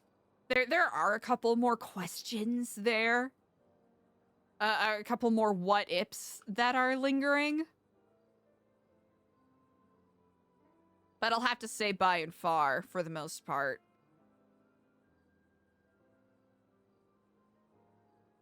At least information-wise, there is a little bit of peace there, I suppose, for lack of a better phrase.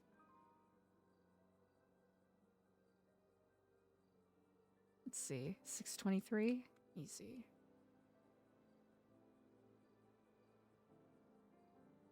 here. I know we need more daytime light, and I know that'll be something that we'll have to contend with a little bit, but yeah, we'll do that.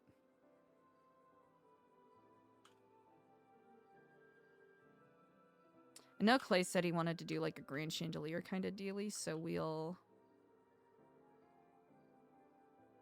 let that do that.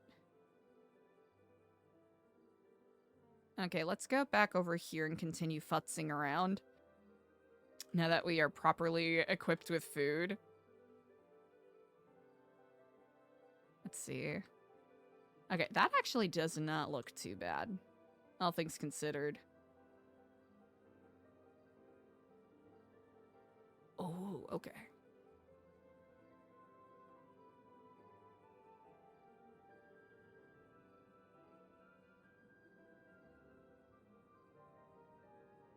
Ah, that's not what we wanted.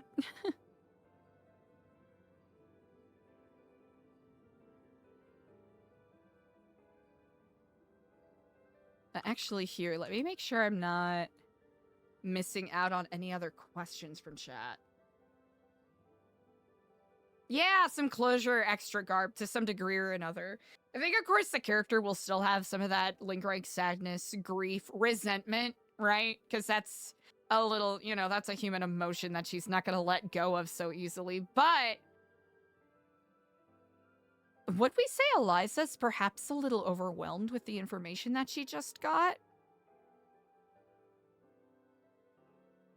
Definitely reconsidering a lot of preconceptions she's had. That's for darn tootin'.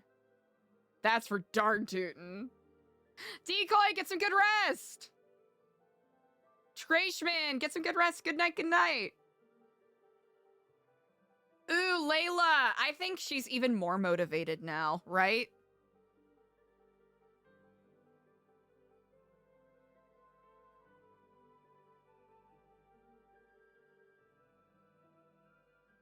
Especially with the, with her kind of thought / assumption that, you know, this is a man who...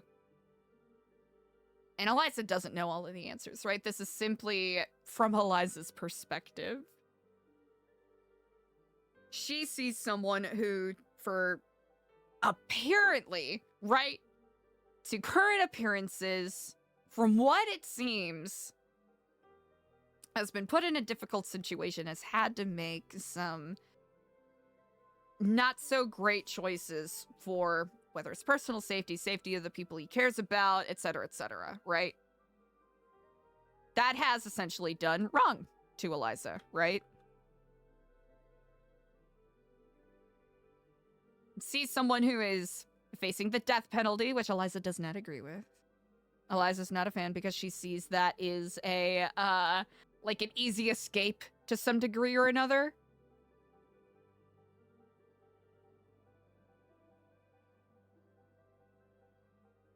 So it'll really depend on how some of the conversations go in the next couple of days, whether it's with Diego, whether it's with Edgar, other people, whatever.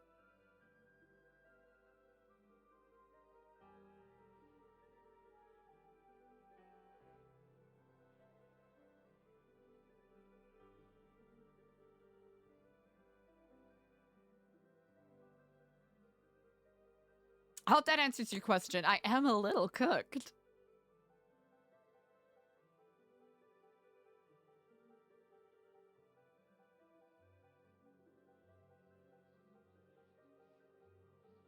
But yeah, chat, remember when we were talking about sleep? Chat, remember when? Chat, I remember when I was talking about going to sleep. I ain't never heard of sleep. None. I ain't never going to sleep. Sleep's for the weak and for people who don't have to decorate. Layla! Oh my gosh, yeah, don't even sweat it. We're kind of in the decompressing director's commentary, me yapping a little bit until I've kinda wound down properly for the evening, if you know what I'm saying. Just one of those days. Today's been a roller coaster, chat. It does not feel like we've been live for like 12 hours. Hello? Not a real number. Not possible. Hulk Nick, thank you so much for the follow. Chat, thank you all so much for all of the new follows. I really hope you've been enjoying this RP storyline as much as I have. I am quite intrigued to see where it goes. And I'll have to say I am deeply appreciative to the people who are seeing to include New Epsilon and all of the wonderful role players involved with it in this storyline. Because I know this kind of stuff takes, you know, I imagine a fair amount of planning, right? So I hope you all are enjoying the tea and having as much fun with it as I am, right? Because we're here just to tell stories. Tell stories, maybe get kidnapped a couple times, maybe rob a few banks, do some goofamucks, and just have a good time. Ooh, okay, there we go. I really thought I was cooking earlier with that sliding door, chat. I really thought I was cooking earlier with the sliding door death trap. Chat, this is why I don't do design stuff, right? Not Patrick, if you're in chat, I am apologizing in advance. I'm apologizing in advance. You have every right to perma Eliza tomorrow if this really throws up everything you've done. Chat, Clay Peters gets to have the Eliza D. Stellano perma whitelist because I'm messing up all of the hard work he did. And to be somewhat fair, we have switched up the design for the upstairs a couple of times now. And I think it's mostly just by virtue of trying to make sure that we're doing our best with, like, space acquisition stuff. Let's see. Can I? Yes, I can. Okay. I'm just gonna scooch this over here. Oh, wait, what? That's a whole entire wall? Brother, let me tell you. Brother. Brother, get over here. Okay, so we're gonna have to shift this whole thing over. Oh. Okay, wait, how much breathing room is here? Okay, I see. Suddenly I see. But yeah, chat, if anyone has any other lore questions that they want to ask while we're kinda sitting here decompressing a little bit. With the beautiful, gorgeous, stunning, total whiplash of all of that RP that just happened. Did I just ruin it? No. I made it beautiful. Hey, good guy. Thank you so much for the follow. Thank you again to everyone for all of your support and all of the new follows. I really appreciate it. I'm doing something that's probably a little goofy, maybe ill-advised, but I'm, you know, making good old college try, seeing if I can make a conscious effort to push for partner over the next 30 days or so.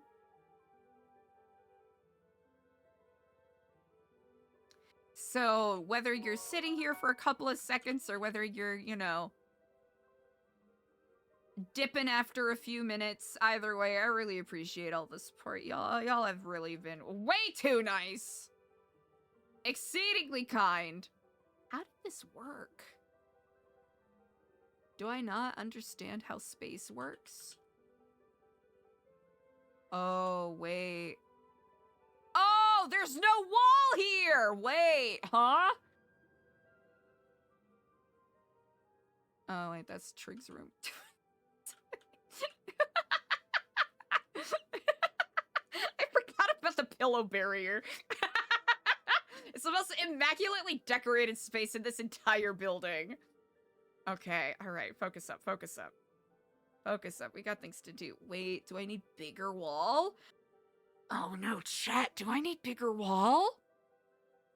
Schwix, thank you so much for the follow, I appreciate it. Huh. Chat, I don't think my sense of spatial reality is too good.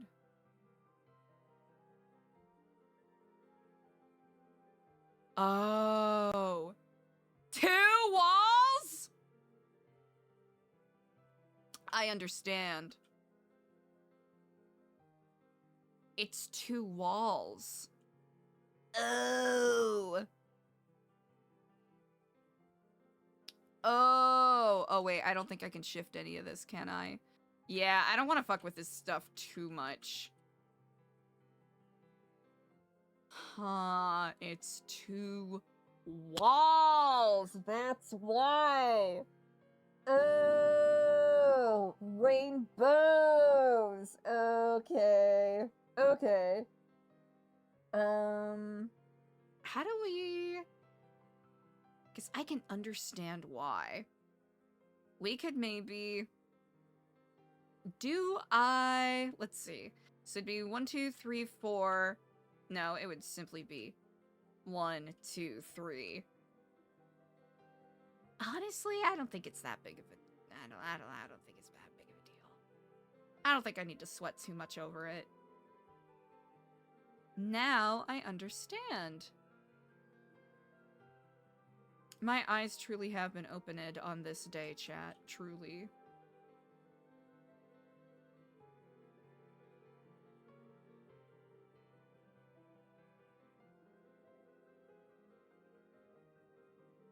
Alright, this is gonna be me yapping and chilling and moving walls around time, chat. And maybe freaking out a little bit over Oracle stuff, who knows. Oh, I have to move this over anyways. Hold on. How much space is there between that and that? There's that. Am I gonna measure this? Like 1 additional sphere, perhaps?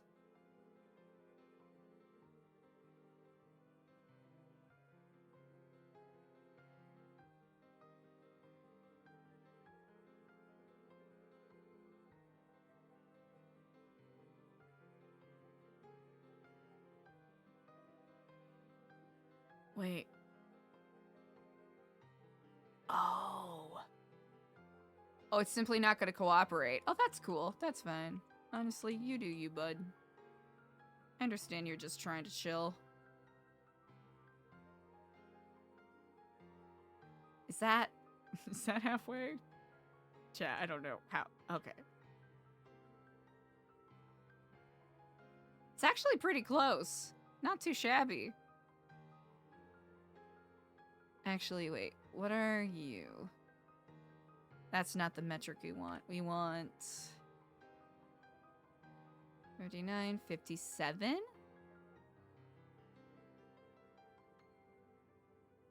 $710, $705. 57, 51.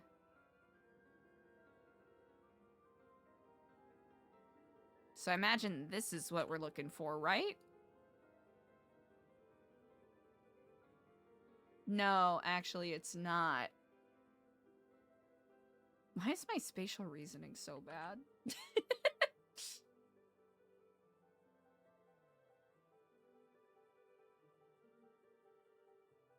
No. This is not it. This is not it. Yeah, alright, we're just gonna have to, We'll just have to figure this out, chat. No worries. That's okay. It'll be a fun challenge. Ooh, actually, another thing that was brought up that I found really interesting was, Edgar's comment about, people who have done him... I'm gonna be misquoting this a little bit, so forgive me.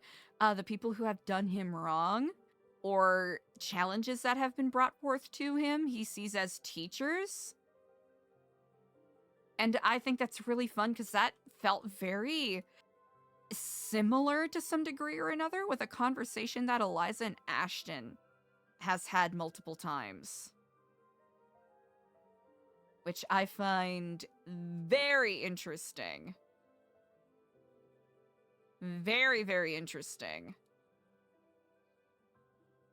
Let's see. We'll at least make sure that these guys are aligned.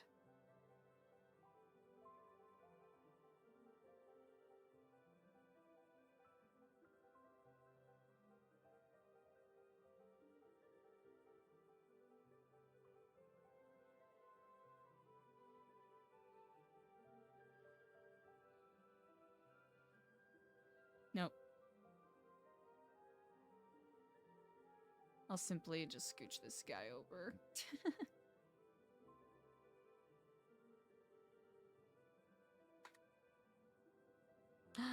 Wait, that's actually really close.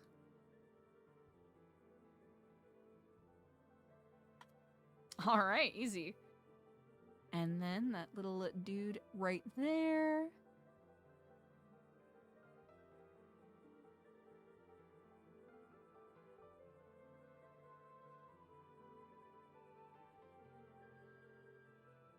Oh. Okay, there we go. Build more pylons? We do. Kaiser, we actually need more pylons. No joke. I know our main limit is simply how many rendered objects we're able to have, because right now we're at 624 out of 700.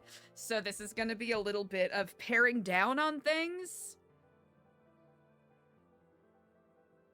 to some degree or another. Yeah, that's the tricky thing. That's the tricky thing. So we might have to play around with what we can do, because we still want to give people the chance to be able to decorate their own spaces and whatnot. Because I think some of the spaces are good as they are. Like, we could probably do some things to improve the library a little bit, because it's, you know, I'm not a decorator, chat. I really am not. But I'm at least gonna do my part. I'm gonna do my part to contribute. Let's see. I feel like this could be centered a bit better, perhaps.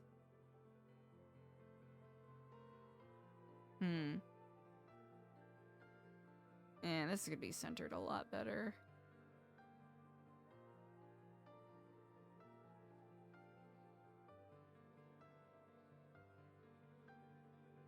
For the future. I'm doing my part. I'm doing my part. I'm doing my part. I didn't do fucking shit. Fucking shit. That's me, chat. That's me when it comes to helping with renovating and decorating things. It's a good thing we keep pushing back the open house date, because, brother, let me tell ya, I'm not qualified to do this, but I said I would try. And then if it's that, you know, it's too big of a mistake, that's okay. I have arisen upon the shoulders of giants. They can fix any mistake I make. Let's see. All right, for this guy.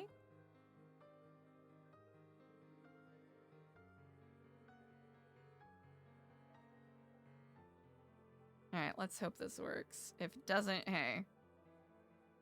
Hey, you know what, hey. Eliza won't have to worry about the faceless anymore, right? Am I right, chat? Am I right? Yeah, I'm glad Eliza took that gamble, because it'll either lead to consequences, which we love consequences.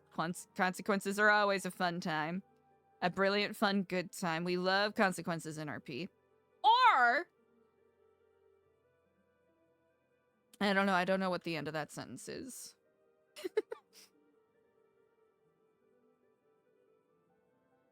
Or TBD. Who knows? Anything is possible. Let's see, it's only sticking out a teeny bit.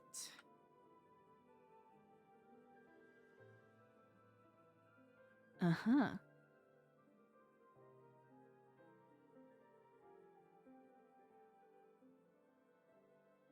Oh, why is it moving like, that's why. Yeah, no, that makes sense. I'm quite curious, how deep into the walls is this door frame? Ah, yeah, it's pretty deep. Okay, good to know. That actually makes it a lot easier.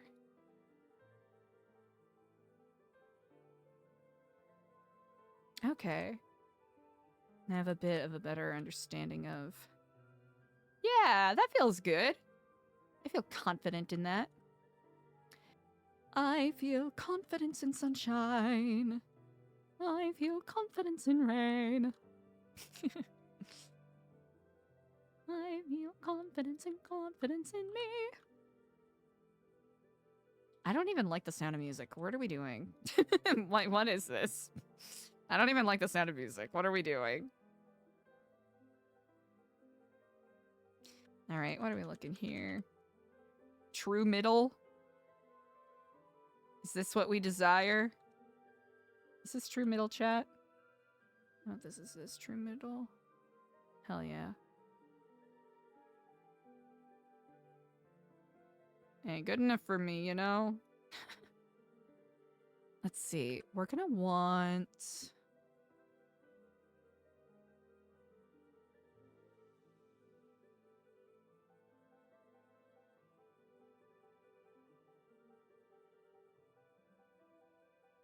Chat, I do hope you're enjoying the rapidity of the ongoing melodies of the fictional Bavarian woodwind quintet that we made up for the sake of this show, for the sake of this RP. Let's see. This is a decent size, actually. Okay. Now to center a door.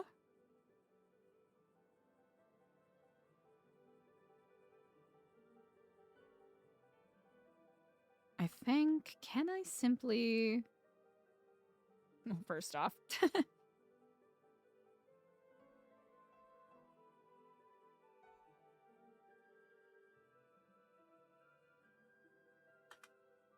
Oh.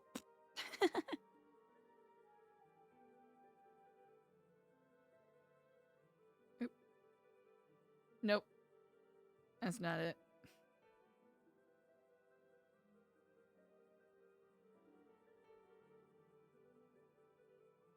Nope, I misunderstood the assignment. Hold on.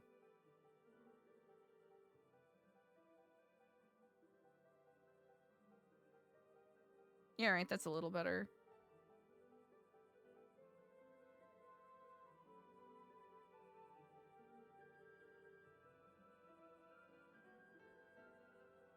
Is that centered? I suppose so, huh? Well, I'll be. Well, all right, I'll take it. We're gonna have to do something a little different, because I don't think that's gonna fit the way we want it to.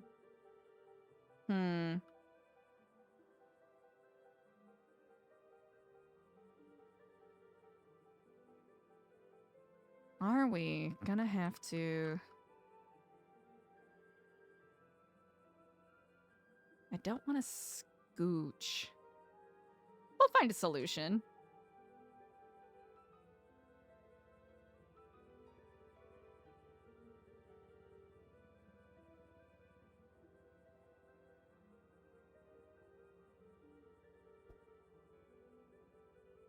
We could... So, one easy potential solution we can roll with is... Okay, well, first off, let's actually...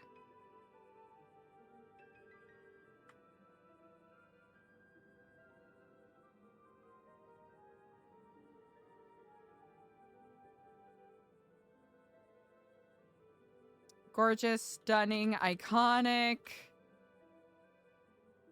How are you feeling? Oh, almost perfect.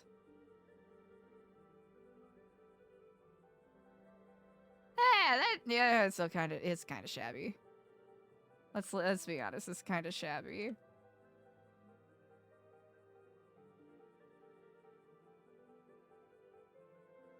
Did I not make these walls flush?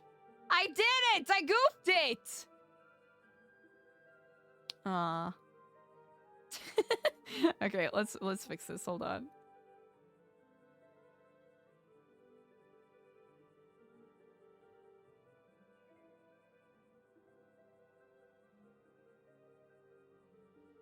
Okay, we want it to blend. There's probably smarter ways to do it than what I am doing right now, but this is all I know. This is all I know how to do. Okay. Okay. Easy. Prefab style dorm rooms. That is true. That is true. I'm wondering if... Is there something else we can use for these pylons? Do we have gravestones that could work? No, my gravestones! I'm gonna do that and then I'm gonna say... Oh, I goofed it. I know I don't have a radio. Stop bugging me. Chat, we got dragon nuggies! Hey, getting kidnapped was totally worth it. Getting kidnapped was totally worth it. Chat, thanks for vibing with me. I know this is a big switch from the RP earlier. Huge switch, giant switch. Never been a bigger switch. Wait, is that essentially the same? Is that the same pylons that we have downstairs? Because if that's the case... Yeah. Huh. Now... That might be too chunky. Well... Never say never. Okay, hold on. Chat, it is time for me to hyperfixate on something that is probably gonna get scrapped within the next 15 minutes. Let's go. We are riding on this.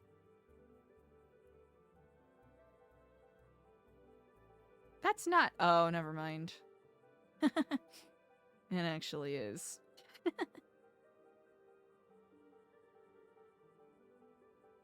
What if, chat? What if, right? Huh? I don't know. I think it's kind of something, right? Because instead of 1, 2, 3, 4, 5, 6, 7, 8, 9, 10, 11, 12, 20, you know, right? We could really... we could thematically tie it in down with the downstairs a bit more. Would it look good, though? Do I hate it? That is an important question that I'm going to be asking myself multiple times. I wake up every morning and ask myself this question. I start every single day wondering. Huh.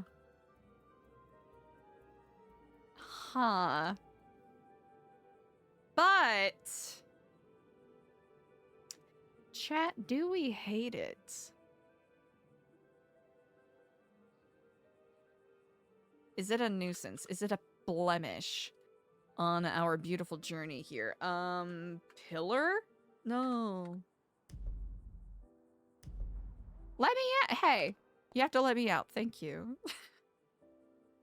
Trying to think, what are other ways we can accomplish this?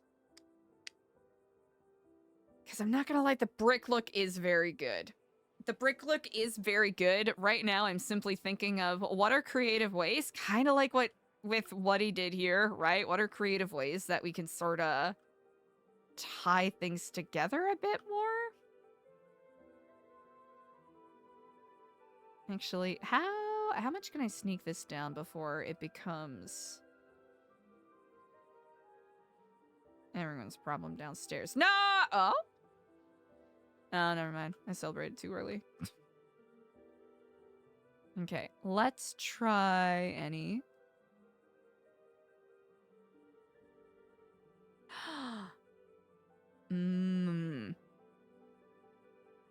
Wait. Oh. Hi there. Oh, you're like a little, you're an object. I see. I understand. You do not live up to the hype. I do apologize. You? How about you? Chat, maybe we simply need more obelisks. This obelisk isn't strong enough. How do we fix this? Do we simply... What color are you? Like a black?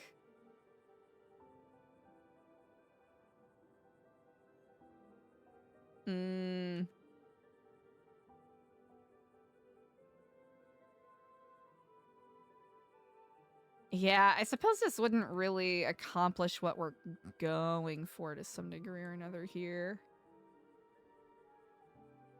Yeah, it kind of looks sloppy, especially in comparison to the rest of... quotation marks, Clay's work.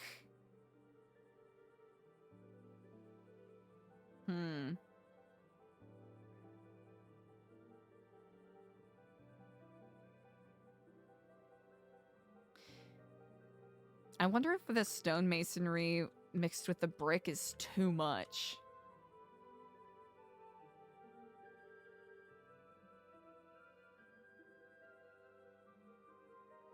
That could be it. That could simply be it. It's just simply too much.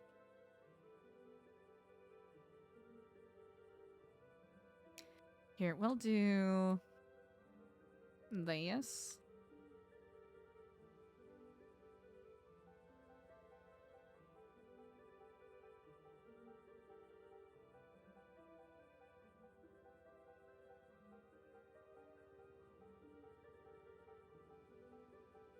Oh man, he put so much work into this. Ah!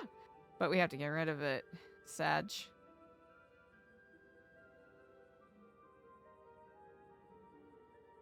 We'll simply do this.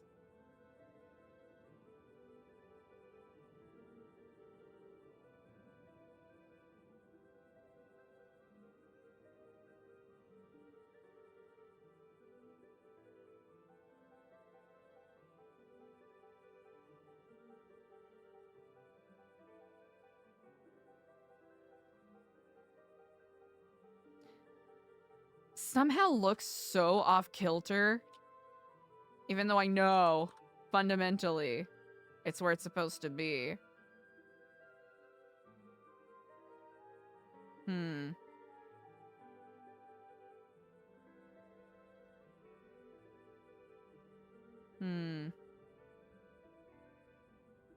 I guess double wall means double soundproof, so that's fun.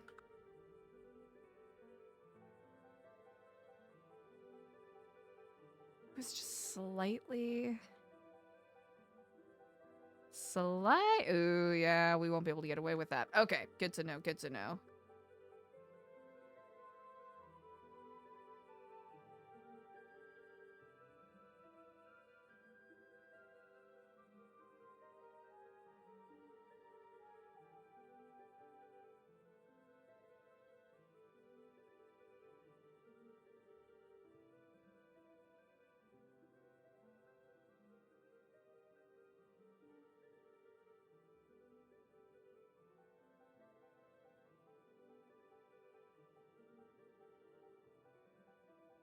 That's about as good as it's gonna get, chat. Until someone comes and fixes it. Huh.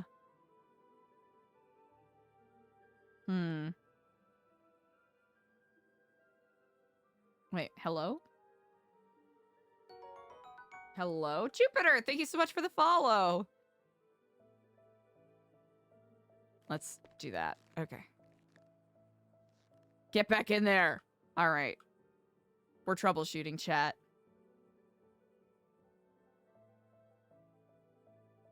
Oh. Have I been banned? Have I been banned from editing the rooms? Oh no. Has it been made illegal? Am I not allowed? Oh, we do have garden supplies. Oh, okay. I see. Okay, you know what? We actually have some of these things. Window or door frame. A door, large flooring or wall material, garden supplies. I'm pretty sure we actually have garden supplies on us. Come on, Eliza, get it together, bud.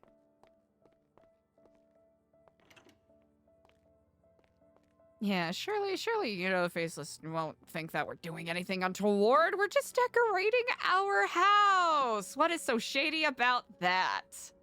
Nothing, right, chat? That's right! Nothing I'm looking for is in here. Good job.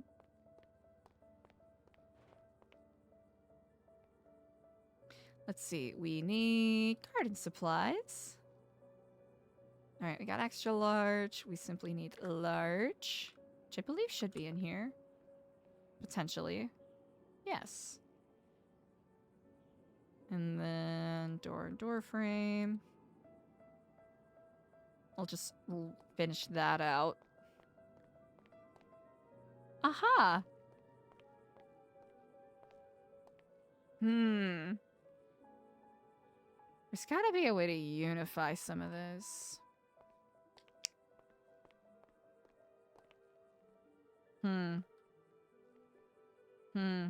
Hold on. I think when we get a broader picture of what exactly we need, that might help clear up some of our issues. Okay, we are looking good. I think rugs are the only things that we're missing right now. Okay. All right, so it doesn't look gorgeous, but it certainly looks more like something. Wow, what a beautiful and secure room. Okay. Let's... Oh. Ah. Oh, we have to remember to put, like, a get well bouquet in front of Trig's door. Okay, what if we... Because we're actually doing a double wall there anyways. So... Okay. Solution time.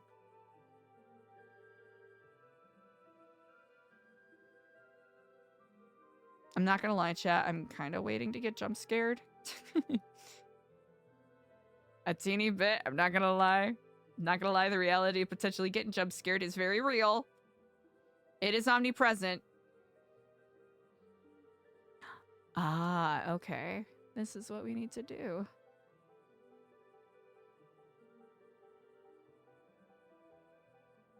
Okay.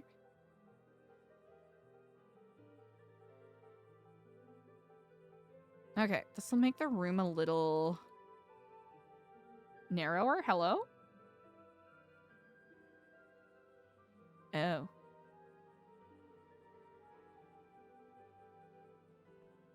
For a second, I couldn't quite tell if my internet's been farting the bed again. Hopefully not.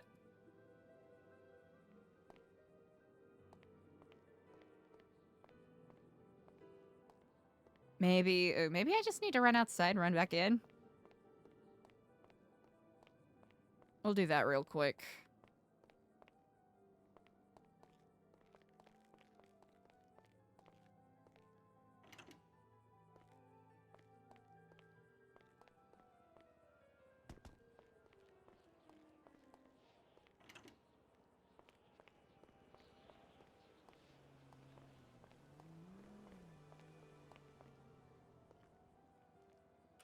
Okay, hopefully that fixed it.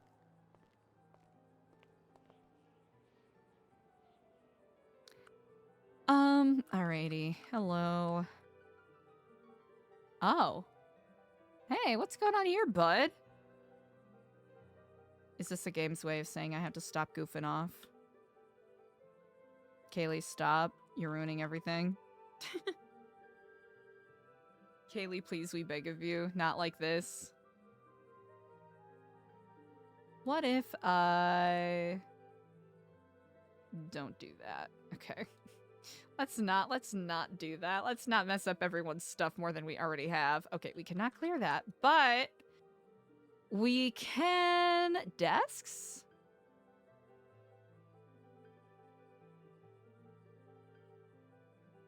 I know that Diego and Ashton have...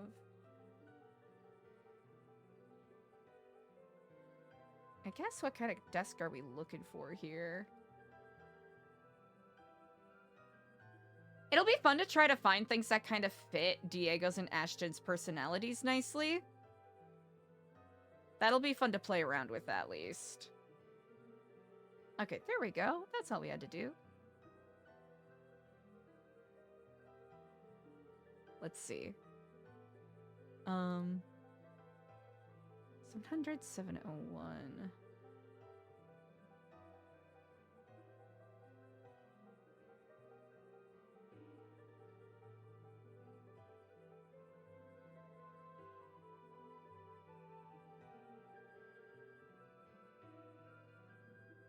Will anyone notice? Yeah, it'll be pretty obvious. Hold on.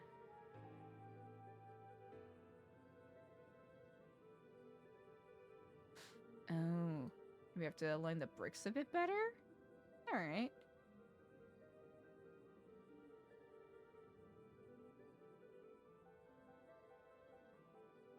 I think it'll be difficult to have it blend so nicely, especially with the way that I'm stretching the space a little bit. Let's see. How many... What's our wall situation here? Dubious. I see. Maybe... I don't know.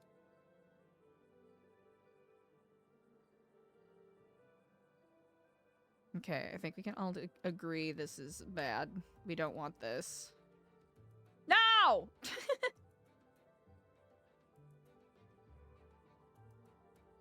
Okay, this will delete. Carpets we're gonna leave alone. That we're gonna leave alone. Okay. Alright, it looks a little awkward, but it's, you know, something... yeah. It just doesn't look good in comparison to the other thing. So how else can we tie together these elements?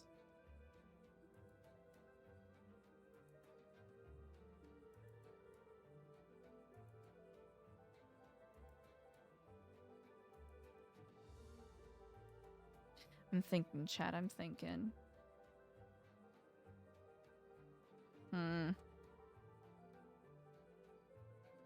Because I think that's too bulky a solution. It's not working quite the way I want it.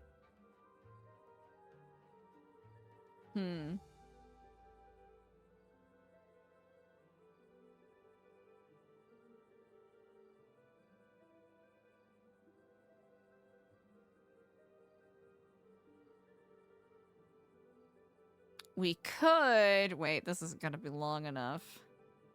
Yeah, this is absolutely not going to be long enough. Well, we tried. Nope.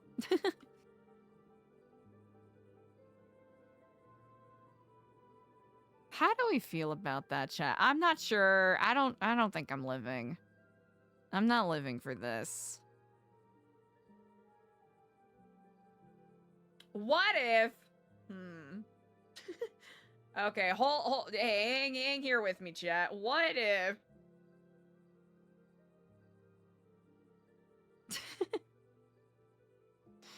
Chat, what if entire tomb, huh? What if?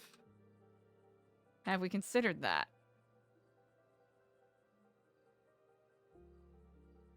This is in Lawn and Garden? Ah! Yeah, Sam Bass. That's fucked up. I'm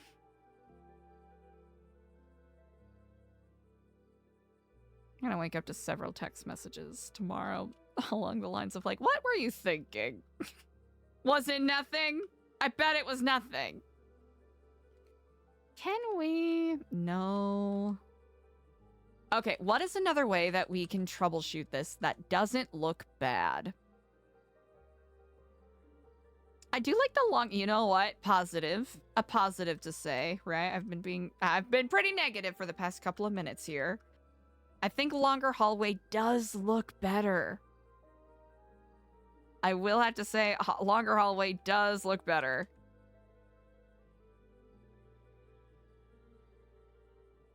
Okay, what if...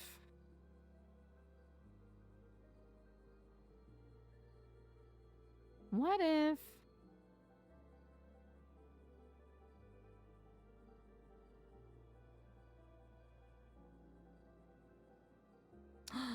Because... will that work, though? I think that might look bad. Yeah, that'll probably look bad.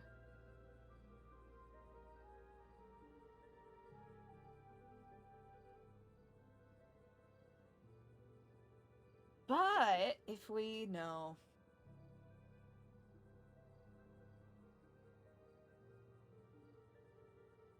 You know what, man? Focus on one thing at a time.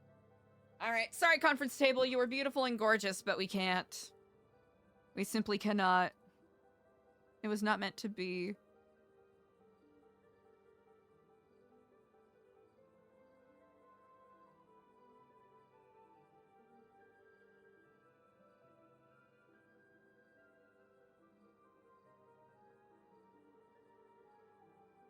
Chat, we're a little over 13 hours into stream. Right now is an excellent time to check in. Make sure you're staying hydrated. Grab a snack if you haven't had a snack in a hot second. And whether you're kicking it in chat or chilling and lurking, I really appreciate you all. Thank you so much for hanging with me.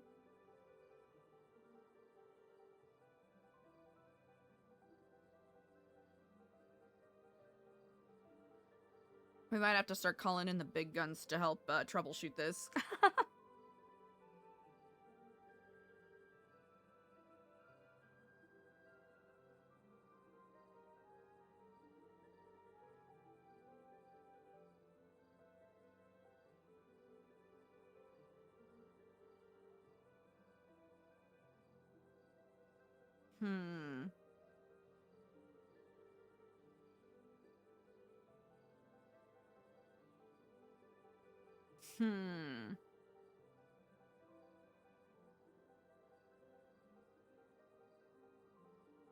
Diego vetoed the TV, which is understandable. Clay's fireplace is so cool, though. I don't want to get rid of it.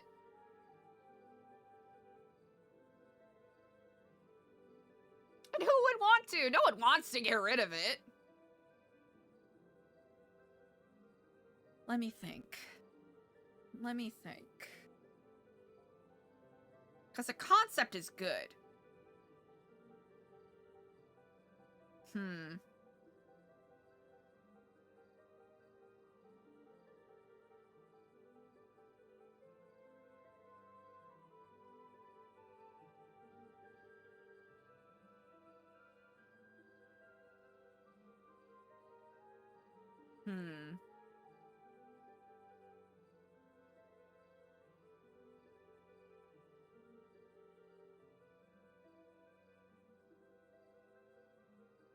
What is the littlest we can do?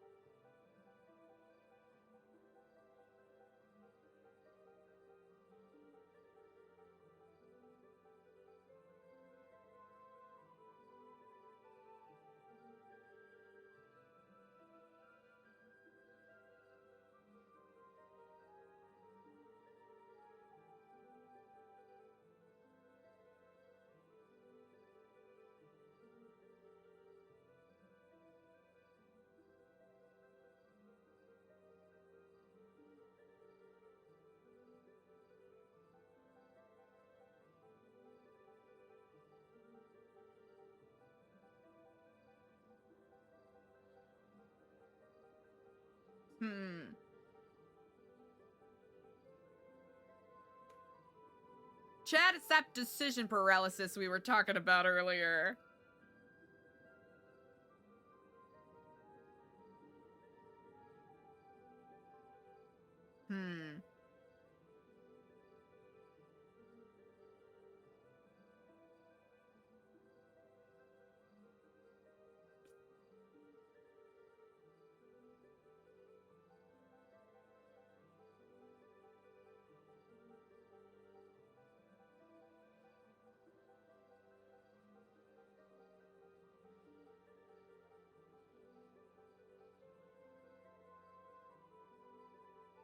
Stop that.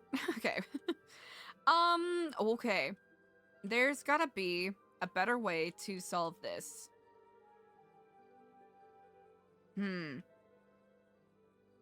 It looks good, but the problem is that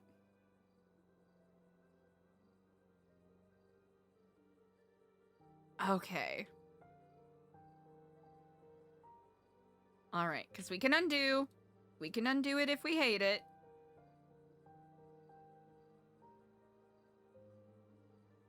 Oh, man. Man, it takes away so much personality, but it does give us...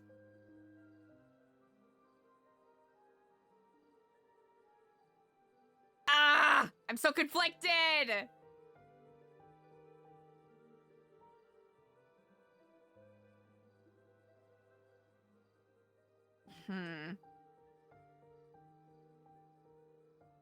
Man.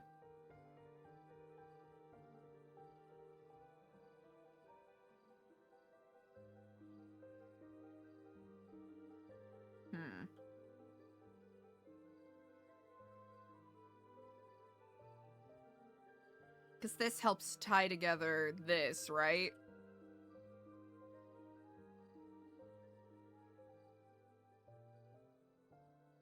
One, 2, 3, 4, 5, 6, 7, 8, 9, 10, 11, 12.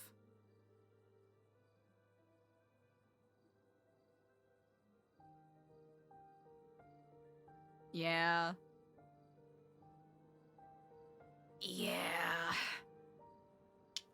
It's okay, we'll worry about that later. And this is just against the wall. Okay.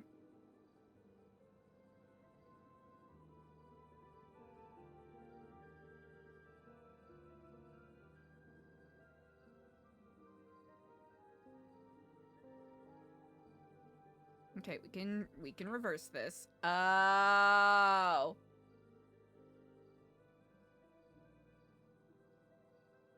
It really ties everything together.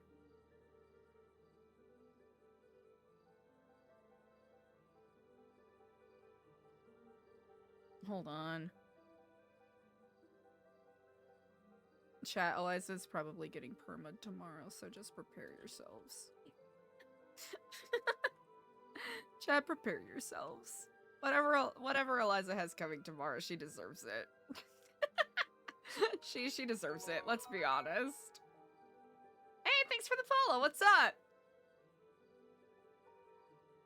Oh man, Naughty Patrick did such an amazing job. It simply is just asset availability.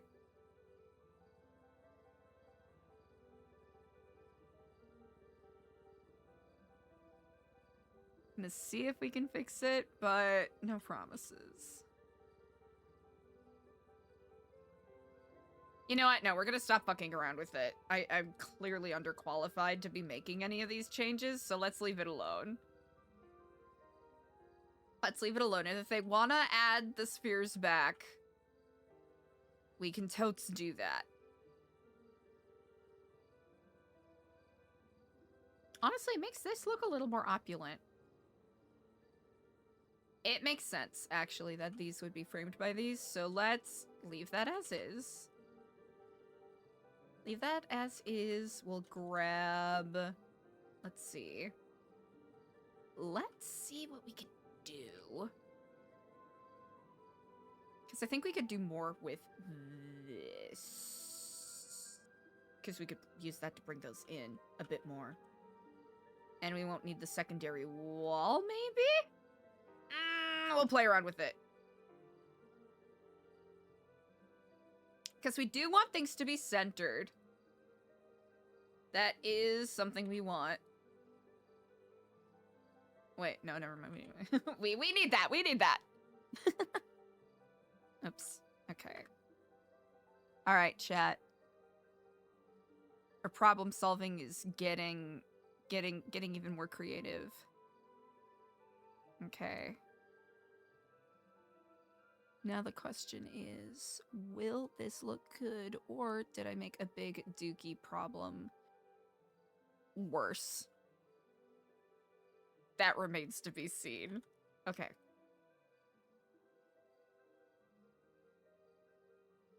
Okay. We're just gonna go through.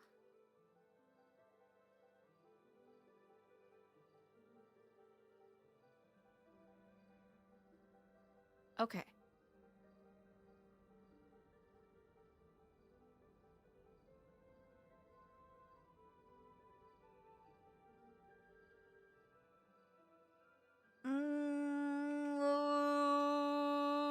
We can make this work. We can make this work. Okay, chat. We're gonna make it work. Wait, hold on.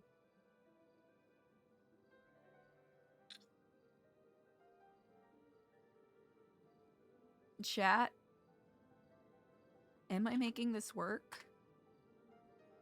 Chat, I might have saved New Epsilon. Chat, I think I might have saved New Epsilon.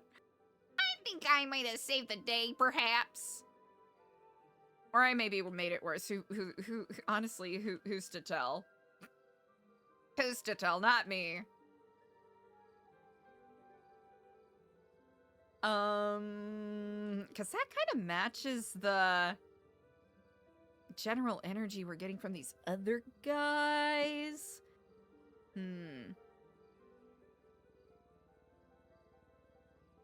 That door frame isn't working. Because the wings are getting cut off. Hold on now.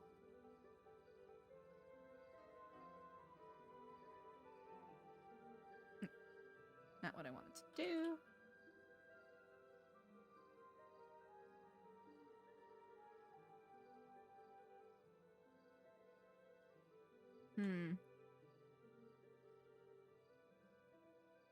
That's the tricky part with this. Because we still need to make that and that connect. I understand. I understand my folly. Oh, wait. It's gonna happen again. Okay, strangely enough, chat, we are actually making some progress here. I know this is probably not everyone's cup of tea, nor why you are hanging out here, but I appreciate you all for hanging nonetheless. Yeah, I think we'll just have to find more daytime lights to help balance things out a little bit. Because that lamp is not doing it. It is actively doing the opposite of it. Maybe there's more... We could do more plants. Certainly. Maybe more artwork. Maybe a table with a vase. Our options are endless.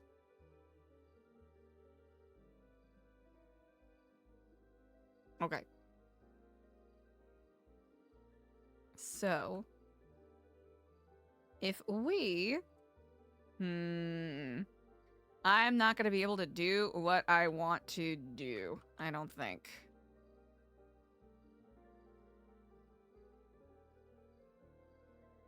Because then I'd have to move those forward more. I realize the conundrum I have unwittingly walked into.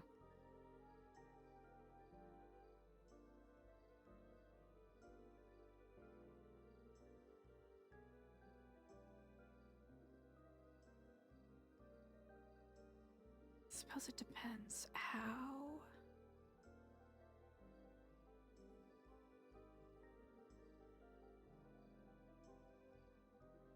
I could do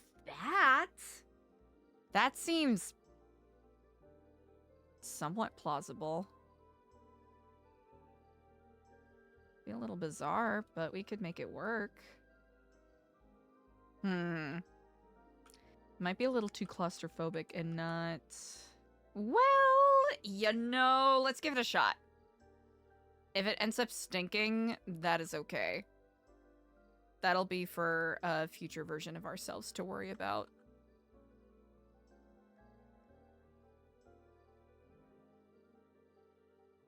Oh, I have to...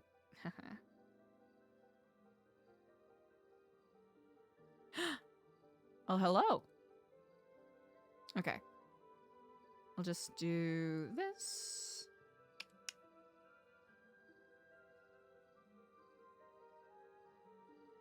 One, two.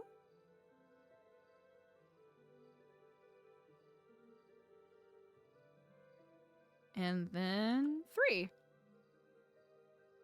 All right. This guy.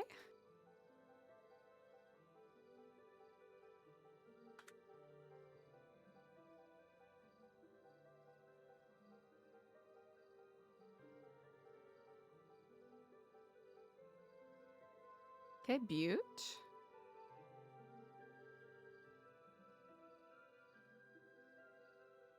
What the? No. Oh.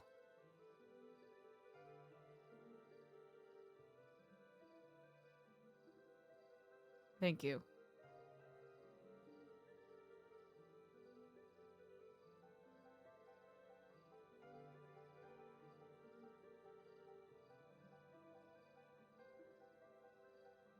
I don't know how that got so goofy. Nope.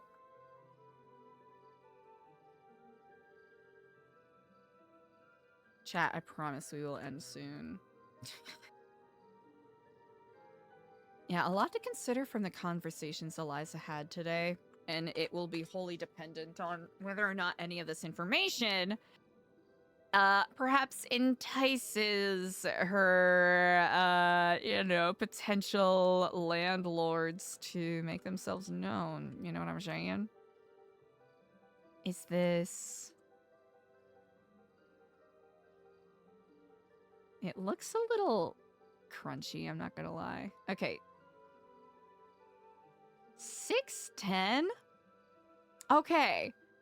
Could be worse. Chat, it could be worse.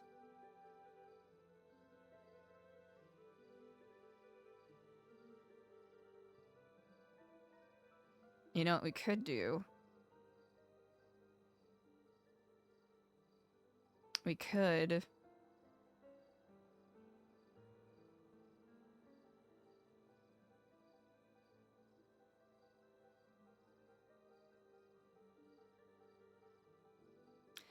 Can't remember if we were going to move this into the library or not, but...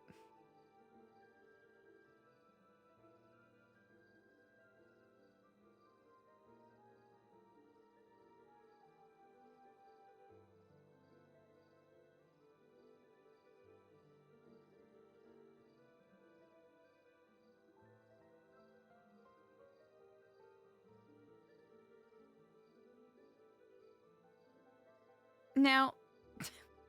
Now... Nope.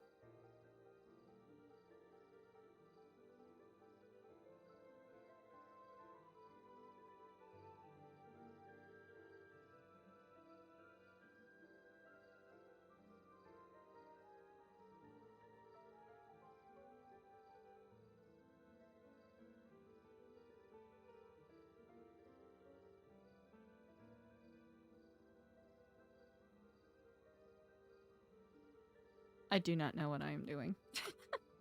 Clearly.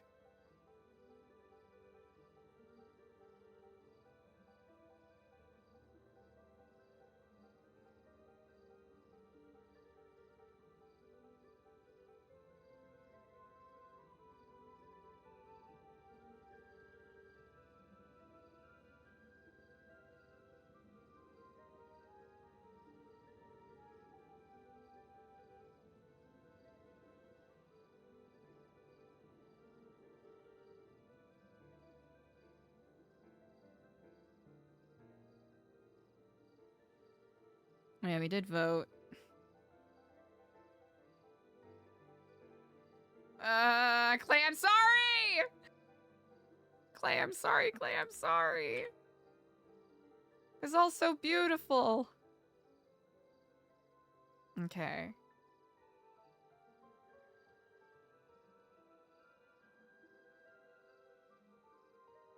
Okay.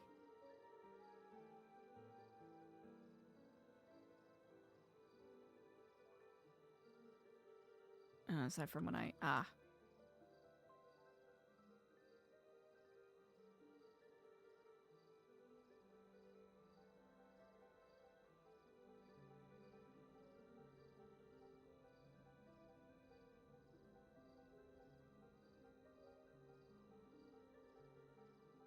Oh.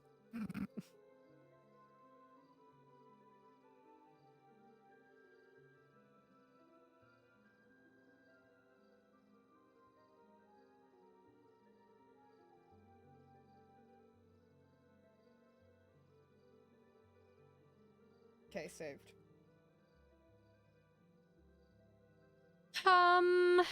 Does that save it? Hey, Coaster, what's up? That saved it, right? I know we have a lot more saving to do. You know, it's a little unorthodox on account of how clumsy I am with this, but you know, it's honest work. I'm doing my part, and I don't want to make not Patrick have to do all of it. You know, that just wouldn't be right, now would it, chat?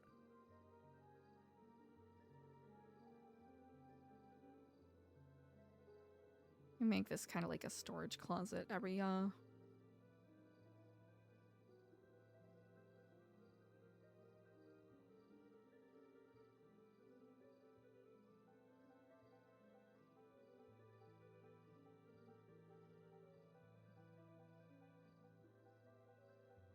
That should be good. And of course we don't want that to accidentally blend into the wall too much. Last thing I want.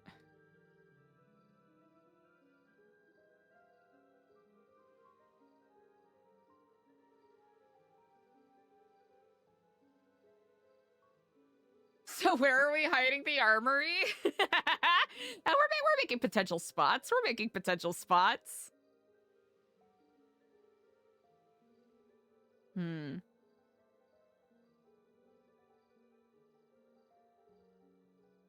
This will at least give people a little more room. Let's yeet the bathroom and the insane door for the time being.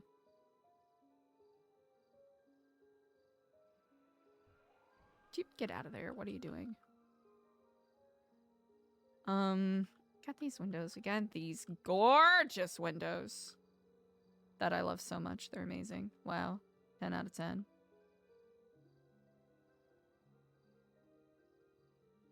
Huh.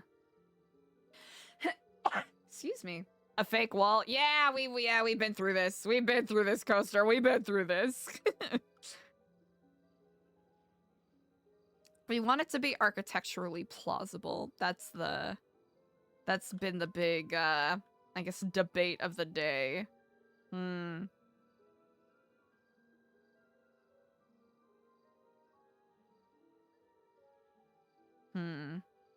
608.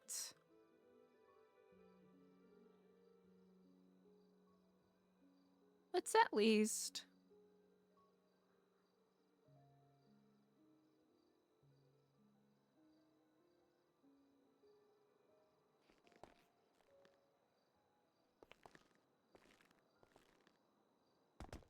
Alrighty. Alright, let's see how bad this ends up looking. Eliza, what are you doing? Get up.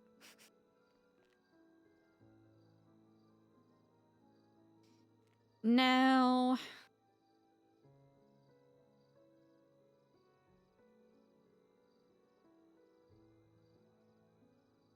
I think we agreed that no one enjoyed the...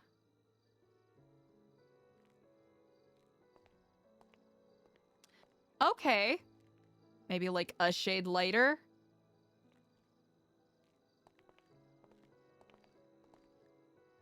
Because I think everyone agreed that simple white was too much.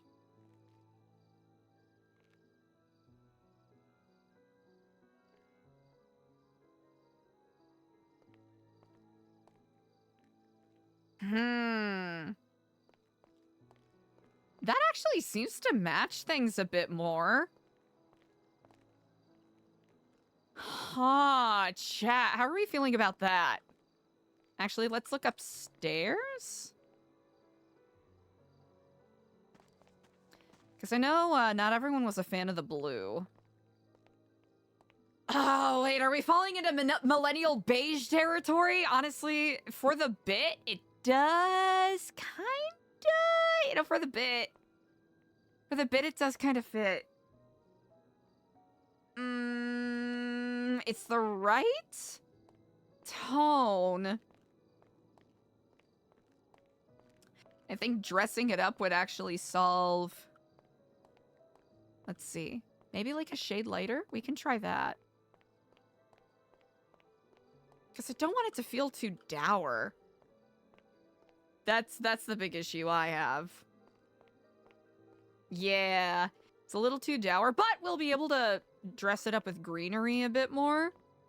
Which'll be nice. Which'll solve some of our problems at least. Okay, so we got this like lighter beige. It's, you know, millennial blob. Which again kind of fits with the general vibe we're going for. Like it's a little oppressive in a way. Let's try that. Let's see how that feels. Huh. I think that kind of made it worse, potentially. I'm not in love with it.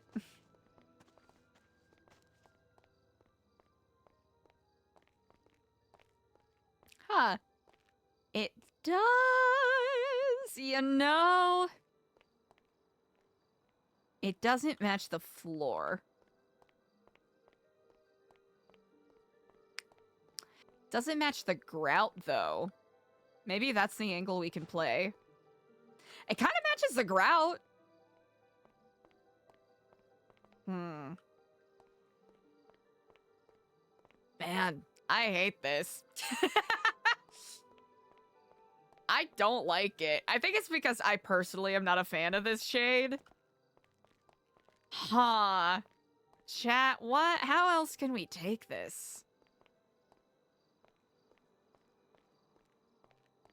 What? Because we agreed that white was a no thank you.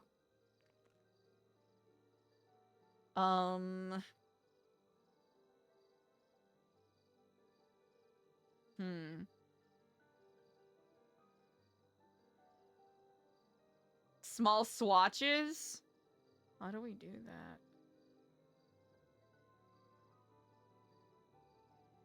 We don't have the power. I don't have the power to do that. If we did like a darker blue. Asphyxiation blue? Goodness gravy. Coaster, come on! Let's see. I think that might have ruined it again, but... I hate it! Wow, thanks, I hate it! I just felt like the vibes in here got worse. Ugh! Okay, we hate the blue. What of... Guess this is the blue we had before, right? And people were decidedly like, oh no thanks. Yeah, that is the shade of blue we had before. Okay, bye! What if...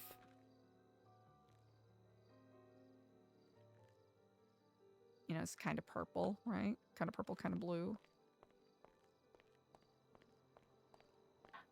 I don't know.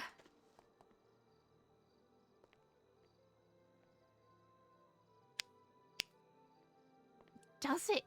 It doesn't. It's not. I don't know if it's doing it for me. this child's bedroom? We haven't used this blue, no. Not this blue. Red? We can't do red. It's against the rules. I wanted to see if I was... You know, glass ear, when you hear your voice too much, you're like, wait, what the heck? My voice sounds terrible. But it's not your voice. It's because, you know, you're used to hearing your voice, you know, as it resonates inside your own head. All of these vibes are rancid.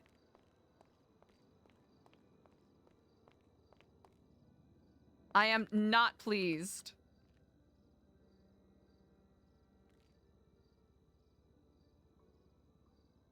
I think we tried black and everyone voted no. Hey, what if we did this shade of blue? Chat, what if we try another shade of blue? This is something. I think we're gonna run into the same trouble upstairs where it's like, oh, it's children's room blue. Great. Ugh.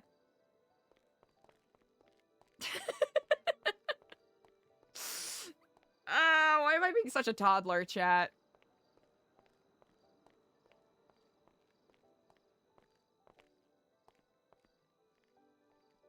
I'm gonna... Right, we could. Right now, the problem is just trying to find ways to not use up so many resources, so...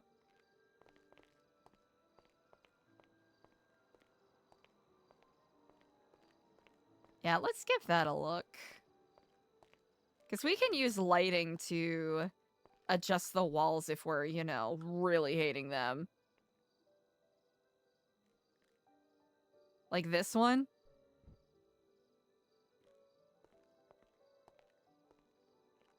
Ah! Okay, wait. Hold on, we might be onto something here. Hold on, hold on.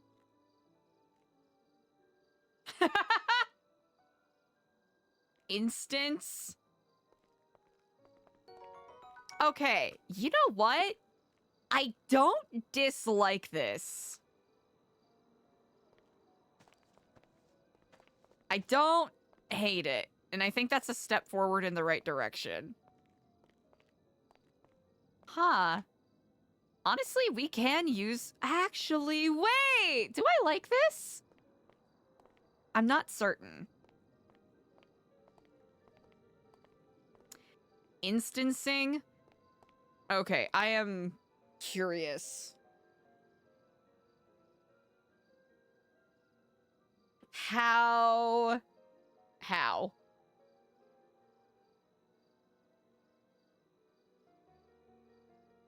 Coaster, that is a very good point. I did not even take into consideration.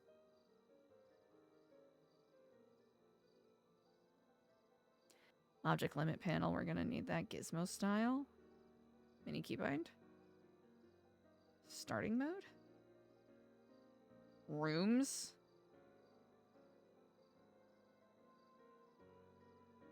Open room links. Oh, what? Shut the fuck up. Okay. Okay. Hold on. Okay.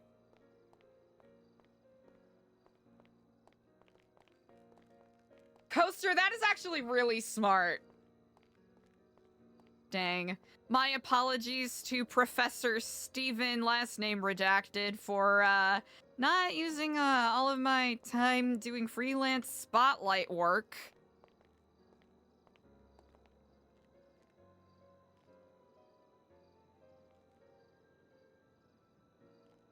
Ah. Okay. So... Alright. Okay. Drag to link. Void link. Create room. Oh, okay. What the fuck? Okay. So... Oh, wait, we probably want to keep it shorter so that those objects aren't included. I see. I understand. So, wait.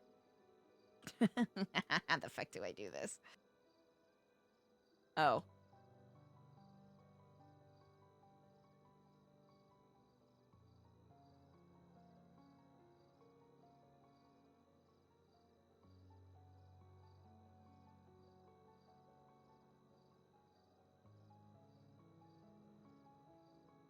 Okay. So... Oh, so wait, if I make, like, this specific spot here, room quotation marks, that could okay, hold on.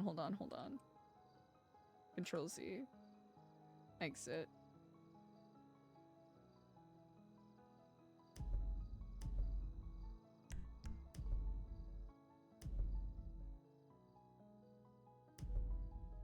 Nope. Nope. Yeah, get me out! No! Get me out of here, please. No, it's getting worse. Help!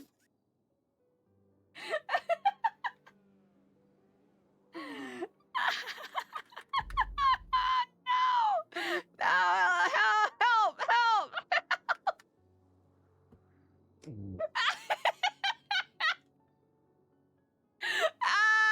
I'm too incompetent. No!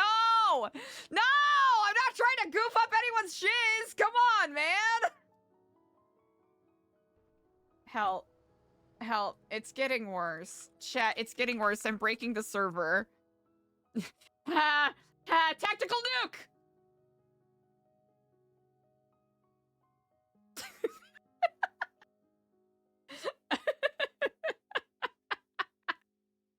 Okay.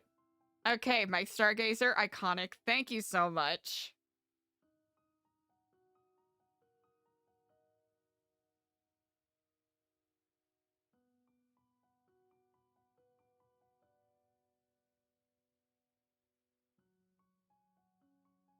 Really? Gotcha. Okay, let's give it another shot.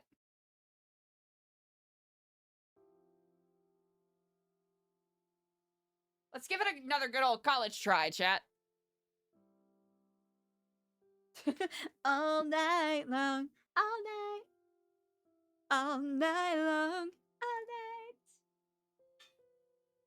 Chat, why do I have this oopy goopy music just plink plonking? Actually, wait. What are my vibes right now? What are the vibes? Ghost has a new album out. Wow. Modern Jazz Fusion Tuesday night chat. Pico is iconic. This is true.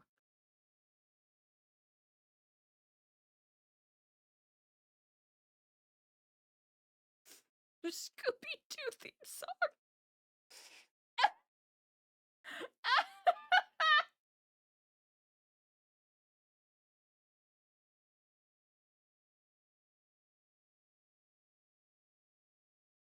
Man, I could say I feel disrespected, but also...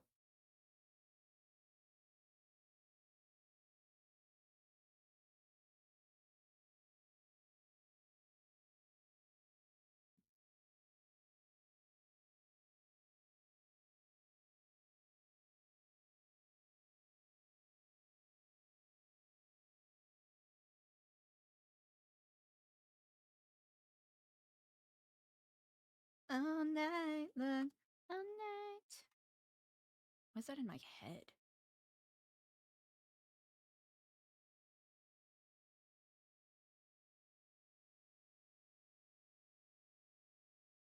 Chat, I hope y'all are having a lovely day. Okay, we just unlocked something huge that'll make our lives so much easier.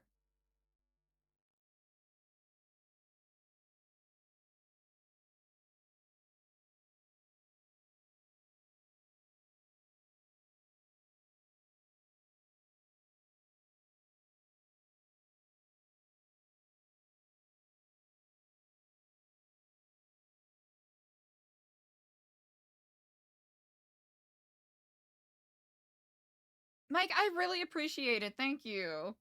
Did we unlock sanity? Never. Never. I'm currently shoveling popcorn into my mouth. It is my only sustenance. That and spite is what is keeping me awake right now. I remember when I was talking about, sunk cost fallacy a little earlier? Yeah.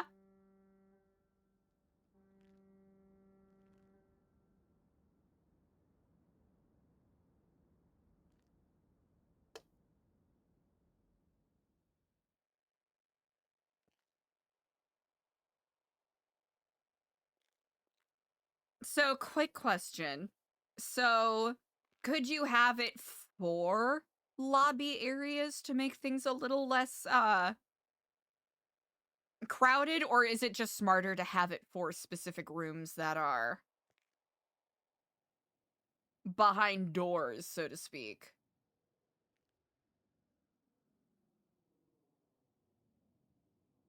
What kind of energy am I thinking of right now?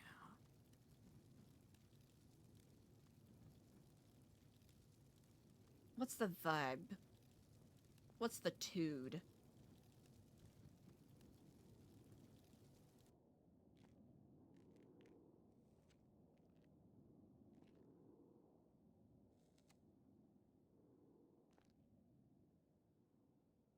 Also, chat, if you're not already, Mike Stargazer, aka Mikey Stargo.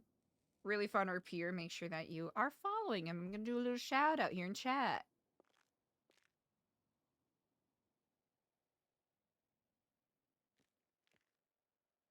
Oh, gotcha! That makes sense. Hell yeah. I really appreciate that. Thank you. That makes things immensely easier.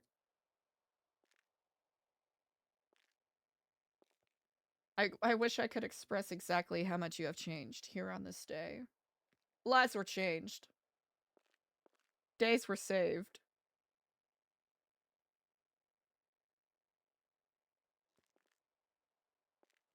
You know what, chat? I'm feeling a little...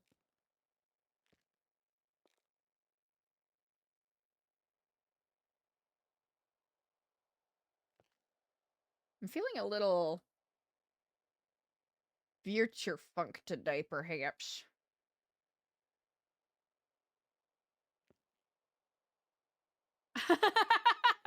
Yeah, it's one of those things that's really tricky to describe in character without kind of sounding OOC. It's always a fun challenge to try to figure stuff like that out, though. Oh, that'll fine. That's fine. Uh-oh. Oh, no. Don't tell me.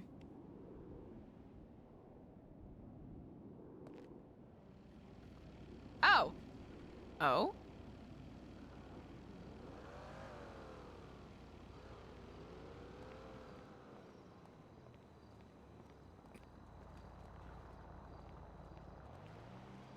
Ah, hello and Kiflam. Hey. Long time no see. Do I know you? My apologies, I must have mistaken you for someone else.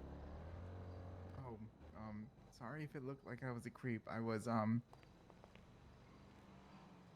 there's a very, weird situation that I'm in, right? This is crazy.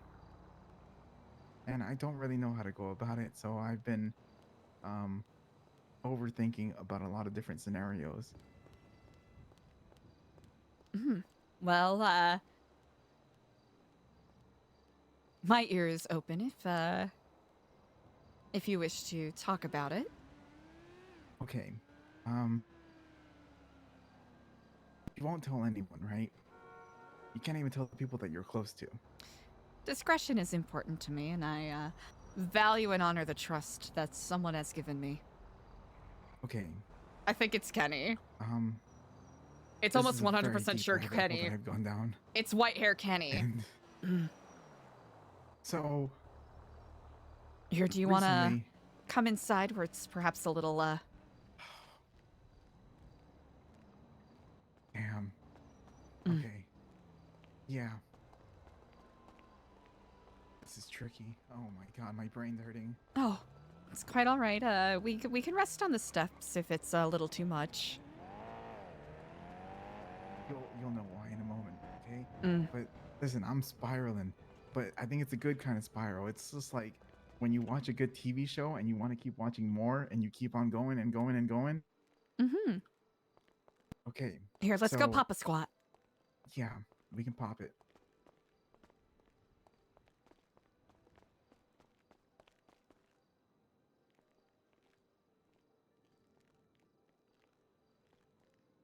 Long overdue Kenny convo too, Okay, chat. We're getting I'm spoiled trusting you today. with this information. You can't even tell your closest people.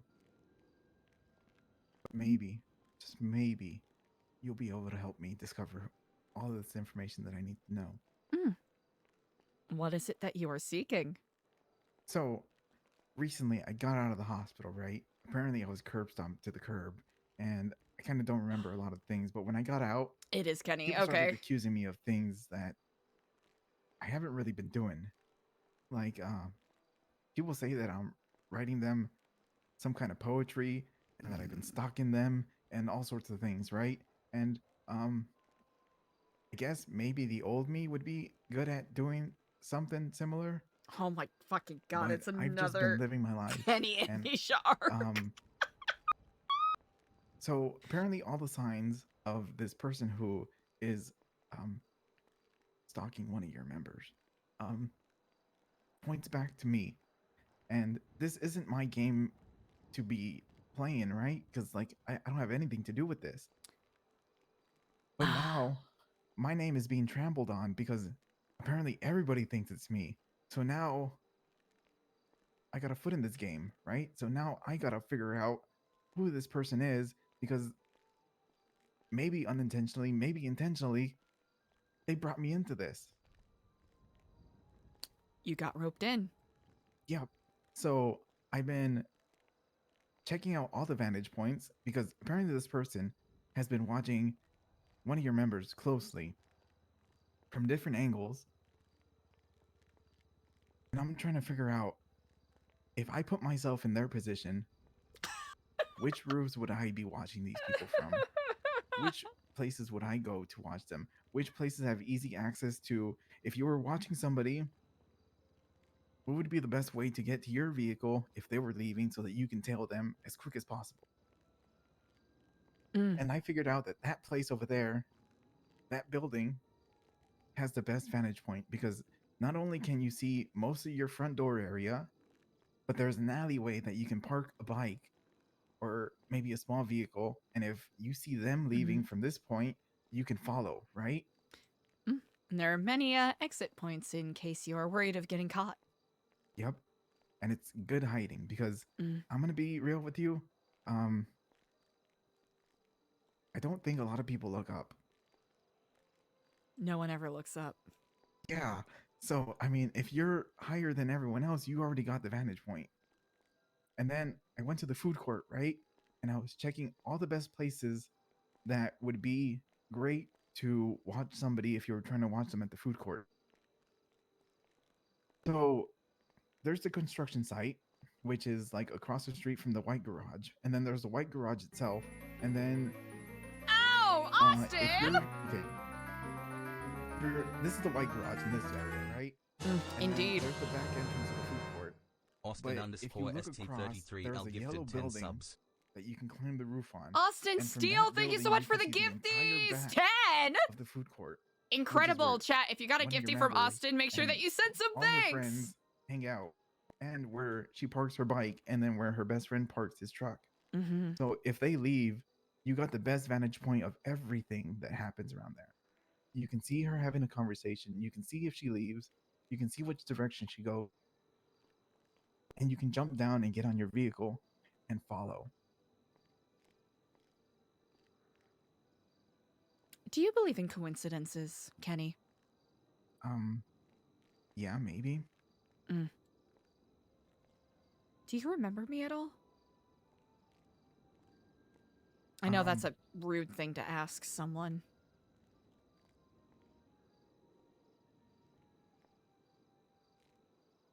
I found a note in a journal that had a lot of things resembling the stuff that you have on. And I have a coin as well. Mm-hmm. But that's about all I remember. And okay, side note. I've been interviewing some of your members because I was told that Epsilon is non-violent, but every member that I have been interviewing has been pretty violent towards me. I'm gonna be honest. For that, I I'm do kind of apologize. confused. Yeah. Let me guess. EJ was one person you interviewed, I imagine. Yeah, and also Ashton. Ashton Sterlingham. Mm-hmm. Yeah, when I was asking him about stuff, and he was kind of like coming up on me in a threatening manner, and I was just like, whoa, whoa, whoa, man, like you gotta kind of back up, bro. And he was just like, we're not violent, Kenny. And I'm just like, okay, whatever you say. I mean, you're the one, being kind of violent right now. I'll have to admit, feel free to take this with a grain of salt because you are only hearing this from me. So I don't really have any other way to prove what I'm saying is true other than saying, trust me, which I will leave up to you in your judgment. But to be perfectly frank, I cannot claim to have known you or previous versions of you particularly well. But I like to think I've known you well enough. And from what I've witnessed, you previously did some member stuff with us. But then I believe, I don't know whether to call it previous Kenny, what have you, took a different path, which, while a little saddening, is understandable. Everyone has their own path that they tread. And I'll have to say, some people thought that you went full Joker mode, and you got a fake lobotomy, you got your arm cut off and then replaced with another person's arm. You would threaten to blow people's faces off with a shotgun. Allegedly, you've sent threatening texts to people, so that is not to justify any violence or hostility you experienced. It certainly does not. But I hope that adds a little bit of perspective as to what may or may not have happened. And I will say that's only from what I know and understand. There's very likely pieces of the puzzle missing from my perspective. I mean, from what I can tell, the past version of me was pretty psychotic. And some people miss that side of me. I've been giving compliments to people and being really nice. And then I've had people be like, come on, Kenny, tell me I'm a dumbass. Tell me that I'm a fuck up. Like, hold the gun again. I haven't even held the gun and people want me to shoot people. I don't know why. I don't know what's going on with, there was a note in my journal that said, I wasn't wrong. It was the world around me. And now I can kind of see that, it doesn't matter how good I tried to be, that the people around me are forcing me to try to be psychotic. And I don't know why. I don't know why people always want me to just kill or shoot somebody. I had a cop that even told me if I'm ever hungry, that I should just smoke cigarettes if I ever wanted to be a cop. And I'm just like, drugs are bad, man. Like, what the hell? Like, it doesn't matter how much I tell people that I don't want to do drugs. I don't want to do this. Don't do that. They keep trying to force it on me. And I'm just like, what is wrong with all of you guys? It sounds like you have been faced with an insurmountable amount of challenges, especially while you are still in recovery. And for that, I am sorry that you have to deal with that. Everyone keeps calling me crazy or psychopath, but then I start looking at them and I think it's everyone else that's a psychopath. I'm gonna be real. Multiple things can be true, certainly, but sometimes people lack that perspective to understand the consequences of their actions. It's true. People aren't really aware of the consequences that come from the things that they do, and they're just kind of okay with everything. So it seems. The only person that's ever really acted normal recently was this lady called Cassidy. Apparently I was really mean to her and scared her. Oh. And I apologized. I'm on my Kenny Apologize World Tour because I've been mean to a lot of people. So I've been handing out flowers and, Ah, been that's really apologizing. nice. Yeah. So it's going great. I repaired things with Cassidy. That's very wonderful to hear. But like I said, everyone keeps trying to make me shoot people or hold guns or smoke crack and do drugs and do meth and all this stuff. And now I'm in this whole conundrum where people think, and it's not just EJ, it's everybody thinks that I'm the one writing these freaking poems and stalking people, but it's not. So now I got to put myself in the position of this person to outstalk the stalker. Do you by chance have a phone filled with text messages you don't remember sending? Oh yeah, I was about to listen. Somebody told me that maybe I should look through my text messages to see what kind of person I was, and it's very there's this lady named Margot, right? Ah. Yes. So, Delightful personality, very concerning proclivities. At one point, I told her to take the arm of some guy named Ethan and give it to me so that I can have a new arm. But I haven't seen this person in forever, so I don't think it. And Ethan has both of his arms, so I don't think it ever happened. Okay. Well, that's some comfort, I suppose. Yeah, but the old me was pretty vicious. I'm gonna be honest. Ruthless. But to give the old you a bit of credit, it is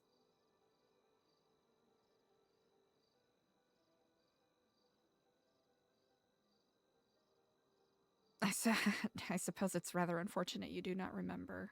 Or perhaps fortunate that you don't. It's not for me to decide, but I'm getting that kind of response from a lot of people. Some people are saying it's good, some people are saying it's bad. Let's just say you've had your fair share of challenges that you've had to face and to overcome on your own without any help or support from others. And I don't think anyone with an ounce of empathy or compassion would blame you for going down the path that you have gone on. Previously, of course. When you say that, it's kind of funny when you say that, I've been doing things alone. I get kind of the same vibe from EJ, and I don't think that it's that she willingly does things alone. I feel that people, I feel like she is starting to be a lot like the past version of me, because she said that I used to be very paranoid and very not willing to trust people, and she's kind of walking down the same path. And with this whole person that's following her around thing, she's kind of reached out for help, but some people have seem to have taken it as a joke, or I guess kind of tired of it all. So she's trying to take it on herself, which I feel is something that I would have done. And she feels like she can't really turn to anybody for this kind of thing. So she's trying to do whatever it takes to draw this person out, whichever way she can, to just figure out who it is.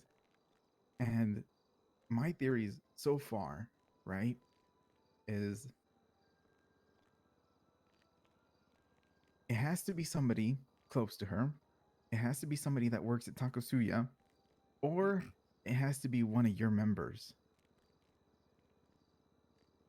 Because they know so much about her.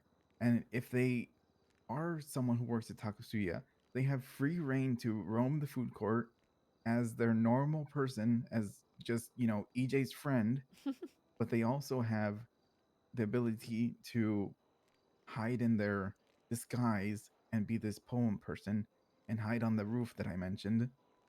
But if they're an Epsilon member, they have free reign to be around here. She also mentioned that she can't be on the phone much because they listen to her phone calls. You listen to her phone calls? Yep. She said her phone isn't safe. So if they are an Epsilon member, right, they have free reign to be anywhere in here listening to her phone calls if she's around here. Or if they're in their disguise, I think that building over there on the side is the best method for them to watch her from. So it's very tricky because it's just like, which group is this person in? Are they Takasuya or are they Epsilon? Mm. Are they in any? You know?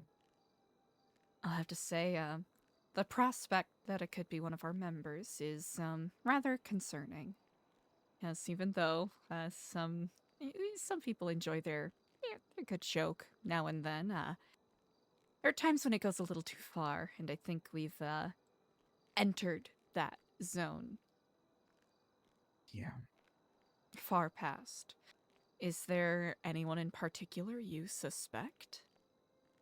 I don't remember who all she's friends with. I'm gonna be Hmm. real. That's quite all right. It's to some degree or another, I suppose it's relatively easy because we are a pretty small number with, of course, volunteers that move in and out, but they are not permitted keys. All I know is, and I guess everybody should know this by now, but it's somebody that's close. I don't even know why I'm a suspect because she says that they know a lot of stuff about her, but me and her haven't really talked all that much. I'm gonna be honest. I'll And have to say, you might not remember, but it seems as though you two got, well, hardcore frenemy vibes is what I'm going to call it. yeah, I can understand that, but she also said that they knew about her and some guy named Jasper dating, which was pretty recent after I got out of the hospital type of thing, and I knew nothing of that. They also said that when she was dating Jasper that they were angry at her, right? They were sending her like the poems they were sending her were a lot darker than usual. But then when her and Jasper broke up, things kind of started to be sweet again. So it's somebody that has the insight on her relationship.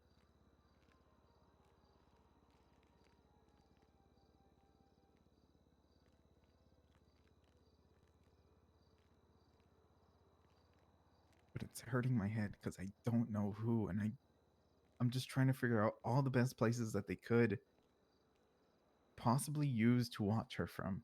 And are you hoping to clear your name? Yeah, that's the big thing, right? Clearing my name. But at the same time, if, like I said, I feel like part of her is kind of like the past me, you know, and if she's taking this on alone, I think she needs some sort of help, right? And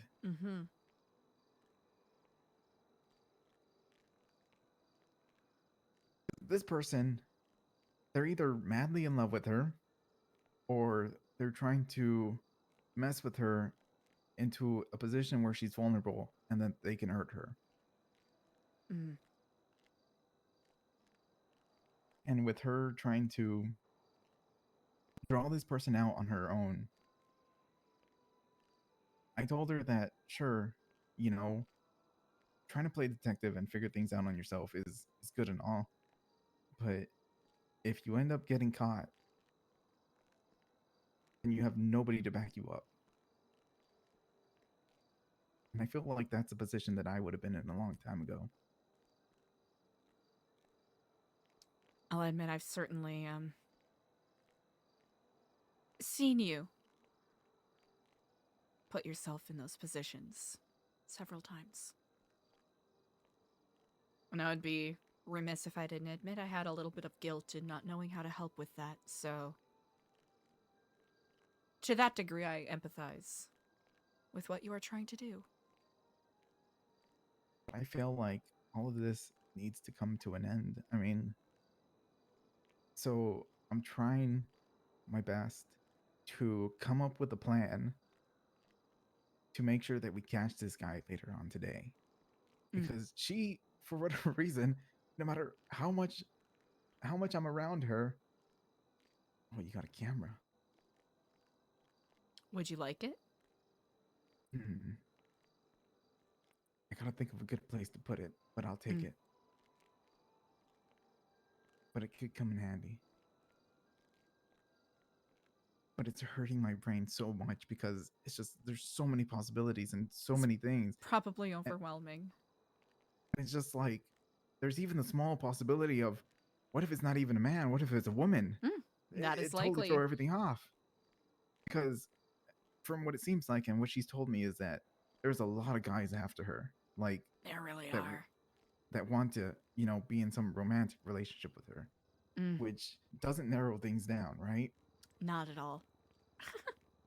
So I don't know if there's exactly a lot of women after her, but it would certainly throw a wrench in all this as well, because everyone's thinking it's a man, and that's who we're looking for, right? We're looking for a guy. Well, what if it's not?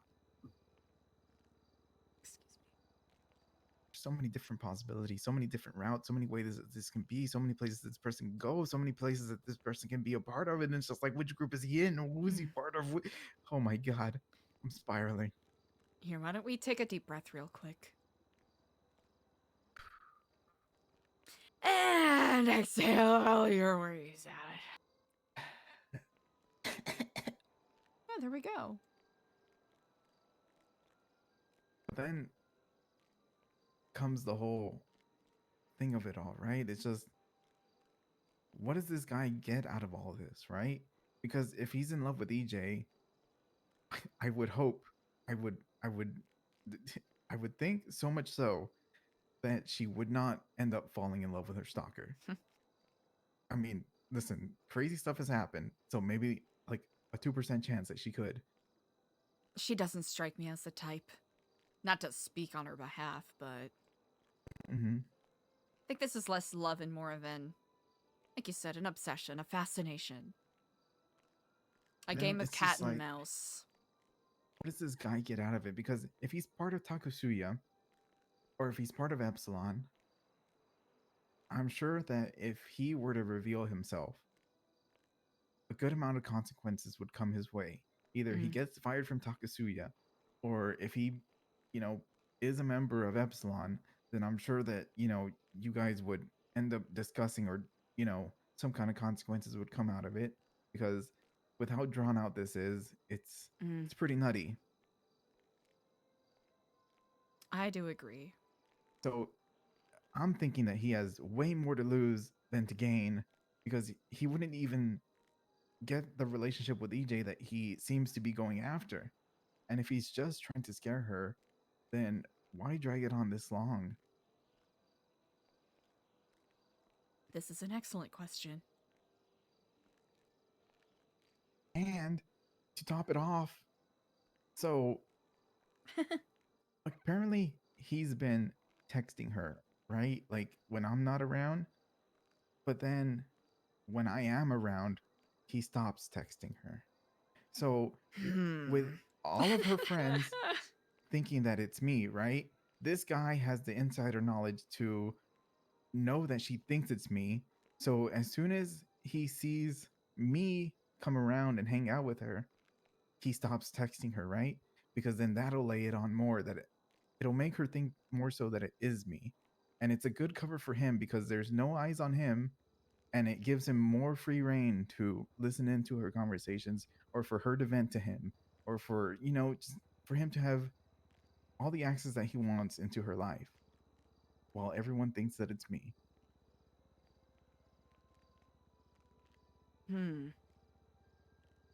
So he's playing it up. You don't think that there's a correlation to the fact that your memories are inconsistent, and the only time, please correct me if I'm wrong, but the only time that this gentleman is reaching out, or gentle person, this poem writer is reaching out, is when you're not around, yes?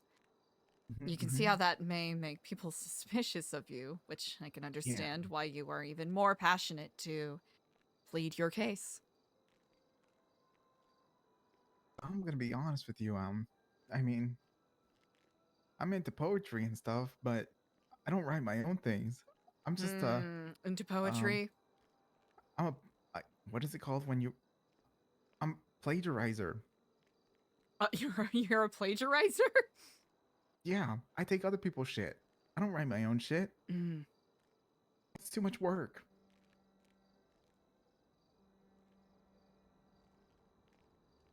But this guy, Interesting. He's been writing things from the heart. They're his own pieces. Is the poetry good? From what I've gathered, it's kind of creepy. So, I mean, good. I guess depends on the person if they're into that stuff. I haven't really read all these poems, so I'm not too sure.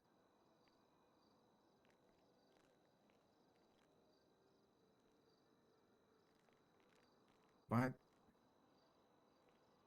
today is the day that it all ends. At least I hope. Today? I'm on the case. I'm gonna find this guy. And the other tricky part, right, is because I'm not, at least the new me isn't violent. I haven't held a gun ever since I've been out of the hospital, even though people keep telling me that I've held guns before. I haven't had a gun on me. I haven't hurt anybody. But I don't know what to do with this guy if I do catch him.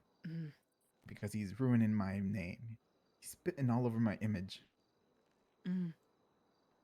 Well, I suppose, what are you seeking? Justice?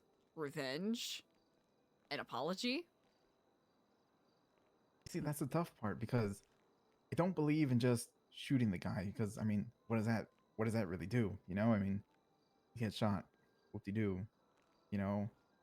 But EJ doesn't want me to hold him up either, but we need a way to restrain this guy if we do catch a hold of him. And if we can at least figure out who he is, which friend group or where he actually resides, then, you know, he can face the consequences of his actions.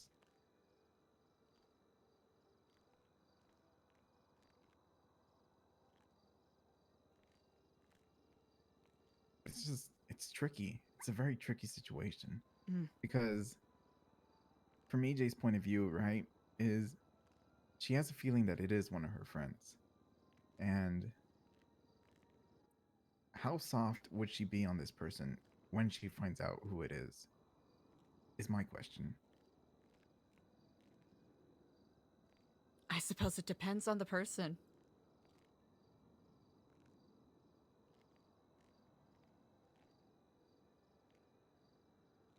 Oh. Right now, I've just been scoping out places and I need to come up with a plan and then a backup plan and then a backup for my backup and then a backup for that backup for that backup. I gotta come with plan A through Z, you know, just in case. You never know. Do you think you are perhaps focusing too much on this? Maybe less catching this person and more clearing your name? I am playing devil's advocate, by the way. Yeah, I mean, I see that. I mean, the thing is, I don't know how exactly to clear my name, you know, like, I stood in front of EJ and she called me, for God's sakes, like, you know, trying to see if my phone rang right in front. And I was just like, why are you calling me? I'm right in front of you. And then later on, she told me it was because she was checking if I had the other SIM card or if I was this person. And I'm just like, you know, like, I could literally glue myself to her and she's still going to think it's me.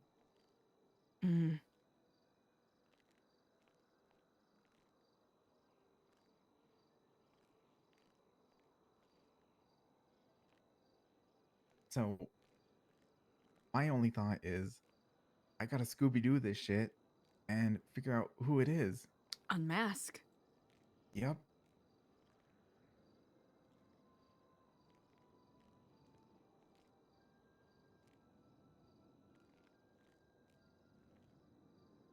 But it's a very tricky situation. There's just so many possibilities, so many ways this can go. And then depending on who this person is, it's just what's going to happen to them, you know? What should happen to them? Because at the end of the day, all of this is just way too much. I mean, it's also got to take into consideration of who else are they stalking? Is it just EJ or EJ and her friends? How far does it go if it is her friends? You know, like if he can keep track of EJ so well, what if when he can't keep track of her, does he just go to one of you guys and start following you guys for the rest of the day, hoping and waiting for her to just appear? Mm.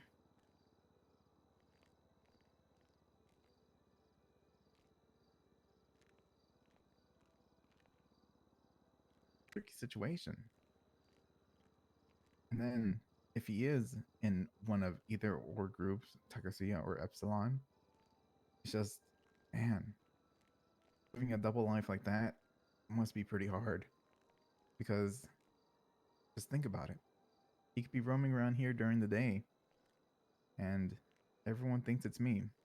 While deep down inside, it's actually him. I imagine that's got to be agonizing to think on, to be worried about that, not knowing quite who to trust. Yeah.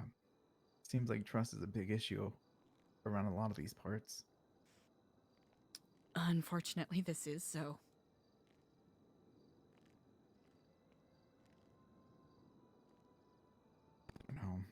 I don't know what to do.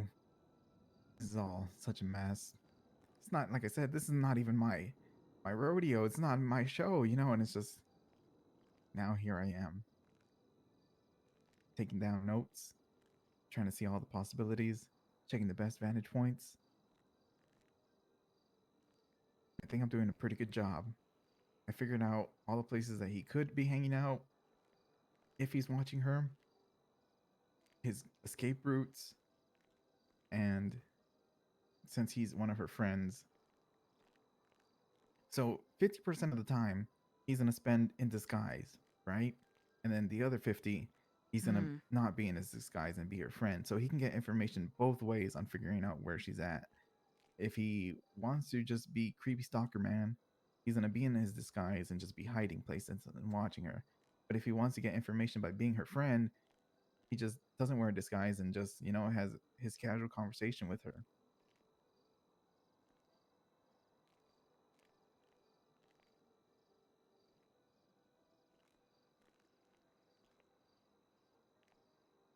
Are you worried that you might be putting yourself in perhaps a similar situation where you are now isolating yourself to some degree, trying to get to the bottom of this to clear your name? Are you worried that the more involved you get, the more culpable it makes you seem to others?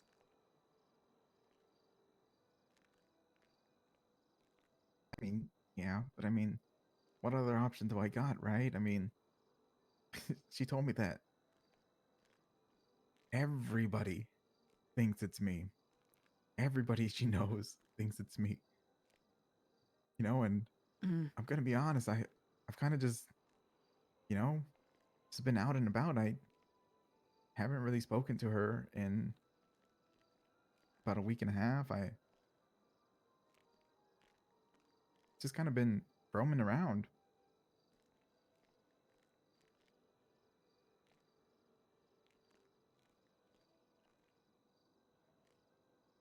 If everyone thinks that it's me, I mean, sure, I could just brush it off and tell myself, who cares what people think? But I still got to face these people on a day-to-day basis, right? I mean, if I go buy food, these people are going to be at the food court. This is true. You know, I've run into quite a lot of your members as well, here and there, and they think it's me. It's just puts a bad taste in their mouth, and I feel like it's going to be a bunch of half-hearted meetups with people to where, sure, they can act nice to me in person and up front, but then behind all that. They'll just think that I'm some weird poem guy. I regret that I do not have any easy answers for you, Kenny. I wish I did. Let me ask you, if it ends up being one of your members, what do you think that you would do? Well, that is a breach of trust, yes? Yeah. Well, they're no longer a part of the nonprofit, and, well, I'd have to have a discussion with them. Because, of course, I still stand by the fact that everyone deserves a chance at redemption. But for those who do not wish to take it, or even wish to seek it,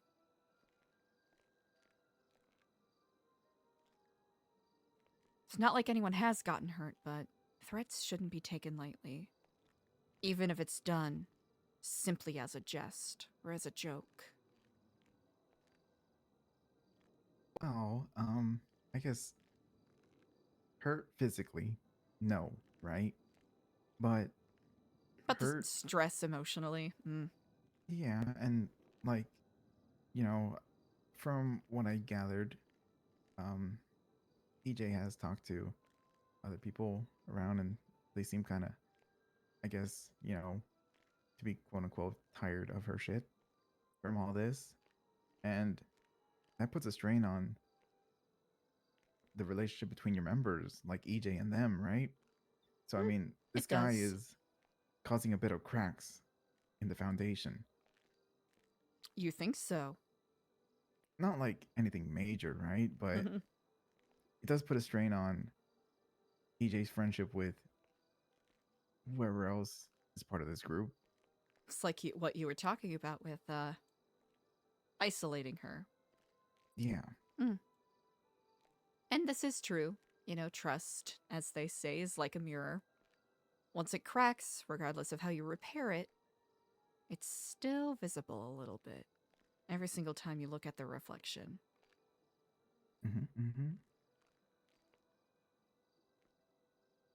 And, she did tell me that if she finds out that it's not me, she'd do anything to apologize. And I told her there's no need. Once she finds out that it's not me, or does whatever she needs to do to figure out who this person is, then it is what it is. Like, she may be accusing me, but I'm not going to hold it against her. Obviously she has her reasons to. And I told her that I know that when her friends that have been accusing me as well find out that it's not me, I don't expect an apology from them, because it already seems like a lot of them made up their mind. It seems like some of them even hate me. And that's fine. I wish I could tell you that's the case. I don't think hate is the... They don't hate you, Kenny. I think they've been hurt enough times by the person you have been previously that they're just scared of getting hurt again. As cheesy as that sounds. At least I know that's how Ashton feels. We've... Not to inflate your ego too much, but we've had a fair number of discussions about you. He still sees you as a brother, whether you consider it such or not. And there's only so many times that you can extend your hand out to help someone and feel as though it's been slapped away before you're left feeling nothing but defeated. Yeah. But it's like I told EJ, right? Of course, even if I don't remember the things that I did, it doesn't erase the things that I did in the past. But I can continue moving forward and prove to people that that is no longer who I am. Whether people choose to accept it or not is up to them. I don't wish to force them to accept me who I am now. Funny enough, a lot of people seem sad that I'm no longer this psychotic, mean person that I used to be. It's kind of thrown me off, I'm going to be honest.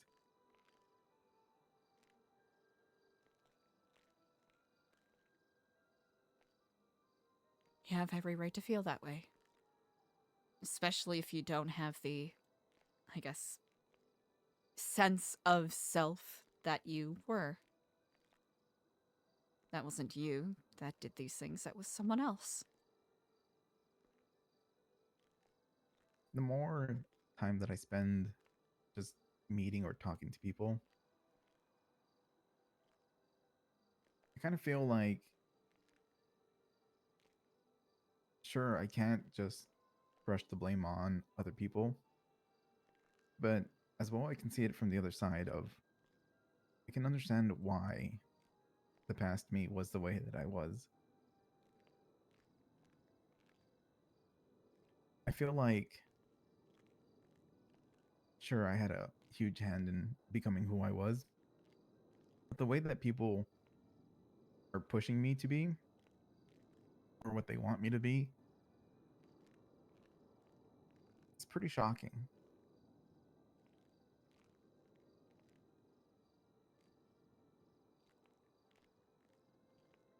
And it's just like,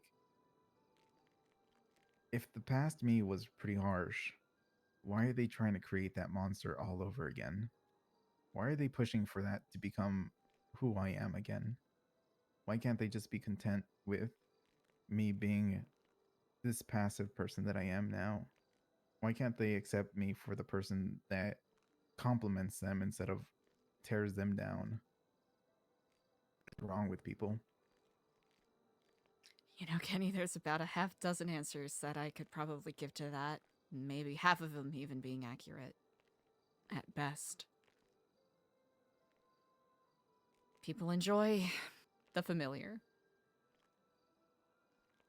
People see, especially in my experience, a lot of people interpret kindness as insincere. Oh, well, you're being nice to me? Surely there has to be, you know, something you're looking for in exchange, right? Yeah. And honestly, a lot of people are more interested in instant gratification. Money, drugs, guns, violence, adrenaline. That moment where your heart is pounding when you're doing something you know you shouldn't be doing and you get away with it. It's almost like your own way of being your own god and manifesting your own destiny. At least that's how some people see it.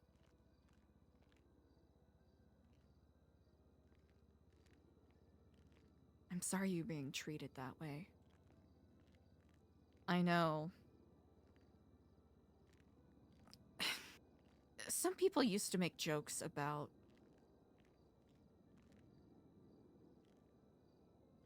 it makes me uneasy to repeat this, but it's only right that I tell you, even if it's difficult to hear.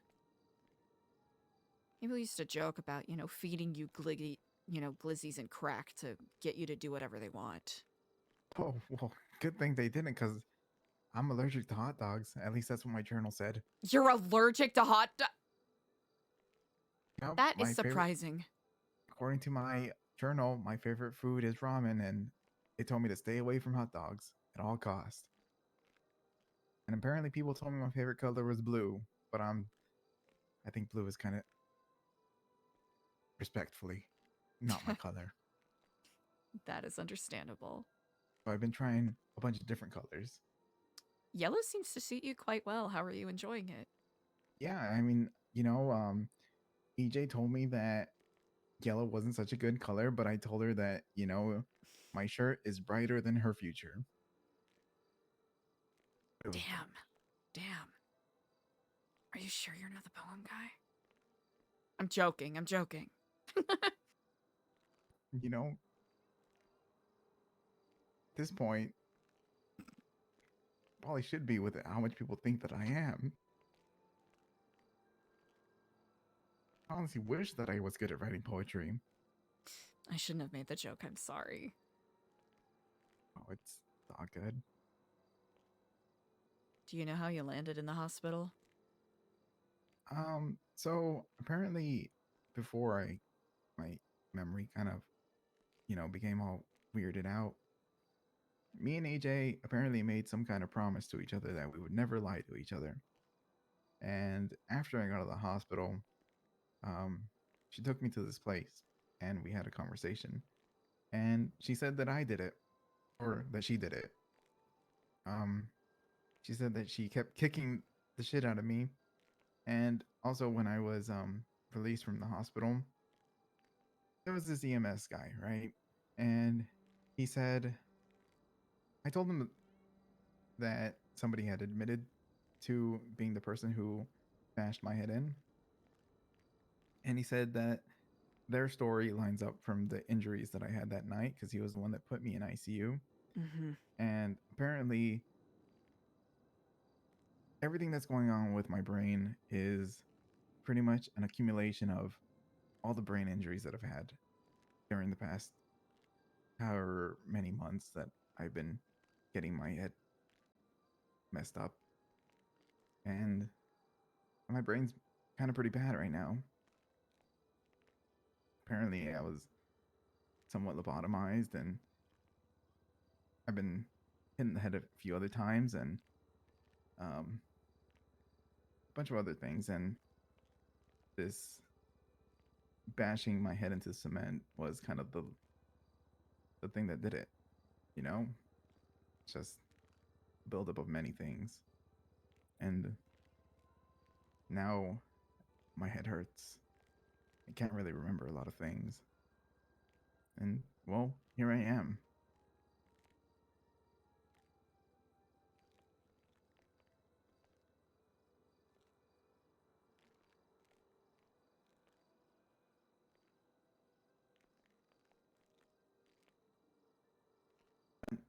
I'm just trying to figure things out, And like I said, I don't blame people for being hesitant or thinking ill of me. I've read a lot of things, a lot of journals, a lot of text messages, apparently that are from myself. That all point to that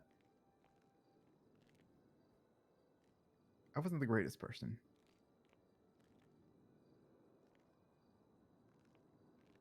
And I get it if people don't want to accept that I'm changed or that I'm a totally different person. Maybe it'll just take time. But I'm trying my best to not be that image of me that everyone says they had of me.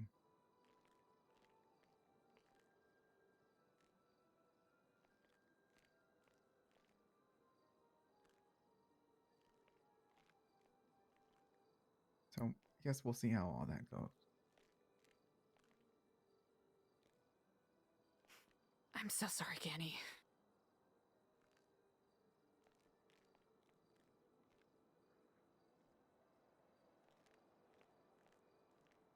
I'm not gonna lie, from my perspective, it seems as though, whether you remembered it or not,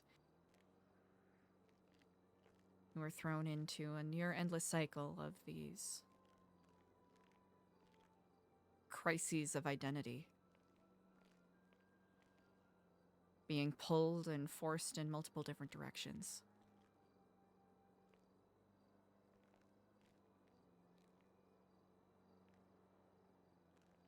It kind of feels like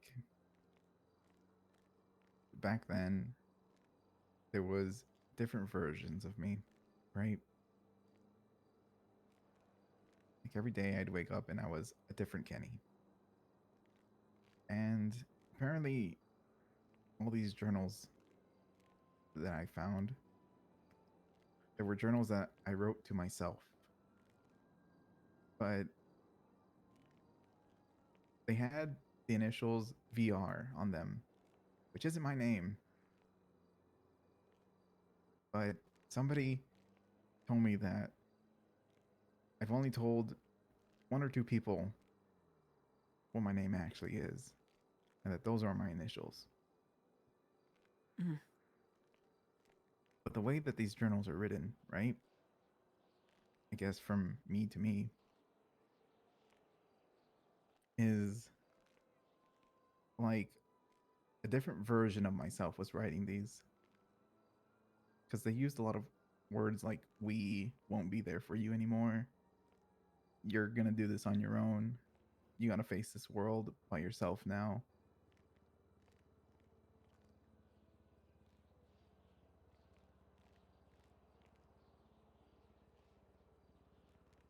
Apparently, these journals were written some time ago, and that Ashton knew about them.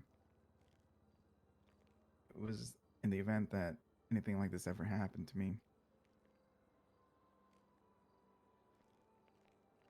That's how I know that I'm allergic to hot dogs.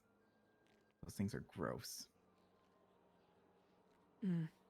Hot dog stand? Disgusting. But then this guy, he was telling me, am I allergic to hot dogs or am I allergic to what hot dogs are made out of? And then he was just like, are you allergic to pork hot dogs or beef hot dogs? Austin, And then that he's is like, are you very allergic to true. the beef itself? Or are you allergic to just the pork? And then he's like, are you a vegetarian?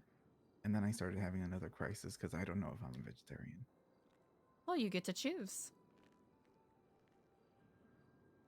Do you I not? guess that's true. You don't have to be defined by your past self or who people tell you you are. I'll have to say, from my perspective, it is unfortunate because it is from our pasts that we can best learn from our mistakes, but perhaps the silver lining for you is this is an opportunity for you to get to decide who you are. Yeah, but then there was this one person, right?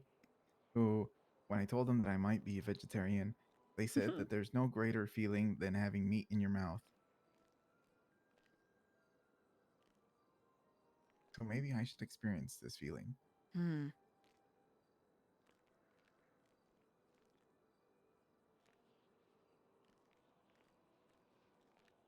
Have you considered that maybe these journals are you trying to warn yourself? Even if you don't remember, just warnings against making the same mistakes again. I think so, because I mean, even in one of them, it said that becoming friends with people is something that I gotta figure out on my own.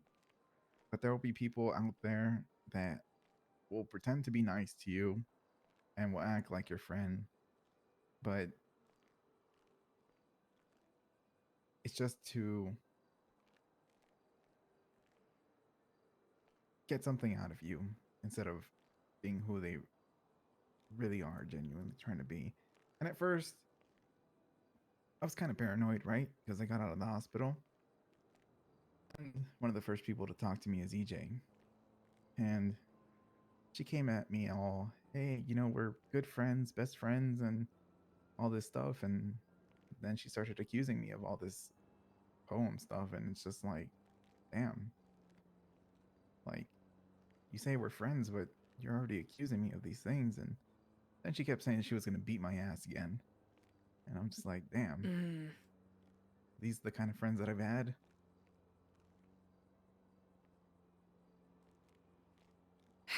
Yeah, I'm sorry. I really can't say it enough. Unfortunately, some people are...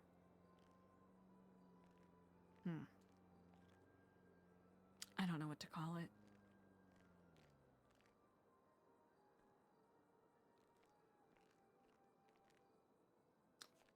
Devoid of empathy might be a bit cruel, but... there's a point where it goes too far, like you've said. No, you've actually changed my opinion on what Epsilon is. Because, I mean, like I said, from the people that I was talking to, it was kind of a 50-50, I'm going to be honest. And, you know, I started a news organization where CHCN, Certified Hood Classic News, and we were going to start doing interviews. And maybe we should start an interview with you instead of the others, because I feel like the others are gonna kind of steer us in the wrong direction of what your organization actually is. Because I'm gonna be real. It all started when I got out of the hospital. That EMS that helped me in the ICU, he had a few opinions of what you guys were. And with EJ doing what she did, I mean, I don't blame her. You know, it's a moment of weakness, and you know, whatever happened happened. But it's been getting a lot of mixed messages on what Epsilon really is. I mean, sure, there's what you told me, and you know, you guys are here to give people second chances and guide them on a new kind of path and all that stuff. You know, some people even compared you guys to a gang. It's kind of surprising. Yeah, it's been a lot. I think it's more people who are acting in bad faith and not wanting to actually speak to us directly. I mean, we're just a nonprofit. That's really all we are. And then there was this lady outside the food court who said she paid a prostitute to let her stab her, and then she said, "I want to join Epsilon." What? Yeah. That's not what we do. Ashton was there too.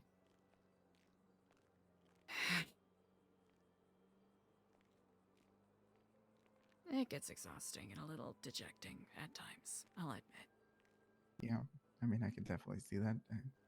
Like I said, a lot of people had very different opinions. There's also a good amount of people who said that you guys weren't violent and that you guys were a good organization and you were out there to help people. So, I mean, as much bad or people who don't really know the truth out there, there's a good amount of people that, you know, that aren't part of your group that see you guys in a good light. I understand that there's a reputation that this building and the name, to some degree, carries. And for that, I don't blame people, but I think when people learn that there's a bunch of, you know, a group of pacifists that are trying to kind of push against the violent addictions of the people in this city, they see pushovers ready for exploitation and mockery and what have you. What you gonna do, you know? Keep trucking forward and hope that the people with the guns don't get too excited about the idea of taking advantage, you know? Yeah.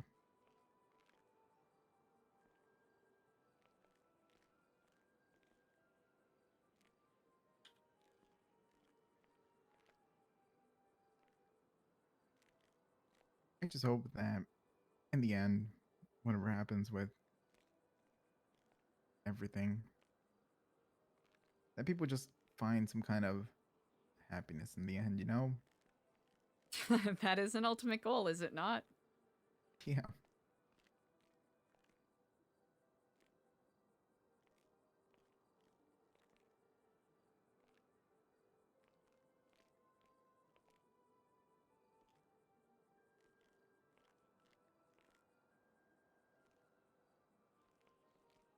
Ultimately, when it comes to me, I don't really have much that I have to prove to people. You know, people can see me in whatever light they want to see me. But I'm going to just keep on moving forward. You know, whether people accept the new me or not, whether people believe that this is the me who I am now, or if it's all just a ruse. I'm going to show them that people are capable of changing. That this psychotic, violent person they try to push me towards being again isn't going to really come back. Whether they like it or not. Not many people get a chance to hit the reset button. Not many people get a chance to redo things And sure, like I said before, it doesn't exactly erase the things that I've done in the past. But we can continue to make things better and hopefully create new memories. Ones where people don't just write me off as some psychotic monster. It's the easiest thing for people to do when they want an excuse to not approach someone with humanity. Let's be honest. I mean, it's a very useful tool once you vilify someone for being a soulless monster. Or a boogeyman of sorts. It essentially excuses anything you do to them, to some degree. Yes? Oh, well, this person's bad, they're evil, they're a psycho, they're a monster. Anything I do to them is justified, yes? Because I'm the good guy. Not that I wish for it to be true, but unfortunately it is a truth in things. At least as they currently are. Yeah, these people who just sit there and easily call other people monsters or psychopaths or whatever it may be, they go home and they avoid looking at themselves in the mirror. Because they know that what they judge other people for being is what they'd see staring back at them.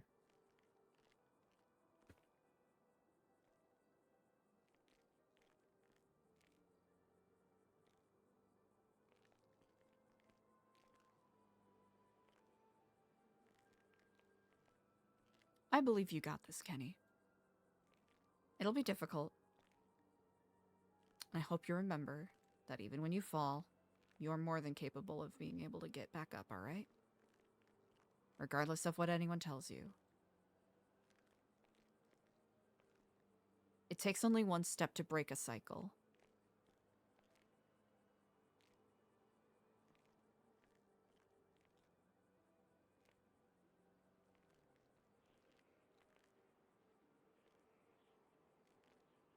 And if anyone deserves to do such, it is you.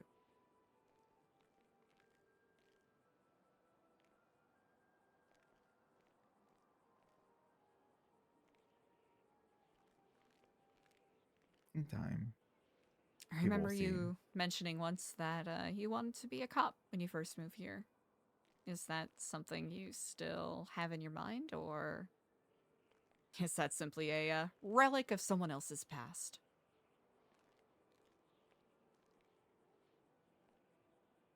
That's a tough one, you know, because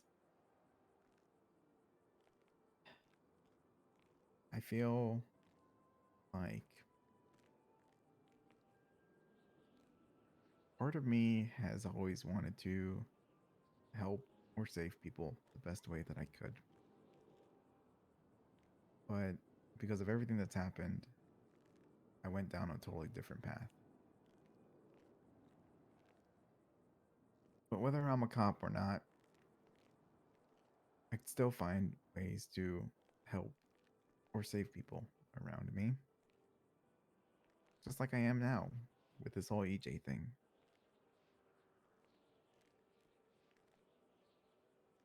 You don't have to be a cop to help people. This is very true indeed.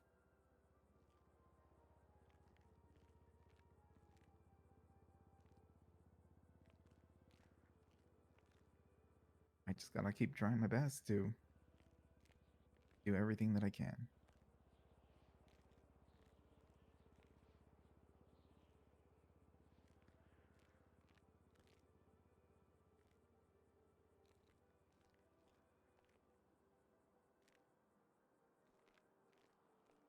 That makes me very happy to hear.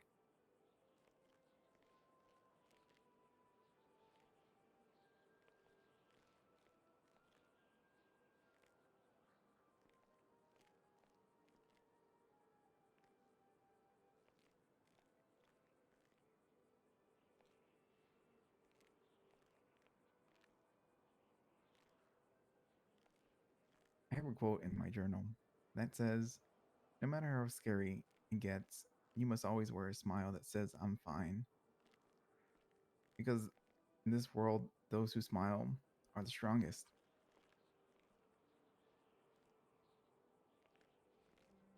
So that's why whenever I wake up, I always twat out smiley face. Because maybe it'll make other people smile.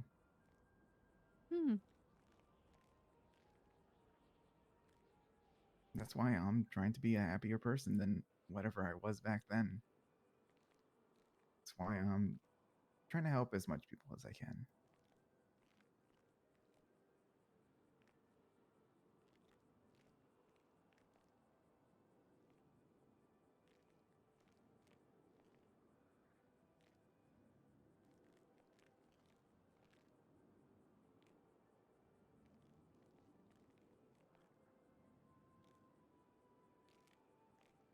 I think that's honorable.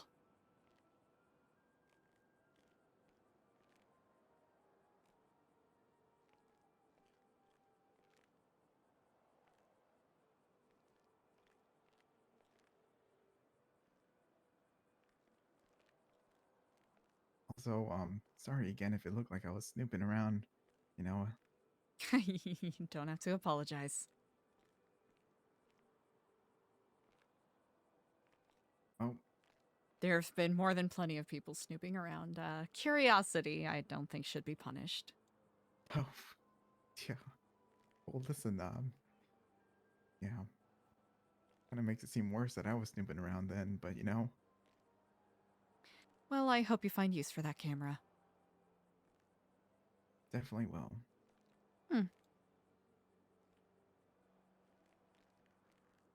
But as of everything, don't worry.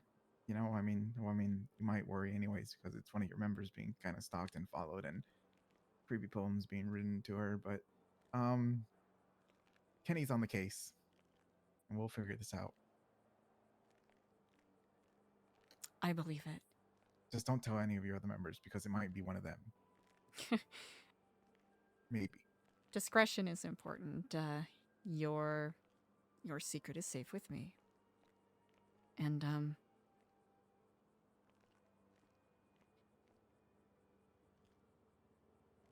I want to make something. I want to be honest with you briefly. So you still have that medallion, yes? Yeah. I hope you don't feel pressured or compelled to do anything with the program. It sounds like blue isn't really in your in your forecast right now. And that is understandable, but whether it is a previous version of Kenny, whatever we wish to call it, a Kenny you don't remember, or the Kenny I'm speaking to right now, that medallion was a promise that I made. To the best of my ability. Me being honest about what I'm capable of doing. That I would lend a helping hand. So, at least with this, I'll see what I can do to help clear your name, to some degree. I'll have to say we are certainly no strangers to, slanderous libel being thrown around. Yeah, I see that. And as far as the whole Epsilon thing, right? I'm sure, at least from the responses I've been getting, and from what you told me about Ashton, things weren't always so pleasant. But when you're trying to repair a brick building that was made the wrong way the first time, you gotta tear the whole thing down before you start, right? Very often, yes. So maybe this is a chance to repair that brick building. You know, start all over. Not so much that it's just done and gone with, but gotta put it back together slowly. I think I gotta repair things with everyone from the ground up, and then comes everything after.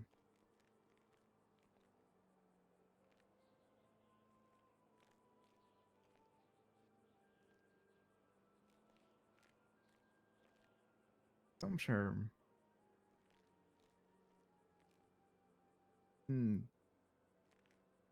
time somewhere down the road,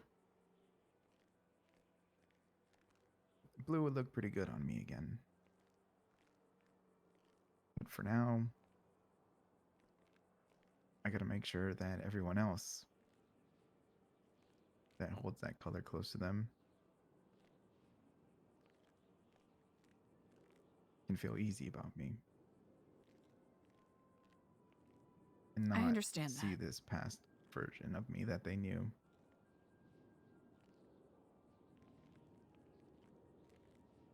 Not only trying to clear my name from this poetry stuff, but I got a lot of work on clearing my name of who I used to be. Definitely been there. It's not easy. But if anyone is capable of doing such, it certainly is you.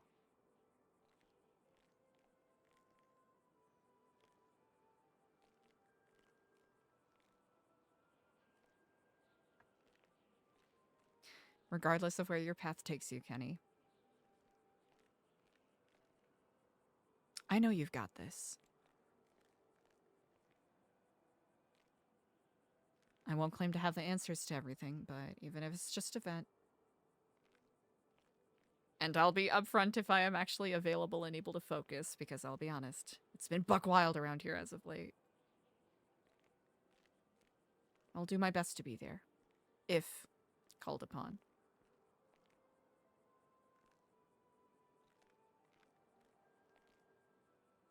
I understand.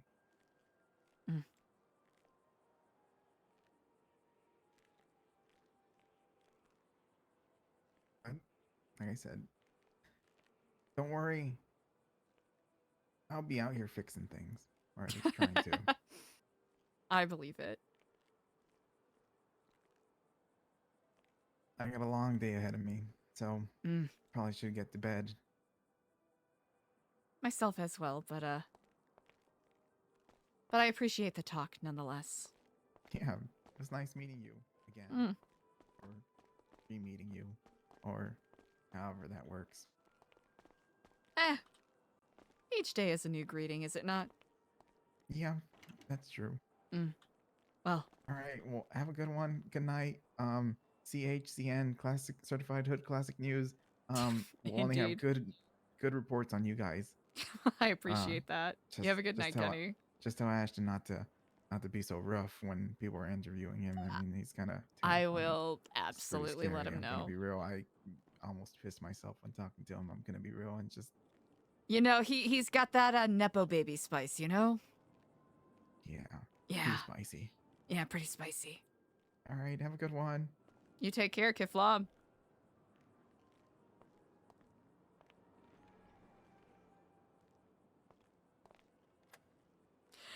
Chat! Oh my gosh! Woo! Ah! Today's RP has been wild.